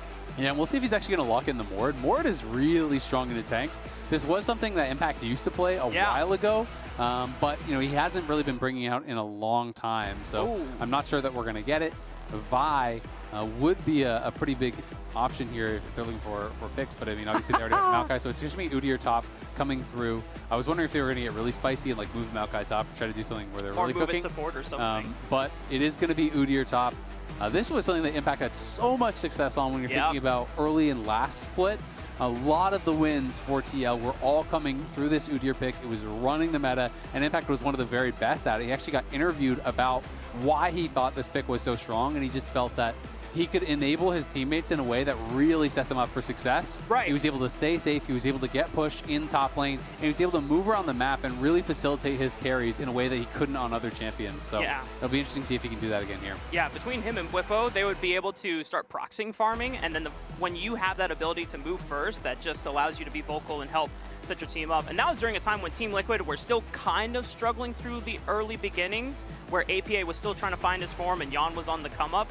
And now we're seeing that return once again for Impact. The Shopify are going to lock in Ezreal. We know that you have now the safety and the range, being able to space with Arcane Shift, throw True Shot Barrage to follow up on any engage from the Nautilus, or if the Cassante tries to look for a flank angle. But Shopify, I mean, this literally... They're just a poke comp, yeah, right? Like it's a poke comp, and it's pretty much almost copying a little bit of FlyQuest flow from the last game that just happened as well. It's, you know, it's a very poke-heavy comp. Over on the other side, there's basically zero poke from TL, but they do have hard engage. You have Rakan. You have the ability for Maokai to start fights off, you know, with the ulti coming down. Then Rakan flies in. Udyr comes in on the flank. You know, that's the kind of plays that they are looking for to really get in on top of these squishy carries, try to take them out. It's going to be the job of, you know, this Nautilus and this Cassante to create space to keep Insanity, B-Boy, and Tomio all safe so they can really get that damage done. And I also think it's so important when you're playing these types of compositions to be first to the objective, to be poking your opponents as they're walking in. Yeah. But that is difficult to really control that space against the Maokai in particular, who can check every brush with saplings, especially if he is going that AP build. It is very annoying to deal with. But TL really sticking to their guns. This is a very standard TL comp. It's two bruisers, two kind of tanky guys on the top side. They're going to be, you know, having that engage. It's hard engage for Core JJ, and it's two carries here for Jan and APA. So this is really kind of all about the 5v5, all about that 100-0 style play. And what I'm curious about as well as this is, that's awesome. Holy moly, 800 LCS games, most played by any LCS organization. Does that also count when they were cursed as well? It does, yeah. It says right there, curse games included. Oh, so yeah. It does include that. Congratulations to Team Liquid. This was a stat that I heard before today and actually surprised me. You know, I was thinking, okay, well, it had to be C9, surely, but they've actually passed C9. And previous to TSM leaving the league, they had been the team with, you know, with the most. But now, you know, C9 took the reign, and now TL going to be able to do that. So it's an org that's been around basically forever in the LCS and has been really, really successful, you know, especially in these kind of most recent years, have been doing well. And part of that success is APA. How well he did in week one was pretty crazy to see. He came out, he was styling on people. 7 solo kills in his one series was absolutely monstrous. And we'll see if he can actually really keep up this kind of pace and bring himself to the forefront of the conversation for best mid laner in the league. Yeah, I mean, one of my biggest expectations now for APA is going from his first couple splits in the LCS. A lot of people regarded him as one of the worst LCS mids in the league, but then as he really owned his skills and improved himself, I think now the expectation for him is how can he now beat out some of the top mid laners that a lot of people are awarding to, players like Quid, players like Jojo Pyun, people even before the expectation for Quad to be joining the ranks of there, even Jensen as well. He was able to answer him in finals last spring, and now the question comes down to, can APA maintain that form throughout the entirety of Summer Split? Exactly. I mean, I think people talked about APA like, okay, you know, he's a good team fighter. We'll give you that. You know, you play the Ziggs, you play the ASOL, you scale up, and then you do well in team fights. But the lane, you know, generally people looked at him as, you're not a very strong laner. You don't get your own advantages. You're not the one creating the plays. You're just the one following up on it. So we'll see if he can kind of evolve to that next level of his career. And Zeyzal looking to get a deep ward in here. We'll be able to spot out on the Krugs as he's trying to be pretty annoying here. Tomio moving down as well, trying to see if they could actually get anything done, as Tomio did do 4 camps and then just, or excuse me, 3 camp clear and is just moving on down, trying to see what he can get done. Yeah, he cleared out his entire bottom side blue quadrant. Was spotted trying to do the Raptors on the top side, so then he tried to double back. But because Zyra clears so fast, he's able to beat to the punch of the red buff. So opts for only taking his Raptors and his Krugs, and now has to move back into his topside jungle. Well, and that's one of the struggles when you are playing against some of these AP junglers, is that they clear so ridiculously fast. They're hard to punish, and they can often do, you know, these really kind of greedy clears, and sometimes still even meet you at your camp afterwards, which makes it very, very tough to actually keep up, especially when you are a champion like Maokai and you're not one of the faster clearers.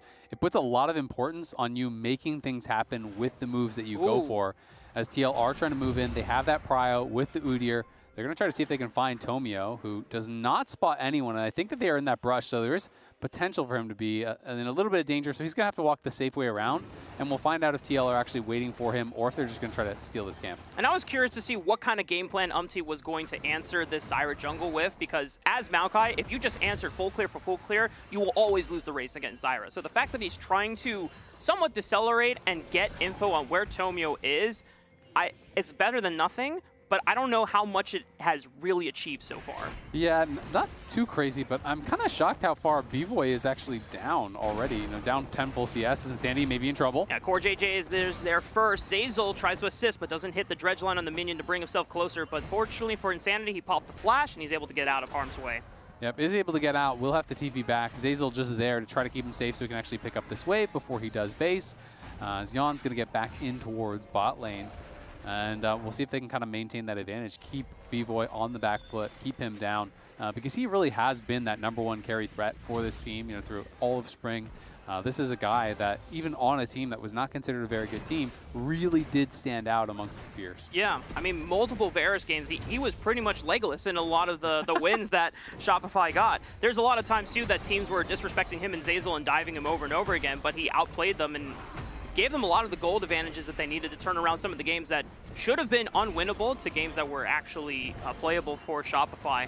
But the fact that B-Boy is the only one that is consistently performing well for the team does make it difficult, because you're hoping for players like Insanity or even Fake God to step up now that they've had, you know, a couple splits of experience with this roster.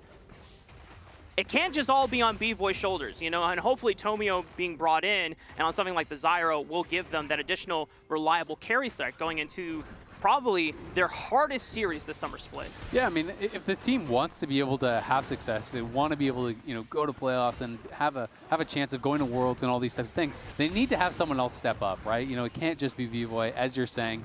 Insanity, I think, you know, was such a big threat, you know, back with TSM. Yeah. And people were kind of expecting that to continue. In spring, he did experiment a little bit with different style champions, but it was mostly the tanks mid. He hasn't really gotten back to kind of the spicy stuff like he was doing Graves and whatnot that he was getting a lot of credit for. And he hasn't really been able to be that secondary carry threat. Fake God as well obviously had a tremendous amount of success in the NACL, but hasn't really been able to transition that into the LCS either. So they need someone to step up if they're going to be able to outperform expectations. And the expectations are that you're going to be probably 7th, 8th. Stuff to live up to. Taking the grub says Shopify already answered with the first dragon of the game. Tomio's going to poke around and see if he can get vision. Maybe he can yoink one of these grubs away. He's got, nice. He's in smite range. So that does yoink one of the grubs away from Team Liquid, so they only get 2 from the first rotation. Shopify, now how well will they set up for the next rotation of grubs? A few minutes from, I can't do math in my head. Probably around the 10-minute mark is when they'll play for it. Yeah, we'll see if they're going to be able to get more grubs. I mean, just taking the 1 is always going to feel really nice because you know they're not going to be able to get a 6 grub play or anything like that. But Impact just full control up on this top side, pushing it in, just ignoring Fake God, proxying the wave over and over. And then when you do proxy this wave, your opponent can't actually kill you, so they have to answer the wave under the tower, which allows them to go up, proc the demolish, and Impact is just playing this out really, really well. This is feeling very similar to how he was utilizing it back when Udyr was must pick, must ban, dominating the LCS. Yep, it's spring split vibes all over again for the Team Liquid top laner. Impact just pretty much having his way with the top lane in terms of push and prio, as you already called out. Shopify, though, they're not super far behind in goal, but a lot of the CS differential has been through pretty much every lane that's not jungle. And is okay with that because as long as the team's winning, then he can empower them and set them up for success. And I mean, that's been the Team Liquid identity so far in these first 2 weeks. Yeah, I'm just always concerned anytime I see Zeri getting such a free lane. You know, he's up a significant amount of farm already, right? It is nearly a 20 CS lead that he's actually approaching. There's a couple more minions for B-Void to farm. But Rakan, you know, not one of the strongest laners, but they haven't been able to really get anything done. They couldn't land a poke on Yon to kind of keep him back. So CoreJJ, it's going to be unleashed on the map on one of his best champions, playing hard engage. You're setting up Yon for success with this hyper carry. And I feel like everything thus far is really going to plan for TL. And it's going to be up to Shopify to kind of disrupt the status quo, you know, to be able to kind of just outpoke them in some of these team fights. And when they do actually decide to go to some of these objectives, making sure that they're able to have the proper setup. Yeah, because as you talked about before at the top of the draft, if Shopify want to be the ones in control of these objectives, they need to be there first so they can establish vision and make sure that Insanity and B4 are in position to start poking them down. And if anyone is too chunked and they try to go through a choke point, you lay plants down, activate them with Stranglethorns, and then either you're getting a kill or you're getting a summoner spell off of them. But if Shopify are constantly losing the push war, I don't know how they're going to get to those objectives first. Yeah, that'll really be tough, right? They're going to have to try to like probably play through mid, you know, push it out, see if they can try to make anything happen. As Zeyzal really seemed like he hesitated on the Q there. That was very delayed. He dropped the ward, saw core, and then I think he was kind of thinking about, do I want this? You know, is there someone else there? By the time he went for it, a little bit too late, so Court does get out. And Sanity, though, you know, this is kind of that point I was talking about when you do go for these tabbies rushes. This is a discussion I was having with Licorice, you know, kind of the debate on, like, you know, is this the proper build? And he was just saying he felt that, you know, it gives you so much prio in these lanes, going for the early 2 boots rush, that even though it really kind of slows down your progression as far as the team fighting goes, that it's really valuable for that 1v1, getting full prio. Of course, the trade-off is the APA is rushing towards Kraken, so when he finishes Kraken, well, you're not going to have your first item done for Insanity, and then you're going to be way less valuable in that 5v5. Yep. So it's really a question of, can you get enough of an advantage to justify the tabbies rush here at the expense of weaker 5v5 later on? Well, the Dragon is coming up in 50 seconds here for Shopify, and if Insanity is constantly now able to get prio over APA, you know, it answers the question that we were asking about earlier. Can Shopify be the first ones in the river to control the objective pace, control for themselves?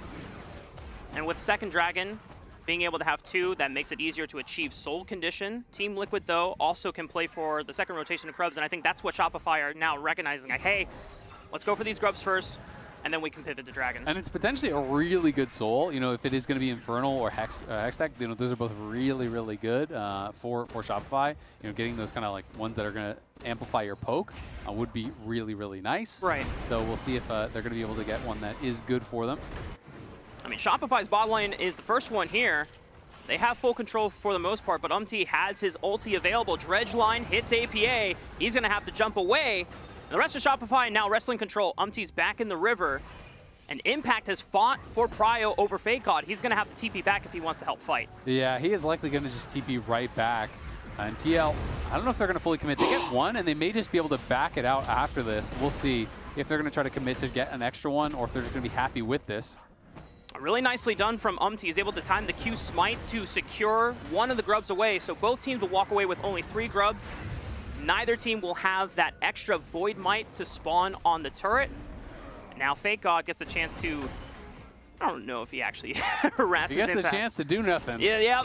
He walks back and is like, hey, did you miss me? That's the tough thing, is that Fake God actually committed his TP to try to help them secure these grubs. They didn't even get any Void Might spawn. They got nothing from it, but they're losing more and more to Impact, who has created a pretty sizable lead for himself up in the top lane. 650 gold just about. Obviously, that'll even out a little bit here as he does pick up these minions, but he's taken 3 plates in an isolated 1v1 and has had non-stop push. So Impact is definitely giving Fake God the hands, and now they're looking for B-Boy. B-Boy has Flash and Cleanse, but I don't think those Summoner spells are going to help him. He just knows that he's dead to rights, doesn't burn him, and it's first blood for APA. Yeah, nicely done there. Good dive for TL on the bot side. There's no chance that B-Boy was going to get out, so I think it's correct. Just hold on to the cleanse, save it for later. Hope that Insanity can get something in through mid lane. He will at least get 1 plate, but APA kills these towers so much more quickly and is going to be able to knock down even more turret plates. So it's 3 turret plates bot, 3 turret plates top. Yeah, they lose 1 or 2 mid, but still, TL feeling really good now, opening up that Goldie more. On 2v2 on the Tomio and Zeyzal, AP is going to help win it, and he's going to chase after Zeyzal. He's got no flash. Impact has popped the Ghost, so he can get in range with the Ram stance. Switches to Phoenix for the slow. A double kill for APA, and just like that, Team Liquid have blown this game wide open. Yeah, 2.2k gold lead, 12 minutes in now. Gonna be feeling really good about how things are going. The Kraken's complete, 3 kills, all 3 going the way of APA, and he's gonna be able to push this up, get even more damage down on the tower. As Shopify gonna be out on the map, just pushing up towards top, trying to get another plate or 2 before they do fall. APA, at the very least, is going to get 1, but he probably is going to get that full tower. It's going to be all solo gold, and he's going to be so far accelerated ahead the pace of the game that it's going to be really, really difficult to deal with him. I mean, that is a massive gold lead already now. 1.5k individually, a 1.2k gold lead to the Zeri as well. Like, their carries have all the gold, and this is exactly what you want when you are playing these 2 carry threats. Jan popping the Lightning Crash, looking for the all-in on B-Boy, but it just gets the Arcane Shift out of him. I just have to say, I was chuckling to myself earlier because there's 4 members committed against Impact, and you would think that maybe there's a chance to dive, but he's got a full Iceborne Gauntlet. He was full HP, and as Udyr, there's no way in hell that you're actually going to be able to pull anything off. So Shopify are just losing almost everything on every map play that they make.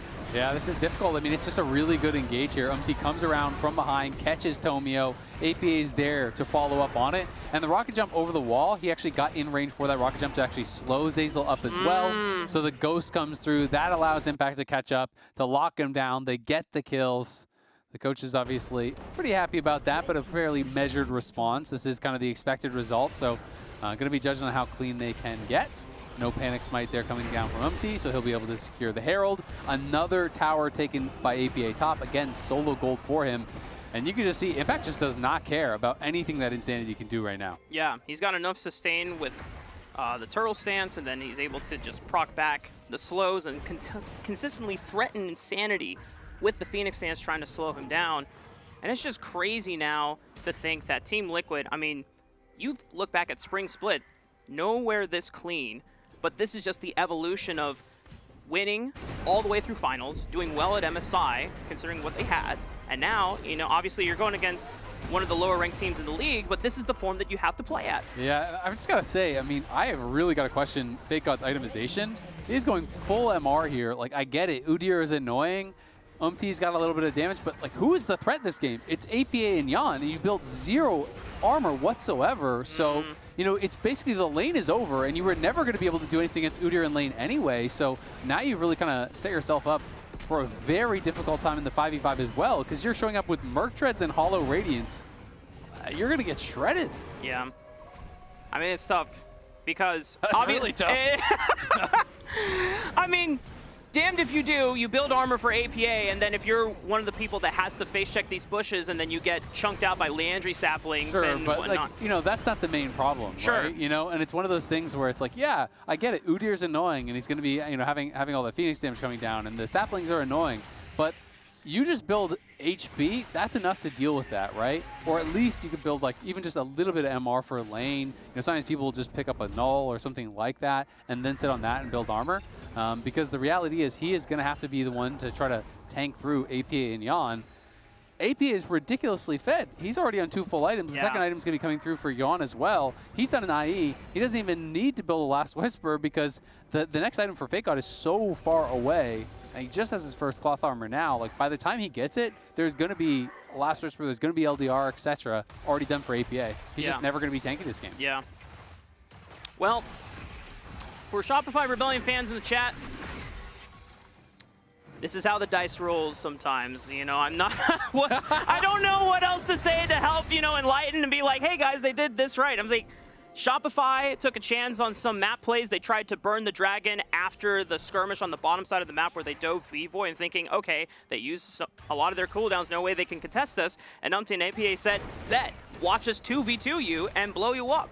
Yeah, I mean, TL are just playing the map so well. You know, they're utilizing the prio that they have from their lanes. They won the 2v2 bot. They won the top lane 1v1 very, very heavily. APA moved well and fought well with Umpty around that dragon. And that's basically been the game, right? You had 2 winning lanes. Mid was kind of relatively even, kind of a bit of a farm fest. And then APA got a very big advantage off of that bot lane fight, took a couple towers, started moving around the rest of the map. And he is very adept at actually playing through these side lanes. This is something that TL did really well at MSI as well.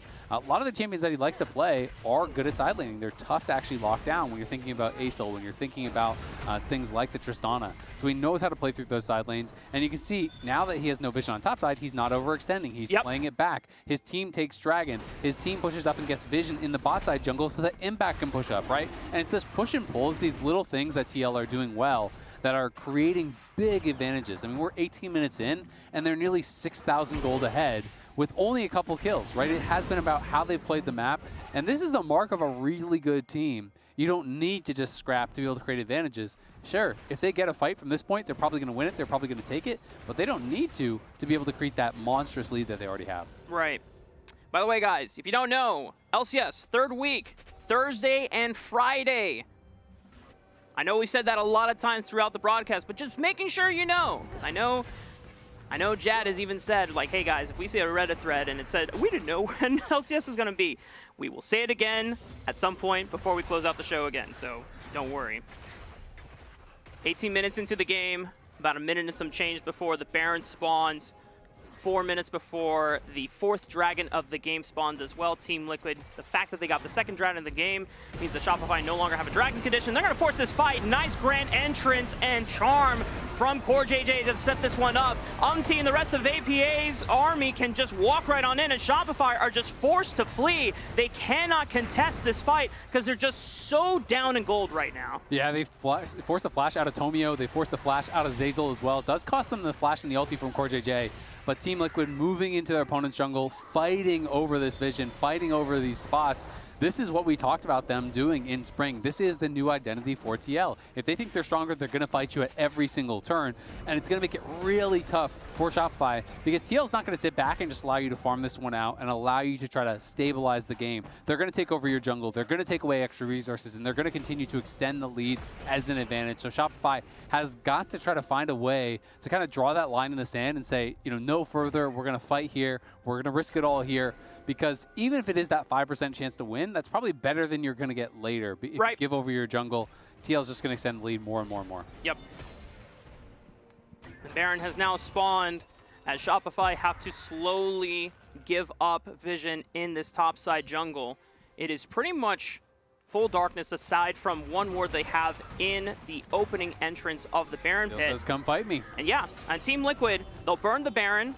And if Shopify don't contest, then it's free for them. And if they do contest, then they're just going to force the fight. And remember, there's no flash on Tomio, so they can actually just look to turn and try to kill off Tomio if he mispositions, then do the Baron afterwards. They're really just trying to force him in his tough spot because no one is answering APA. Yep. So TL are winning just by keeping you around. They're going to keep threatening this. If someone answers APA, then maybe they take the fight up here. But already, they've gotten a pretty significant advantage because that's 80-90% off of that bot lane tier 2. That's even more gold in the pockets of APA, who has the Last Whisper already completed. He's going to have that fully upgraded before Fake God even gets close to finishing his next full item.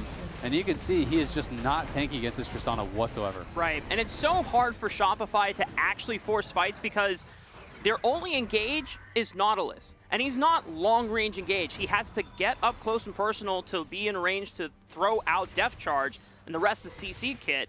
There's no like Enchanted Crystal Arrow bit into this team because they didn't get Ashe, right? And so Shopify, anytime that they have to contest this Baron, they have to do it by walking up.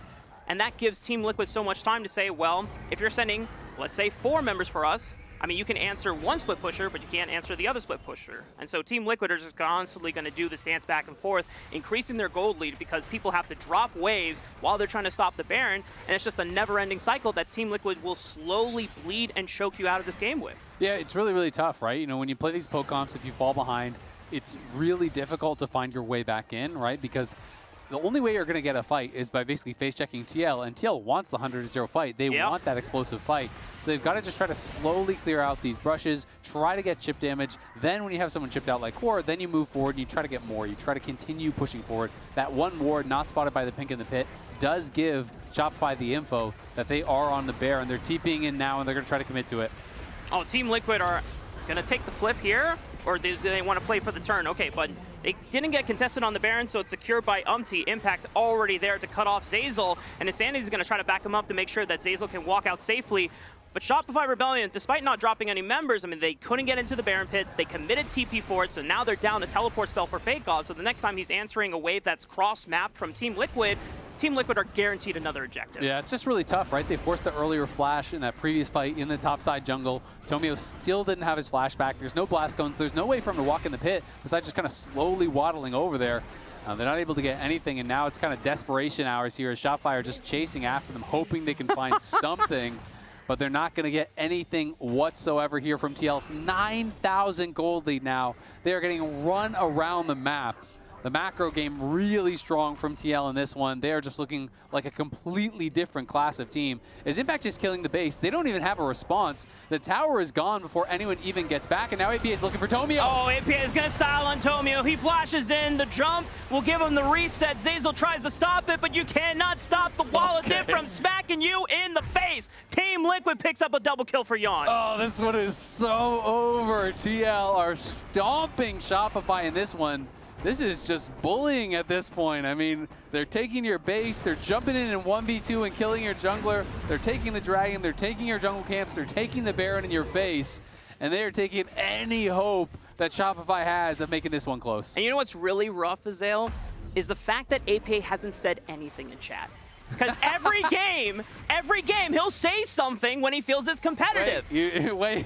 He says, when do you guys play? Oh, that's worse. All right, my bad. I didn't see the chat logs. Oh, no. Wait. Oh, we can't see it. We got to adjust it. Yeah. Hey, guys, listen. We knew. That one's just cold. Yeah, that's... Jesus. He's hitting Shopify with the when does Shopify play? Oh, man. Well, come on, man. Game. They're already dead. Not this game, I'll tell you that much. Yeah. Maybe next game they can play. Yeah, it's a 10,000 gold lead at 24 minutes. Team Liquid, this is such a clinical masterpiece that they are pulling off right now against Shopify. Shopify are going to try to one more Hail Mary, but Zeyzal's already been blown up, and doesn't even go down as he just tanks multiple Mystic shots to the back of the head, and he's just okay. Impact is teleported in to make sure that they still got a front line, and Yawn is just 1v1ing Tomio under the tower while he flashes back. Doesn't have another Spark Surge to follow him over the wall, but you know what? He's a merciful man. He'll let him live this time around. Team Liquid now pushing through the bottom inhibitor and should be making short work of the mid one instead as well. Yeah, this is tough for Shopify. It's a Hail Mary, but you're taking a three-pointer. The basket's on the moon. It's a long shot. I don't think they're going to make it. We'll see if they can make it happen, though. I mean, all they can do is just try to fight their way out of it. Yeah, Fake God still taking so much damage from the double marksman of Team Liquid as they're starting to push in these waves, waiting for the super minions to start coming through. Here comes Core JJ. Grand entrance, and the double marksman of Team Liquid will rip Shopify apart. 2 members instantly gone in the fight. And now Team Liquid should be pushing for the win. I like how they're diving them at the Nexus, and their jungler's not even there. That's 4v5 under the Nexus towers, diving for the fight, winning it anyway. TL putting on a clinic in this first game against Shopify. Now all 3 inhibitors have been taken out, and Team Liquid can just chill, wait for the supers to start pouring through, teleport from APA so that he can join the fight once again. And for Shopify, they're just hoping that maybe Team Liquid messes up. But it's very, very difficult at this point to even come back. Oh yeah. I mean, I literally cannot imagine what a comeback would look like at this point. I mean, like Team Liquid would have to not just make a throw once. They would have to do a series of throws. They would have to probably dive the Nexus itself, giving multiple pentakills in a row to Insanity. That's about what we're looking at. I don't think that's what's happening on my screen right now, Zale. I see Zeyzal dead, unfortunately. He has to walk up. He is one of the tanks, but Shopify now down a frontline member, and here comes the final crash of the Super Minions wailing into the Nexus Tower. Shopify Rebellion on their knees praying for a miracle, but that miracle ain't coming anytime soon. Team Liquid are the gods in this house and in this region and in this league. They won Spring Finals for a damn reason. They have not missed a beat, even against Shopify Rebellion, as they're going to play with their food in the fountain and close out Game 1 of the series. They kill APA, so they at least got a couple kills, but APA taking down B-Voy in the Nexus. This was utter domination from Team Liquid. We talk about grading them by that tougher rubric here. When you are playing a team that you're heavily favored against, it could not have gone more smoothly for TL. They showcased their class in lane. They showcased their class playing around the map with the macro game. This is domination of the highest degree. Zale, you know something? I know we said this earlier, but it's just another quick reminder for folks at home.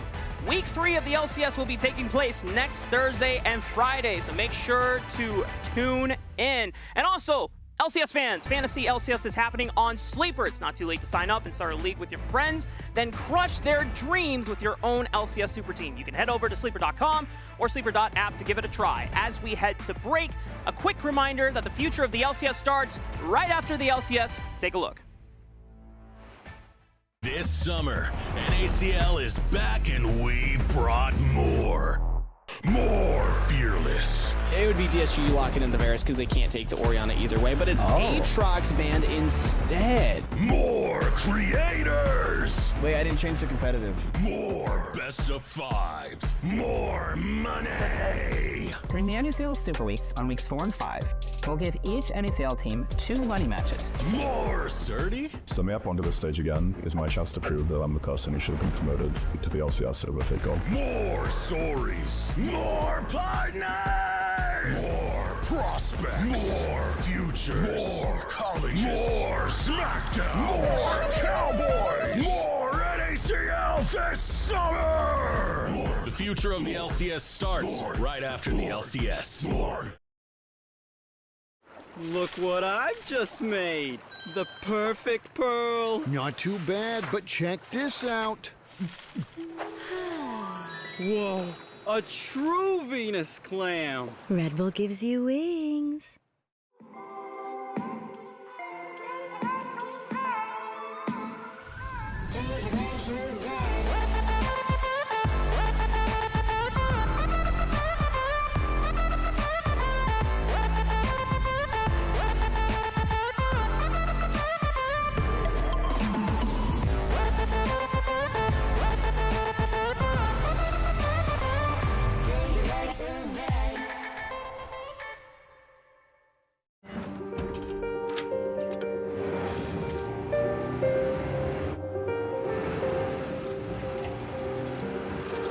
Make more good in the Kia Sportage X Pro.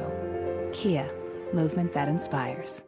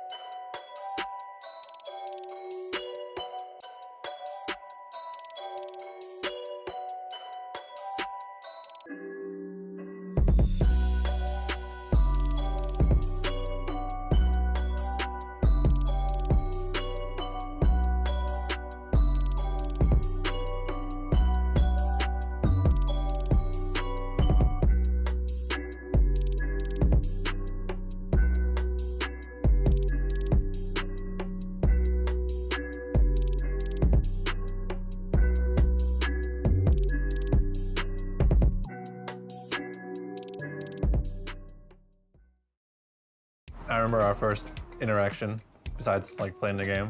I remember that day, yeah. We blew up. So when you guys aced us and then you started talking shit, I was like, this f***ing kid right here. Now I'm like really fired up, you know, like now I want to beat this guy for no reason at all, just like for this reason, you know. And then I shake the hands of like, what, top, jungle, mid, and I see you, and I'm like, nah. Not you. My whole thing just goes red, you know. I'm like, and I remember like, I shake Core's hand more aggressively, like, GG, bro, Core J. He gets one for both of you. Afterwards, I was thinking about, why did I do that?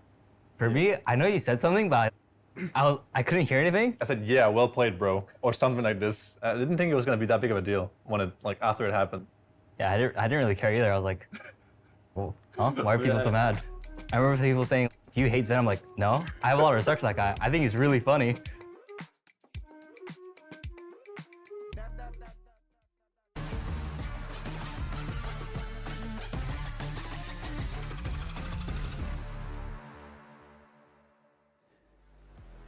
Welcome back to the LCS Lounge. I'm Jad here with Licorice, Raz, and Emily. We'll be taking you through draft for Game 2 of this series.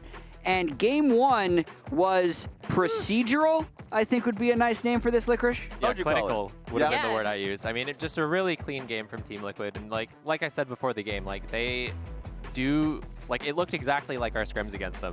So, so that's all we I need give that to props know. to Shopify. Like, you know, I've also been there. So, I mean, I really hope they'll be able to show something in Game 2, but like that, it looked really hard. It felt so bad. Anytime it felt like Shopify's like, okay, this is our turn, right? They just made a play. They're basing, like, they don't have their duo lane. Let's take Dragon. Oh, just kidding. They still can take us on a fight with just their jungler, their mid, and yeah, they were too far behind. Yeah, and also not even just the macro. It felt like TL just like was winning every lane the whole game, and it just made it really hard for Shopify to do anything. Like they had the Zyra, they didn't even get the first 3 grubs, and like from that point on, I just felt like they couldn't get a foothold in the game. Emily? Yeah, I feel like the other thing is it's a lot of sneaky things that TL do. Like there was one point where they had just like perfect side wave setup, and I was like, yes, I've been waiting to see this from an LCS team. Like this is perfect. And when you have that kind of map pressure, when you pay that much attention to your minion wave management, it actually just makes it so much more difficult because you saw Shopify, like you said, Raz, trying to find angles, right? Yeah. But every fight they took seemed bad. And one of the reasons is because TL always had vision on them, or they were in points where they could collapse, or the waves were doing damage on sides as they were setting up, so. And as we get into pick ban, one pick that I wanted to focus on as we, you know, just we were talking about getting prio was the Udyr. On first clear, sure, there was an invasion that ended up happening, but like off that first clear, Zyra couldn't even take her own camp topside because Udyr was already in her jungle and pushing off a red. So there's a lot that was happening there. I wonder if we get another Udyr game. It seems back. Yeah, I mean, those picks are just, they're so hard to adjust to when it's like, the enemy team just picks for prio when like they're the winning team. Yeah. And like from the top lane perspective, it's like, well, like Udyr did his job, but I don't think it's OP, but like I guess we can't play against it. So it just like really warps the meta when like you pick things like that and it works. Well, and you also brought up off-camera impact, right? And how Udyr in his hands is going to look different than Udyr in other people's hands because he just knows where to be. He knows when to proxy farm. He knows how to harass the opponent's jungle to track them. So it's just so much more suffocating. Yeah, I mean, Udyr is a pick where it's like you win with the macro and not the micro, which makes it so good for someone like Impact, who has such a good grasp of like how to play the game and how to impact the map. And if there was one thing, nice one. If there was one thing that I'd want Shopify to do here, it would be to stop APA from having Trist, only because you actually mentioned it, Licorice, while we were watching the game backstage, was the play where Team Liquid stacks a wave bot around 10 minutes, rotates APA down, gets a kill, APA gets the first turret, and suddenly he's 1,500 gold ahead, and he uses that to rotate around the map. And Shopify have identified at least part of it by first picking the Trist. Yeah, I was going to say, you got your wish, right? Because now they first picked it. We'll see. Probably APA is just going to respond with Corki here. He did express extreme comfort in just trading these champs across the map. I think a lot of that same prio that you might be able to get from either one, you can get. And we see the Maokai coming in potentially from Umti again. So really good setup already for the Corki damage. And just as a reminder, just last week, I felt really good about APA's Corki gameplay. So like, this is a really comfortable pick for him. So love the draft already. I know it's just 2 picks, but it's something that we've seen from both players. It's because it fits the slot of what they just completely demolished Shopify with. That's true. That's true. Corki and Trist can be the same slot, and Maokai is the same champion. So.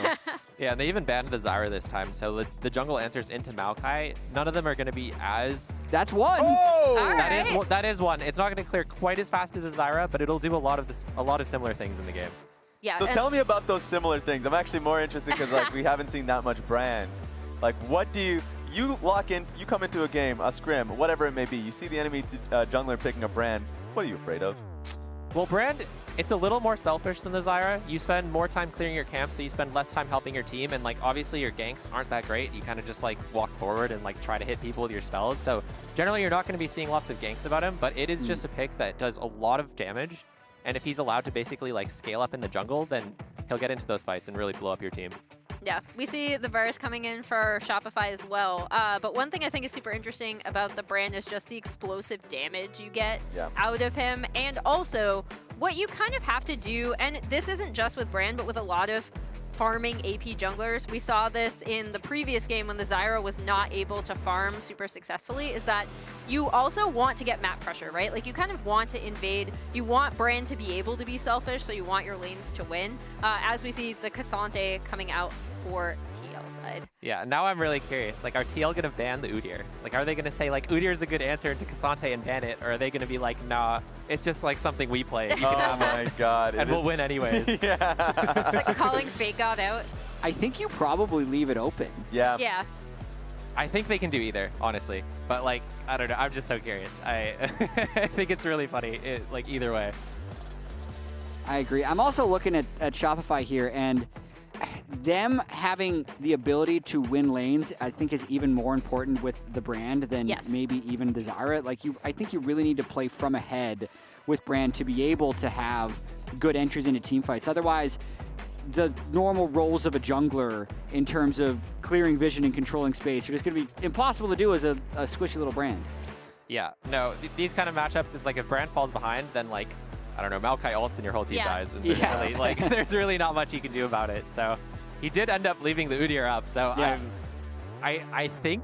Do you think Fake will play? I think he'll pick it. And I mean, we'll see how it goes. But like I said earlier, it's just like those prio picks work really well when your team's winning. And in a game where your team's not winning, then eventually you just get outscaled. So it might be kind of hard for him. Another pick that's also just on the table is just a support pool. I know that Nautilus did get banned by TL side. Leona's the pick that I'm expecting to get go through. But for Shopify Rebellion, an option technically is Braum if they give up the Leona just because they have double AD carry, but then they just wouldn't have a surefire way to start fights other than a Varus ulti. So, It's the Lucian coming through. That is sick, actually. We have not seen Lucian much, except for mid Lucian. Well, we saw it from Chovy, and then we also saw it from Yukai. Yeah. I mean, it could be mid Lucian. Theoretically, it could be Corki Bot. Oh no! It's the Chovy effect. I think it'll still be Corki mid. But yeah, we have seen it.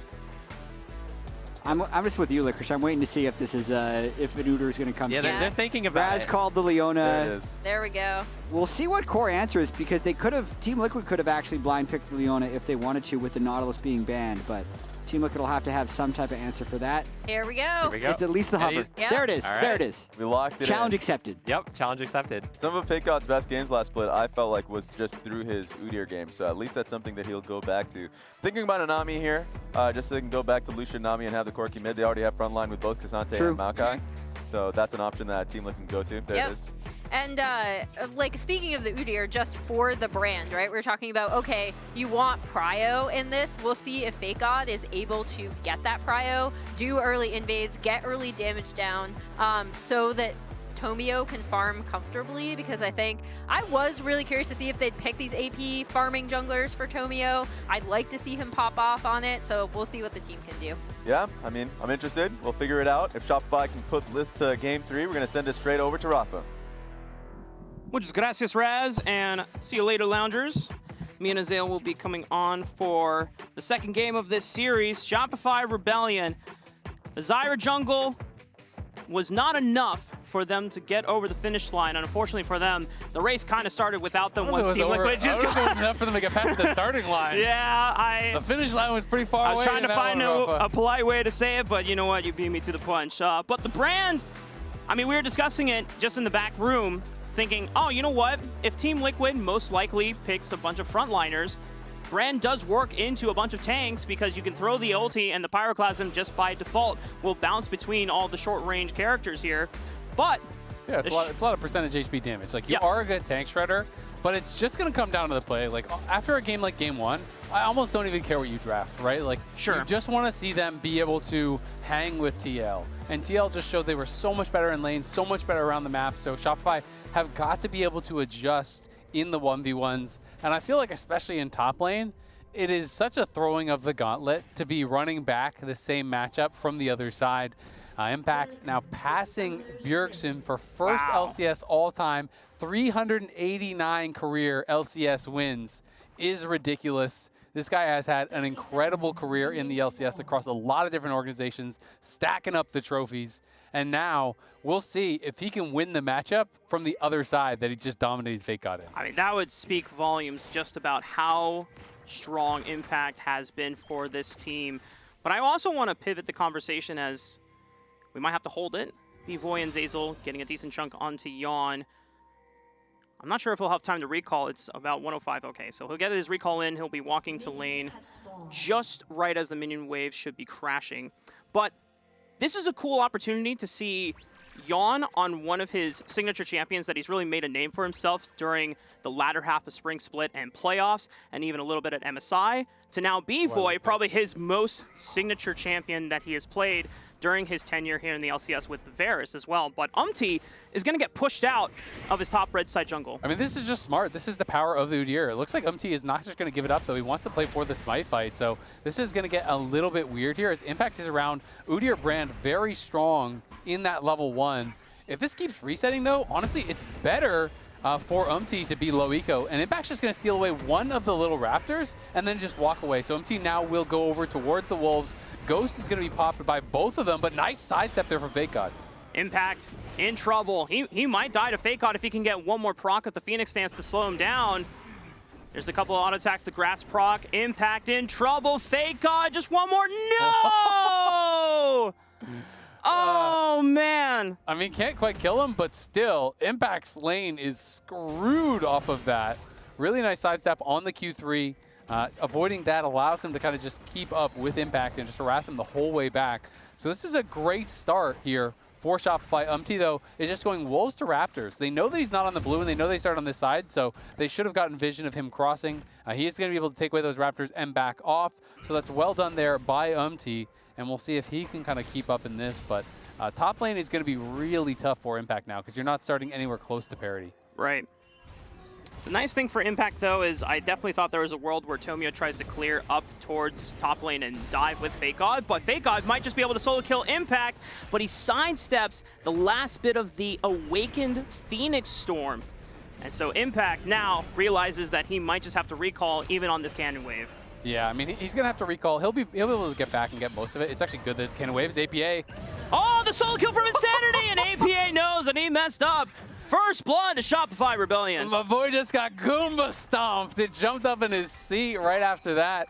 APA thought he had the win, was just fighting to the death. Absolute fist fight with Insanity in the mid lane, but Insanity gets that final bit of damage. Impact is able to TP back in, but he's down. There's a solo kill in mid. Umti's been put down a little bit as well. So just like that, you know, it is a much better game 2 here. We can watch this one more time as APA does have a bit of the HP advantage. Flashes the initial W, but of course the reset comes through from that explosive charge. And then in between the autos, he jumps in. You can see the visible frustration there from APA. Knows he messed up.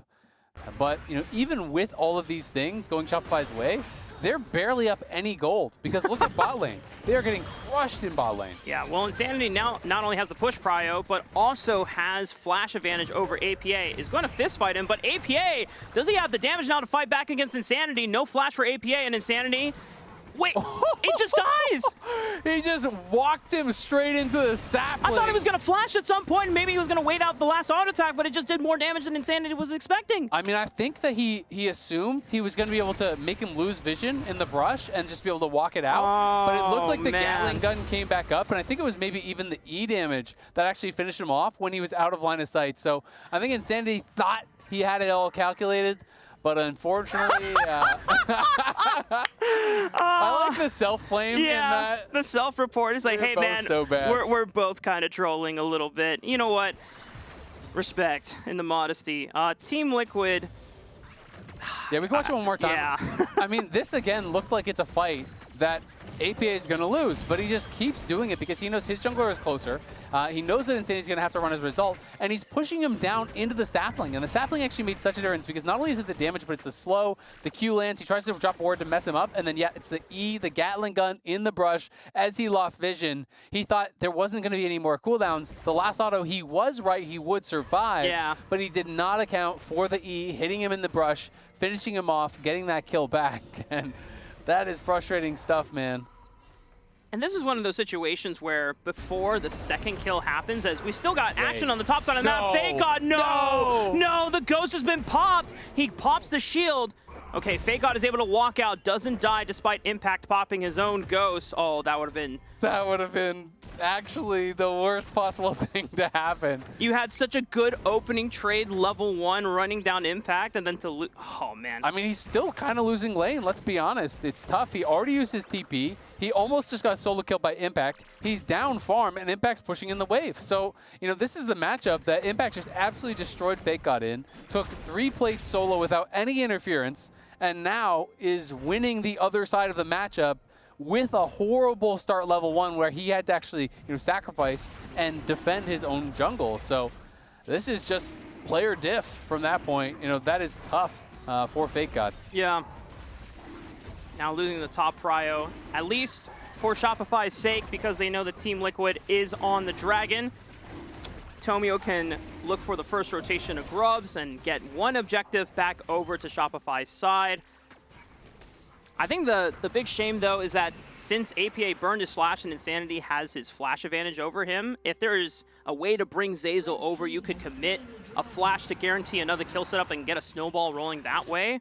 But then after the second kill, AP is kind of even the playing field. His flash is coming back soon. The window is closing for any type of punish. So, and this is against the team who just showed in game 1, they do not give you many rooms for error. So if you see a mistake like that, you should try and jump on it as fast as possible. But Shopify Rebellion kind of tied up with bottom lane at the moment. Exactly. That's what's making it so tough, is that when you're losing 2v2 bot, it's very difficult for Zeyzal to move. And Brand is not a good ganking jungler, so Brand alone probably can't get it done. You would need both Zeyzal and Tomio to be there.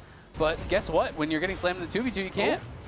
Yon, both summoner spells gone. Zenith Blade from Zeyzal, the flash from B-Void. This is huge for Shopify Rebellion, winning an all-in 2v2. Nicely done. Now, they have been getting pushed in. They have been getting beat down, but they're able to find that all-in. Zeyzal just kept hitting Zenith Blade after Zenith Blade, chasing him down. APA, you know, obviously can't move, doesn't have TP. Impact didn't have his TP. No one could actually come down to bail them out, so it is just going to be that straight-up 2v2 kill, and the gold goes to B-Void.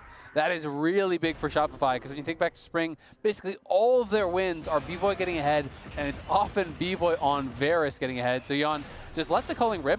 The slow there from the Hail of Arrows, flash forward, the Q stun first, then Yon getting hit again by the Zenith Blade, caught up, stunned down again, just could not actually create any distance. Was very quick on the response with the flash, but the auto attack had already gone through from the Leona, so he just got stunned on the other side of his flash, and that's where a lot of the problems came, because he created very little distance whatsoever. Yeah. You know, getting stunned on the other side of your flash meant that they could just kind of catch back up, land the Zenith Blade, land another stun, and that's really what made the difference there. So really well played all in, honestly, from Zeyzal and B-Void, and Zeyzal the one set it up. Now, when we talked about windows of opportunity for Shopify to punish, a flashless, cleanseless Lucian is a lane that I would be sending the alarm to the rest of my teams, like, hey guys, I don't know what we can dedicate. We cannot get this done though. Tomio, let's see, he is waiting, but Umti is also here for the counter gank, knowing that Yon would be the target here. And they're gonna throw out the ulti. How many people will root up? It hits up to Solar Flare, will dissuade the charge from Umti, as now he's taken out of the fight, forced to flash. Tomio tried to flash to punish and follow up, looking for additional damage. But for Team Liquid, they're able to survive the onslaught. Yeah, Tomio was trying to flash in and get his ult off, but he couldn't quite get in range, unfortunately for him. You know, probably just barely out of range. But he was warded out. It's good warding, good play from TL. Umti comes into cover, ends up just being the trade of flashes. This is that advantage. We'll see. Potentially going to go all out here. Impact has Fake God dead So Fake God, again, just kind of getting pushed around in this lane. He did take down a plate, which is quite nice, though. And we saw 2 plates go the way of Insanity in mid lane. So this is a lot closer of a game. It was domination from TL in the last one, and it's a slight lead from Shopify in this one. Yeah. Thank goodness for Shopify Rebellion to have some signs of life, and the fact that they were able to spot windows where Team Liquid were not optimizing their play, they're able to punish. Now the question comes down to how well can Shopify actually translate that lead into something meaningful that pushes the reigning LCS champions to be extremely competitive with them in games here. Yeah, I mean, they have a much easier comp, I think, to execute now. You know, you are just kind of playing like a 5v5 style comp where you can kind of just show up and look to fight them. Impact goes all out, but B-Voy has arrived, and this turns the tides of the battle in favor for Shopify Rebellion, and Umti knows he cannot commit. Impact is just going to go down to B-Voy. Yeah, TL thought that they actually had the jump that they were looking for the gank here with Umti, but they were not expecting B-Voy to just show up, and it allows them to take down Impact. So Impact does get taken down. They're going to be able to get some turret damage here as well. But Core and Yon have made the move up towards topside. They're trying to go for a 6 scrub play off of this, and they very likely will get it. Yeah. So Shopify, honestly, in a really good spot. You're playing with Tristana. You're playing with Udyr. You should have some pressure inside lanes, and you're going to have 6 scrubs off the back of that. So going to be feeling really good about their chances in this one. What a nice bounce back from game 1 into game 2. 6 scrubs now, it's easier to work with, but great bubble into culling. Here comes the Nature's Grasp. Yon should be able to finish this kill on to Zeyzal, and yes, he does, and a teleport from APA will join the fray as he's looking for B-Voy. A lot of damage, one more auto attack, there it goes! Nicely done by the mid laner of Team Liquid. Yeah, APA just fully committing to that. Had the Triforce just completed, TP's in, gets the kill. Really nice catch there from TL. They didn't get much damage with the initial kind of volley of plays, as we'll see. Insanity should just be able to walk this one out because Impact does not have all out. Used it in that previous top lane play. Zeyzal blocked off so much of the damage from the culling, from the Nami wave, from the Maokai, all of that. But Yon just committed to the play. They go over the wall.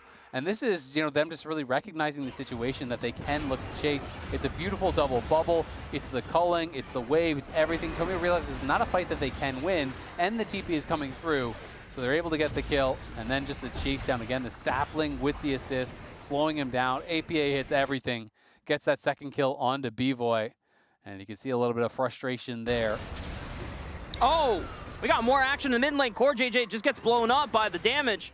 A lot of burn. I think the Pyroclasm was used by Tomio in the onslaught as well. So Team Liquid losing out their support with a Dragon currently alive for the taking. Shopify, how many tools did they use? It looks like they still have Leona Engage and Chain of Corruptions as well from B-Voy. So they should have control and be able to secure the second dragon of the game. Chain of Corruption just came up, so it should be their dragon for sure. We'll see if MT wants to try to check it, but honestly, would be pretty ill-advised. It's going to get spotted, and Insanity just going to be able to buffer the jump, get out, but here comes Yon. TL maybe want to fight. Looking for Umti. They burned both of their ultimates onto the jungler Team Liquid. Insanity with the flash guarantees the kill. Nice buster shot use. And Impact can't get into the fight. Yon and Core JJ were approaching from the left flank, but they couldn't really get in, and Shopify walk out safely. Yeah, Yon gets pushed back. Can't really find the angle for the culling after he has to actually dash, so not able to get much damage down whatsoever. So it's another objective going the way of Shopify, and they are going to be able to get a little bit of turret damage. APA, though, likewise pushing in top lane. Their bot lane is going to move towards mid and look to push that in as well. The gold still just not really getting any bigger. You notice Shopify mostly getting their advantages through kills. They haven't been able to really find the farm and the objective advantages as much just yet, but they do have all those grubs that they grabbed, which is going to mean if they can get access to those towers, they should be going down pretty quick. Yeah, and you can see the difference already in how Team Liquid was able to orchestrate their snowball versus how Shopify are trying to orchestrate theirs. They're putting a lot more resources in moving people around the map, but then it gives up the opportunity for them to catch waves while the rest of Team Liquid's laners are starting to out-CS them as well. Okay, that made me a little bit nervous for a second. I wasn't sure if B-Boy was going to have a lazy recall and get caught there, because Yon was able to pick up the Hunting Fruit and healed back up. But yeah, of course, there's definitely that difference. You know, TL having some things not go their way, but are hanging in there. But this is what I wanted to see from Shopify. I want to see that they could be competitive. This is the best team in the league right now that you're going up against. Pretty much everyone is saying that. You know, all the pros from all the teams are saying, yeah, TL is the team to beat. So if you can just hang with them, that is a confidence booster, right? You know, this is a very big bounce back game, you know, compared to game number 1. Even if they don't win it, we'll have to see if they can actually, you know, get across that finish line, because there's a lot more steps to do correctly before you do actually claim this game. And TL don't have the easiest comp, I think, to necessarily find those engages and picks on. So as long as Shopify plays solid, they're in a good spot. They have really, really high damage, and anytime someone gets caught on TL, it's going to be tough for them to actually survive the onslaught. Yeah, here comes Nature's Grasp once again. Fake God will block off the majority of the roots. Zazel takes up one as well. Tomio securing the Rift Herald, and now Team Liquid can try to play for maybe Poke and just try to dissuade Shopify from getting back into the mid lane. Yeah, and they're just trying to buy time for impact, right? Because all the members here are there from Shopify. It's very similar to the plays that we saw last game. Of course, it was a Tristana in the side lane. This time it's a Cassante. So Cassante not exactly dealing punishing damage to these turrets, but he will eventually take it down. And that's going to have the gold incredibly close to even here from TL. So it is the Herald. We'll see if they can actually get something with it. We're basically dead even on gold. I'm maybe going to look to try to crash it mid lane a little bit later on and try to actually get that. But yeah, I mean, they have a lot of frontline damage here from Shopify, right? Like between Brand and B-Boy and Insanity, they can kill your tank. Like even if it is Impact who actually gets locked down, he could definitely die. So he's gonna have to play pretty careful. Yep. Yon with the buffs from Nami, tries to go for the culling, decent chunk on the B-Boy, but mostly clears out the wave, gets some pressure here. Is not necessarily in position to look for an invade. He was shadowing APA on the top side to make sure that he could get a second turret picked up for Team Liquid. You know, so far for Shopify, I mean, they've done a great job in terms of neutral objective control. All 6 scrubs awarded to them, thanks to Tomio, the second dragon. They're going to get their first turret of the game from Insanity pushing on the bottom side of the map. But the fact that Team Liquid are answering with decent objectives of their own makes it so that it's still an even game in gold. Well, and part of the problem is I feel like Shopify are kind of over-grouping. I think they're worried about throwing the game or getting caught out or whatever. But look at the farm throughout the lanes, right? It's 35 CS in bot lane. It's 20, like, you know, almost 20 CS in mid lane, and it's about 20 CS in top lane, right? So that is a lot because Shopify are just walking around as the goon squad here. Nice dodge from APA. They dodged the solar flare. They're going to commit onto Yon, but he still has flash to work with, so they can space this one out. And Zazel overcommits for the play. Will get punished for it. Team Liquid now the ones in control, back in the driver's seat. Yon flanking from the top right, looking for more damage as tries to flash in to close the distance. Will get burned by the pyroclasm. Decent answer back from Tomio. Impact leading the charge. And it doesn't look like they're going to go for a full-on dive into tier 1, but they got what they wanted. Yeah, they are able to get a couple kills there, looking pretty good. But we might just have another fight coming up here pretty soon as the Dragon's going to be up in a little over 30 seconds. It's a good punish there from TL. Again, this team, whether they're ahead, whether they're behind, they're going to keep fighting you. They're going to keep looking for these opportunities. And again, APA is getting really, really fed in a game. He has 4 kills now. He took down a tower, got solo gold in that side lane. And he's setting himself up well. Remember, next week we are going to be on Thursday and Friday. We will not be on the weekend. Thursday and Friday, there's going to be the LCS games, so make sure to tune in. Hey, Zell, did you hear that Thursday, Friday, we're going to have week 3 LCS? Really? That's crazy, That's man. crazy, bro. That's so crazy. That's crazy. You know, what's also crazy is that Shopify are in position for this 3rd Dragon on time, and they have decent vision control of this blue quadrant jungle as well. Neither of the Team Liquid solo laners can really get there first. Umti's trying to bully his way in using these saplings. And the Shopify are going to drop the Rift Herald.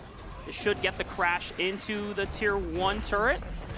And Shopify have a chance to just burn this dragon, but it looks like they want to set up for a pick instead. Yeah, we'll see if they're going to be able to find the fight here.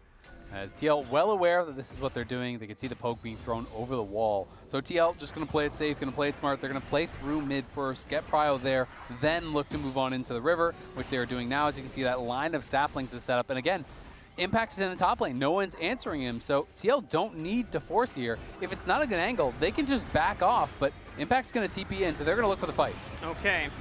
Fake God taking up a majority of the culling damage. He's in trouble. Remember, he doesn't have flash. He only has ghost, and it's still off cooldown. He gets gunned down by Yon, and the twisted advance follows Insanity all the way over the red buff wall. He's forced to run, and the rest of his comrades at Shopify are just getting deleted by Team Liquid. APA and Yon went crazy in that fight. APA flashing over the wall, chasing him down, looking for B-Boy.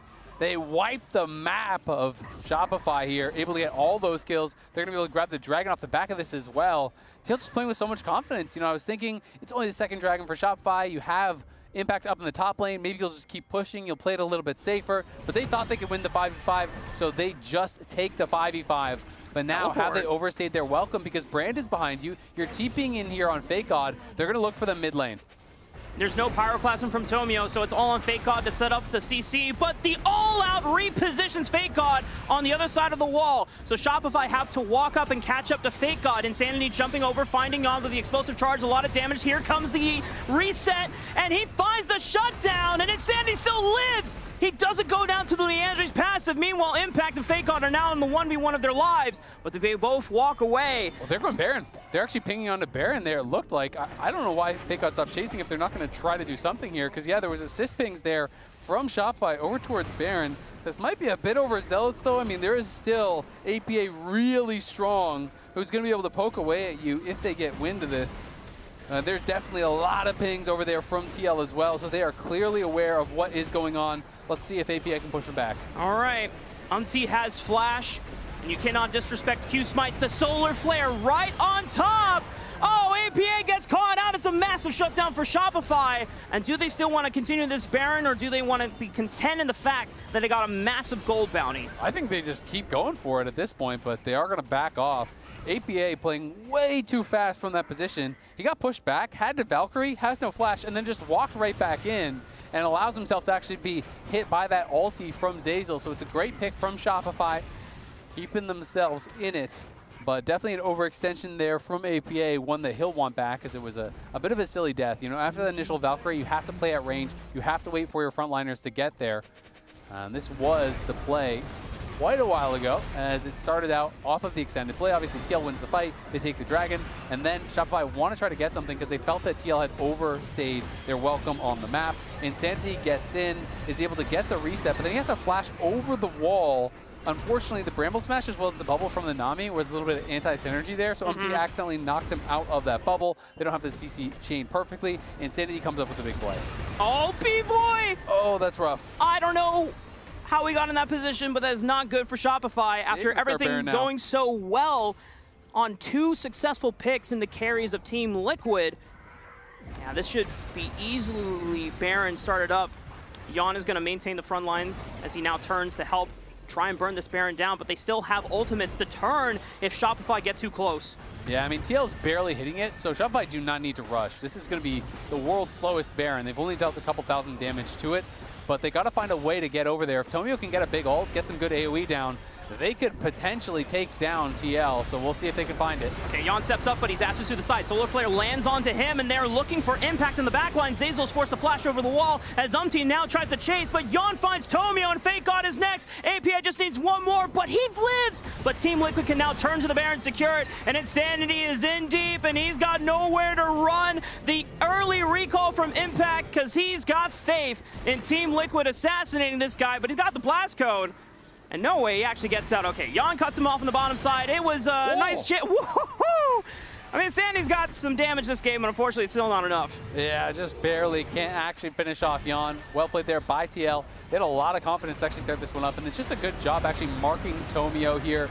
You can see they go straight in for him, full CC onto him. They have the Maokai ult into the Twisted Advance, into the bubble. Yon goes forward, they pick out their target, they burst down the Brand, and they just push him out of the fight. And then Insanity trying to see if he can find anything here, but there's no angle for him.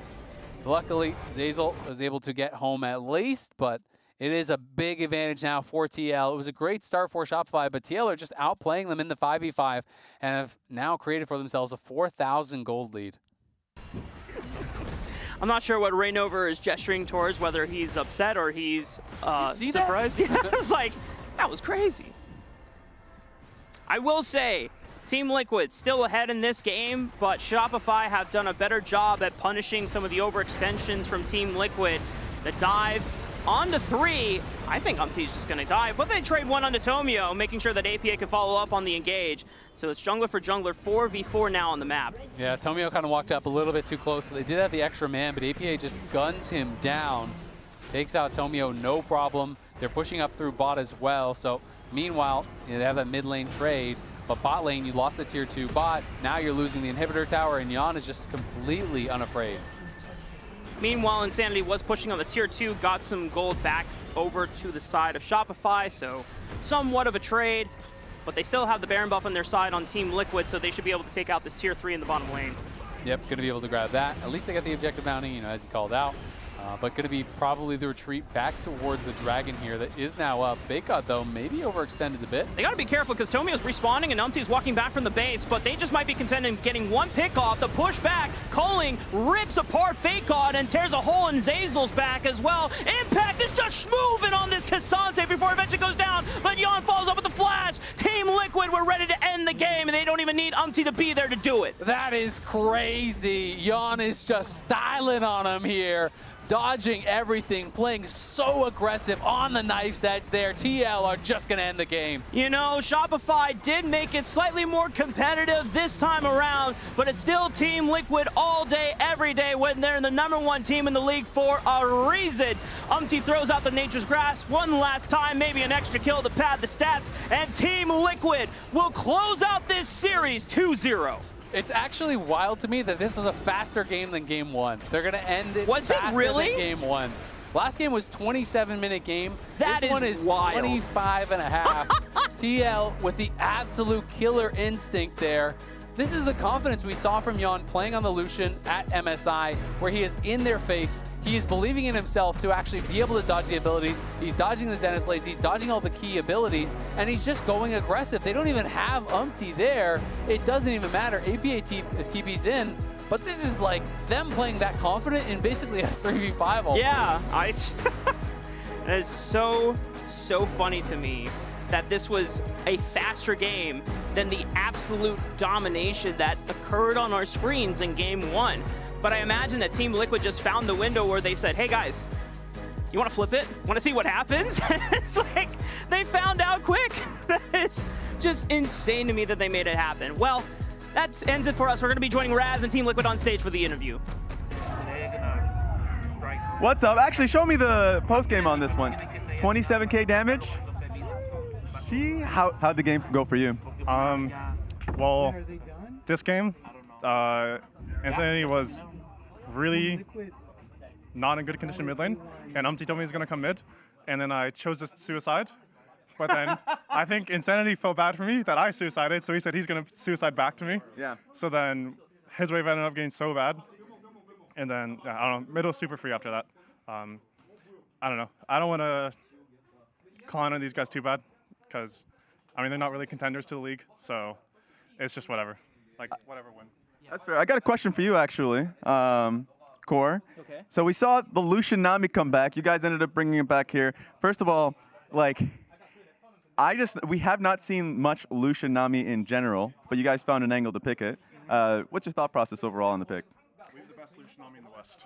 Best Lucian Nami? Yeah, we have the best Lucian Nami in the West. Do you confirm it? In the West, yes. In the West, yeah. I'm thinking about all the Western bot laners or something. In the West, yes. So for me, question is just like with the series, it was a pretty messy series overall, but I felt like at least in game 1, you guys really dominated early and found plays. What's your assessment of the series as a whole versus Shopify? So I think we played very reserved and slowed and then calculated game in the game 1, and then we got a little bit of bored. And then we wanted to create some entertainment. I think Ian wanted to save the LCS, so he started. So LCS. LCS one death at a time. So usually the person that brings the hammer down is Spawn, but he is not here. Yeah, this is the last time we can like do whatever we want. When is he coming over? Okay, when is he coming over? I think Spawn comes tomorrow. I don't know what time, but he's here tomorrow. Actually, how's Scrim just been with Spawn? Because I've heard his Scrim schedule has just been demonic because he's bad in Australia, so it's like 2 a.m. and all. So how's Scrim's been with him, I guess, online? I mean, to be honest, it's pretty similar. Like Rainover does the review itself, But Spawn's in the room, and we have a big microphone, and we have big speakers in there, so we can hear him, and he can like give us his thoughts, and then he'll give us a whole bunch of like personal notes, what he thinks we can do better.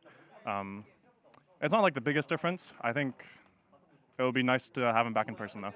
Okay. And you guys have kept the momentum going overall since MSI. I felt like your mid game's been pretty strong.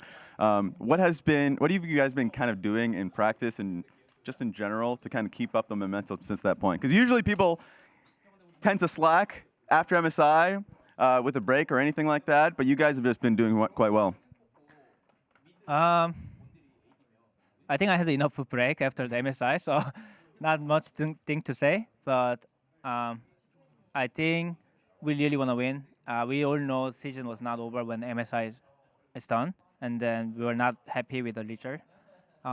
We want to do better, and I think the biggest thing is like we know we could do better. When there's a hope, people can try hard. Sounds good to me. And I will see you guys next week. You guys face 100 Thieves. Thanks a lot, guys. And we're going to be sending us straight back to the desk. Thank you, Raz. I still call it the lounge just because I'm stubborn like that. Because we're the lounge. Lounging. We're just lounging. Yeah, we're lounging. At a desk. You can do both. It's fine. Player of the series from this past Team Liquid series. Drum roll, please. It's actually probably pretty close. I'm not I know sure they're really if they split can. votes. Oh, It okay. ended up being Impact. The Uder Kasante mirror winning both sides, having great macro the whole time, but then also player of the series for the rest of the week. Blabbers, Vent, and Inspired. Yeah, and I think the biggest thing from Impact, again, like you said, winning both sides of the matchup, making Udyr look really unbalanced and then really balanced. Also, shout out to Inspired. I've really liked the way that FlyQuest have approached this meta, putting him on these, and obviously we are seeing a lot more of it this week than we saw of it last week, but these really, really like power farming AP junglers. I really like that for FlyQuest and Inspired specifically. So yeah, it's been fun to watch them. Yeah, let's take a look at some of the highlights from the first series and then also the series that we just saw, because the FlyQuest series ended up going the distance. First game, they ended up getting Skarner again, and Bwipo definitely showed why it is such an LCS ban, even if it's not getting banned a lot in the LCK. Yeah, and I mean, I think Skarner does get through in LPL and LCK occasionally. I also don't mind this comp from NRG, right? I just think that when you do play out a composition like this, it's really heavily reliant on being able to execute, especially around the Yone and also side lane pressure that you're able to create. Yeah. And then second game, it got a little dicey there. It really did. Contracts had a NRG. huge Zyra game. I think in this fight they showed the graphic afterwards, or was this one? In one of the fights he had 10,000 damage on just the Zyra. Zyra ended up winning all 3 games in the series. At this point, actually, as Bwipo's, just beating Palafox at the back end of the fight, I thought it was going to be a 2-0, but it wasn't. They ended up picking it up in the 3rd game. This wasn't much of a series, this last one. Yeah, I mean, I liked the jokes about, we're saving LCS, we're making it a little fun. This is the last time we're going to be able to be this undisciplined because Spawn is returning tomorrow to whip us into shape. First game, super, super clean. Second game, a little bit less clean, but still, like, once they got ahead, especially with these double 80 carry compositions, TL really, really know when to flip the switch, make the most of their map pressure. Obviously, Umti going in really ham in a lot of these fights, having the team, specifically the Nami, to back him up, made all the difference. So, I don't know, TL are just a super fun team to watch right now. They're really strong. Even that second game that looked shaky was only 25 minutes by the end of it. So Team Liquid made short work of Shopify. Let's pull up the Samsung SSD Fast 5 for this week. Week 2 of the LCS is in the books. Thanatos, top of the fastest 200 CS. He hasn't delivered on all the expectations, but I'd say he delivered on some and has some room to grow. Yeah, and someone else I think we should be watching for is Quad in that second position right behind APA for fastest legendary, just because I think he had a better series. You talked to him after his first series win in the LCS, and while I definitely think that he is a little bit similar to Jensen in terms of playing that control mage style, I am really looking forward to seeing if he can bring any sort of explosiveness or playmaking to the rest of this fight. Yeah, and I'm pretty sure River God's fastest level 6 second week in a row. That's the Samsung SSD Fast 5 for week 2. A reminder that Samsung is partnered with Sleeper and Fantasy LCS, and you can earn bonus points each week for drafting the fastest performers to your team. And since we are at the end of the week, it is also time to award the MasterCard Player of the Week. And this one, I think, was pretty much unanimous across our team. Yeah. It's Ven. It's Ven season. It's Dig season. Dig season. Setting a record for Smolder stacks. I think he had such a great performance coming in, and I know a lot of people were kind of wondering, like, oh, what's gonna happen? So a lot of these players on the Stig roster, like him, Licorice, Spica, they haven't played professional in a while. Sven, for those of you that don't know, was grinding 80 carry in Korean solo queue, comes back, even in their loss first week, looked really good, looked phenomenal this week. So congrats to Dig. It is Dig season. Sven's back. We're having a good time. Yeah, 19 minutes he hit 225 stacks on Soul. There was like 1902 or something. But the crazy thing is they were actually behind in the game when he did that. Let's look at the standings after 2 weeks of the LCS. Reminder that when the season is over, the game record's going to be the tiebreaker if the match records are the same, regardless of who won the head-to-head match between the two teams. So that game record column is actually quite important, which means Cloud9 and Team Liquid are completely tied right now for first place in the LCS. And unfortunately, Shopify is actually in 8th, even if them and NRG are both 0-2 in matches. Yeah, basically because NRG was able to take that game off FlyQuest. And then 100 Thieves and IMT tied also in because of their game record. Hoping for a lot of parity this summer split because spring was so fun. This is the schedule next week. And I actually want to call your attention to the top left. It says LCS continues Thursday and Friday. Not Saturday, Sunday for next week. It's going to be a one-time thing here with Thursday, Friday next week. So make sure you are setting your calendars and alarms. This is the NACL schedule as well. A lot of games to be played. I'm looking at my watch. It says it's the 23rd, so that's week 2 that they're going to be concluding here after this broadcast, because that is it for us. We're going to be back Thursday and Friday. Same clock time, so 4 p.m. Pacific, 1 Eastern for IMT versus NRG. It's actually 4 Eastern, 1 Pacific. So let's send it over to the NACL right now. We're done. Thanks for joining us. Bye. See you next time. Thursday, Friday. Be there. 1 PST. I'm just committing double kill. Nice job, guys. I'm flashing out, yeah. Holy. They don't have smite. I don't have smite. I don't have smite. Okay. Can you ult him? I'm ulting him right now. I didn't ult him. Oh! Sorry. I missed. Fine. Can you come here? One people? Please. Yeah. I'm going. I'm being on. Cassandra's ulti. Looks decent. Watch me.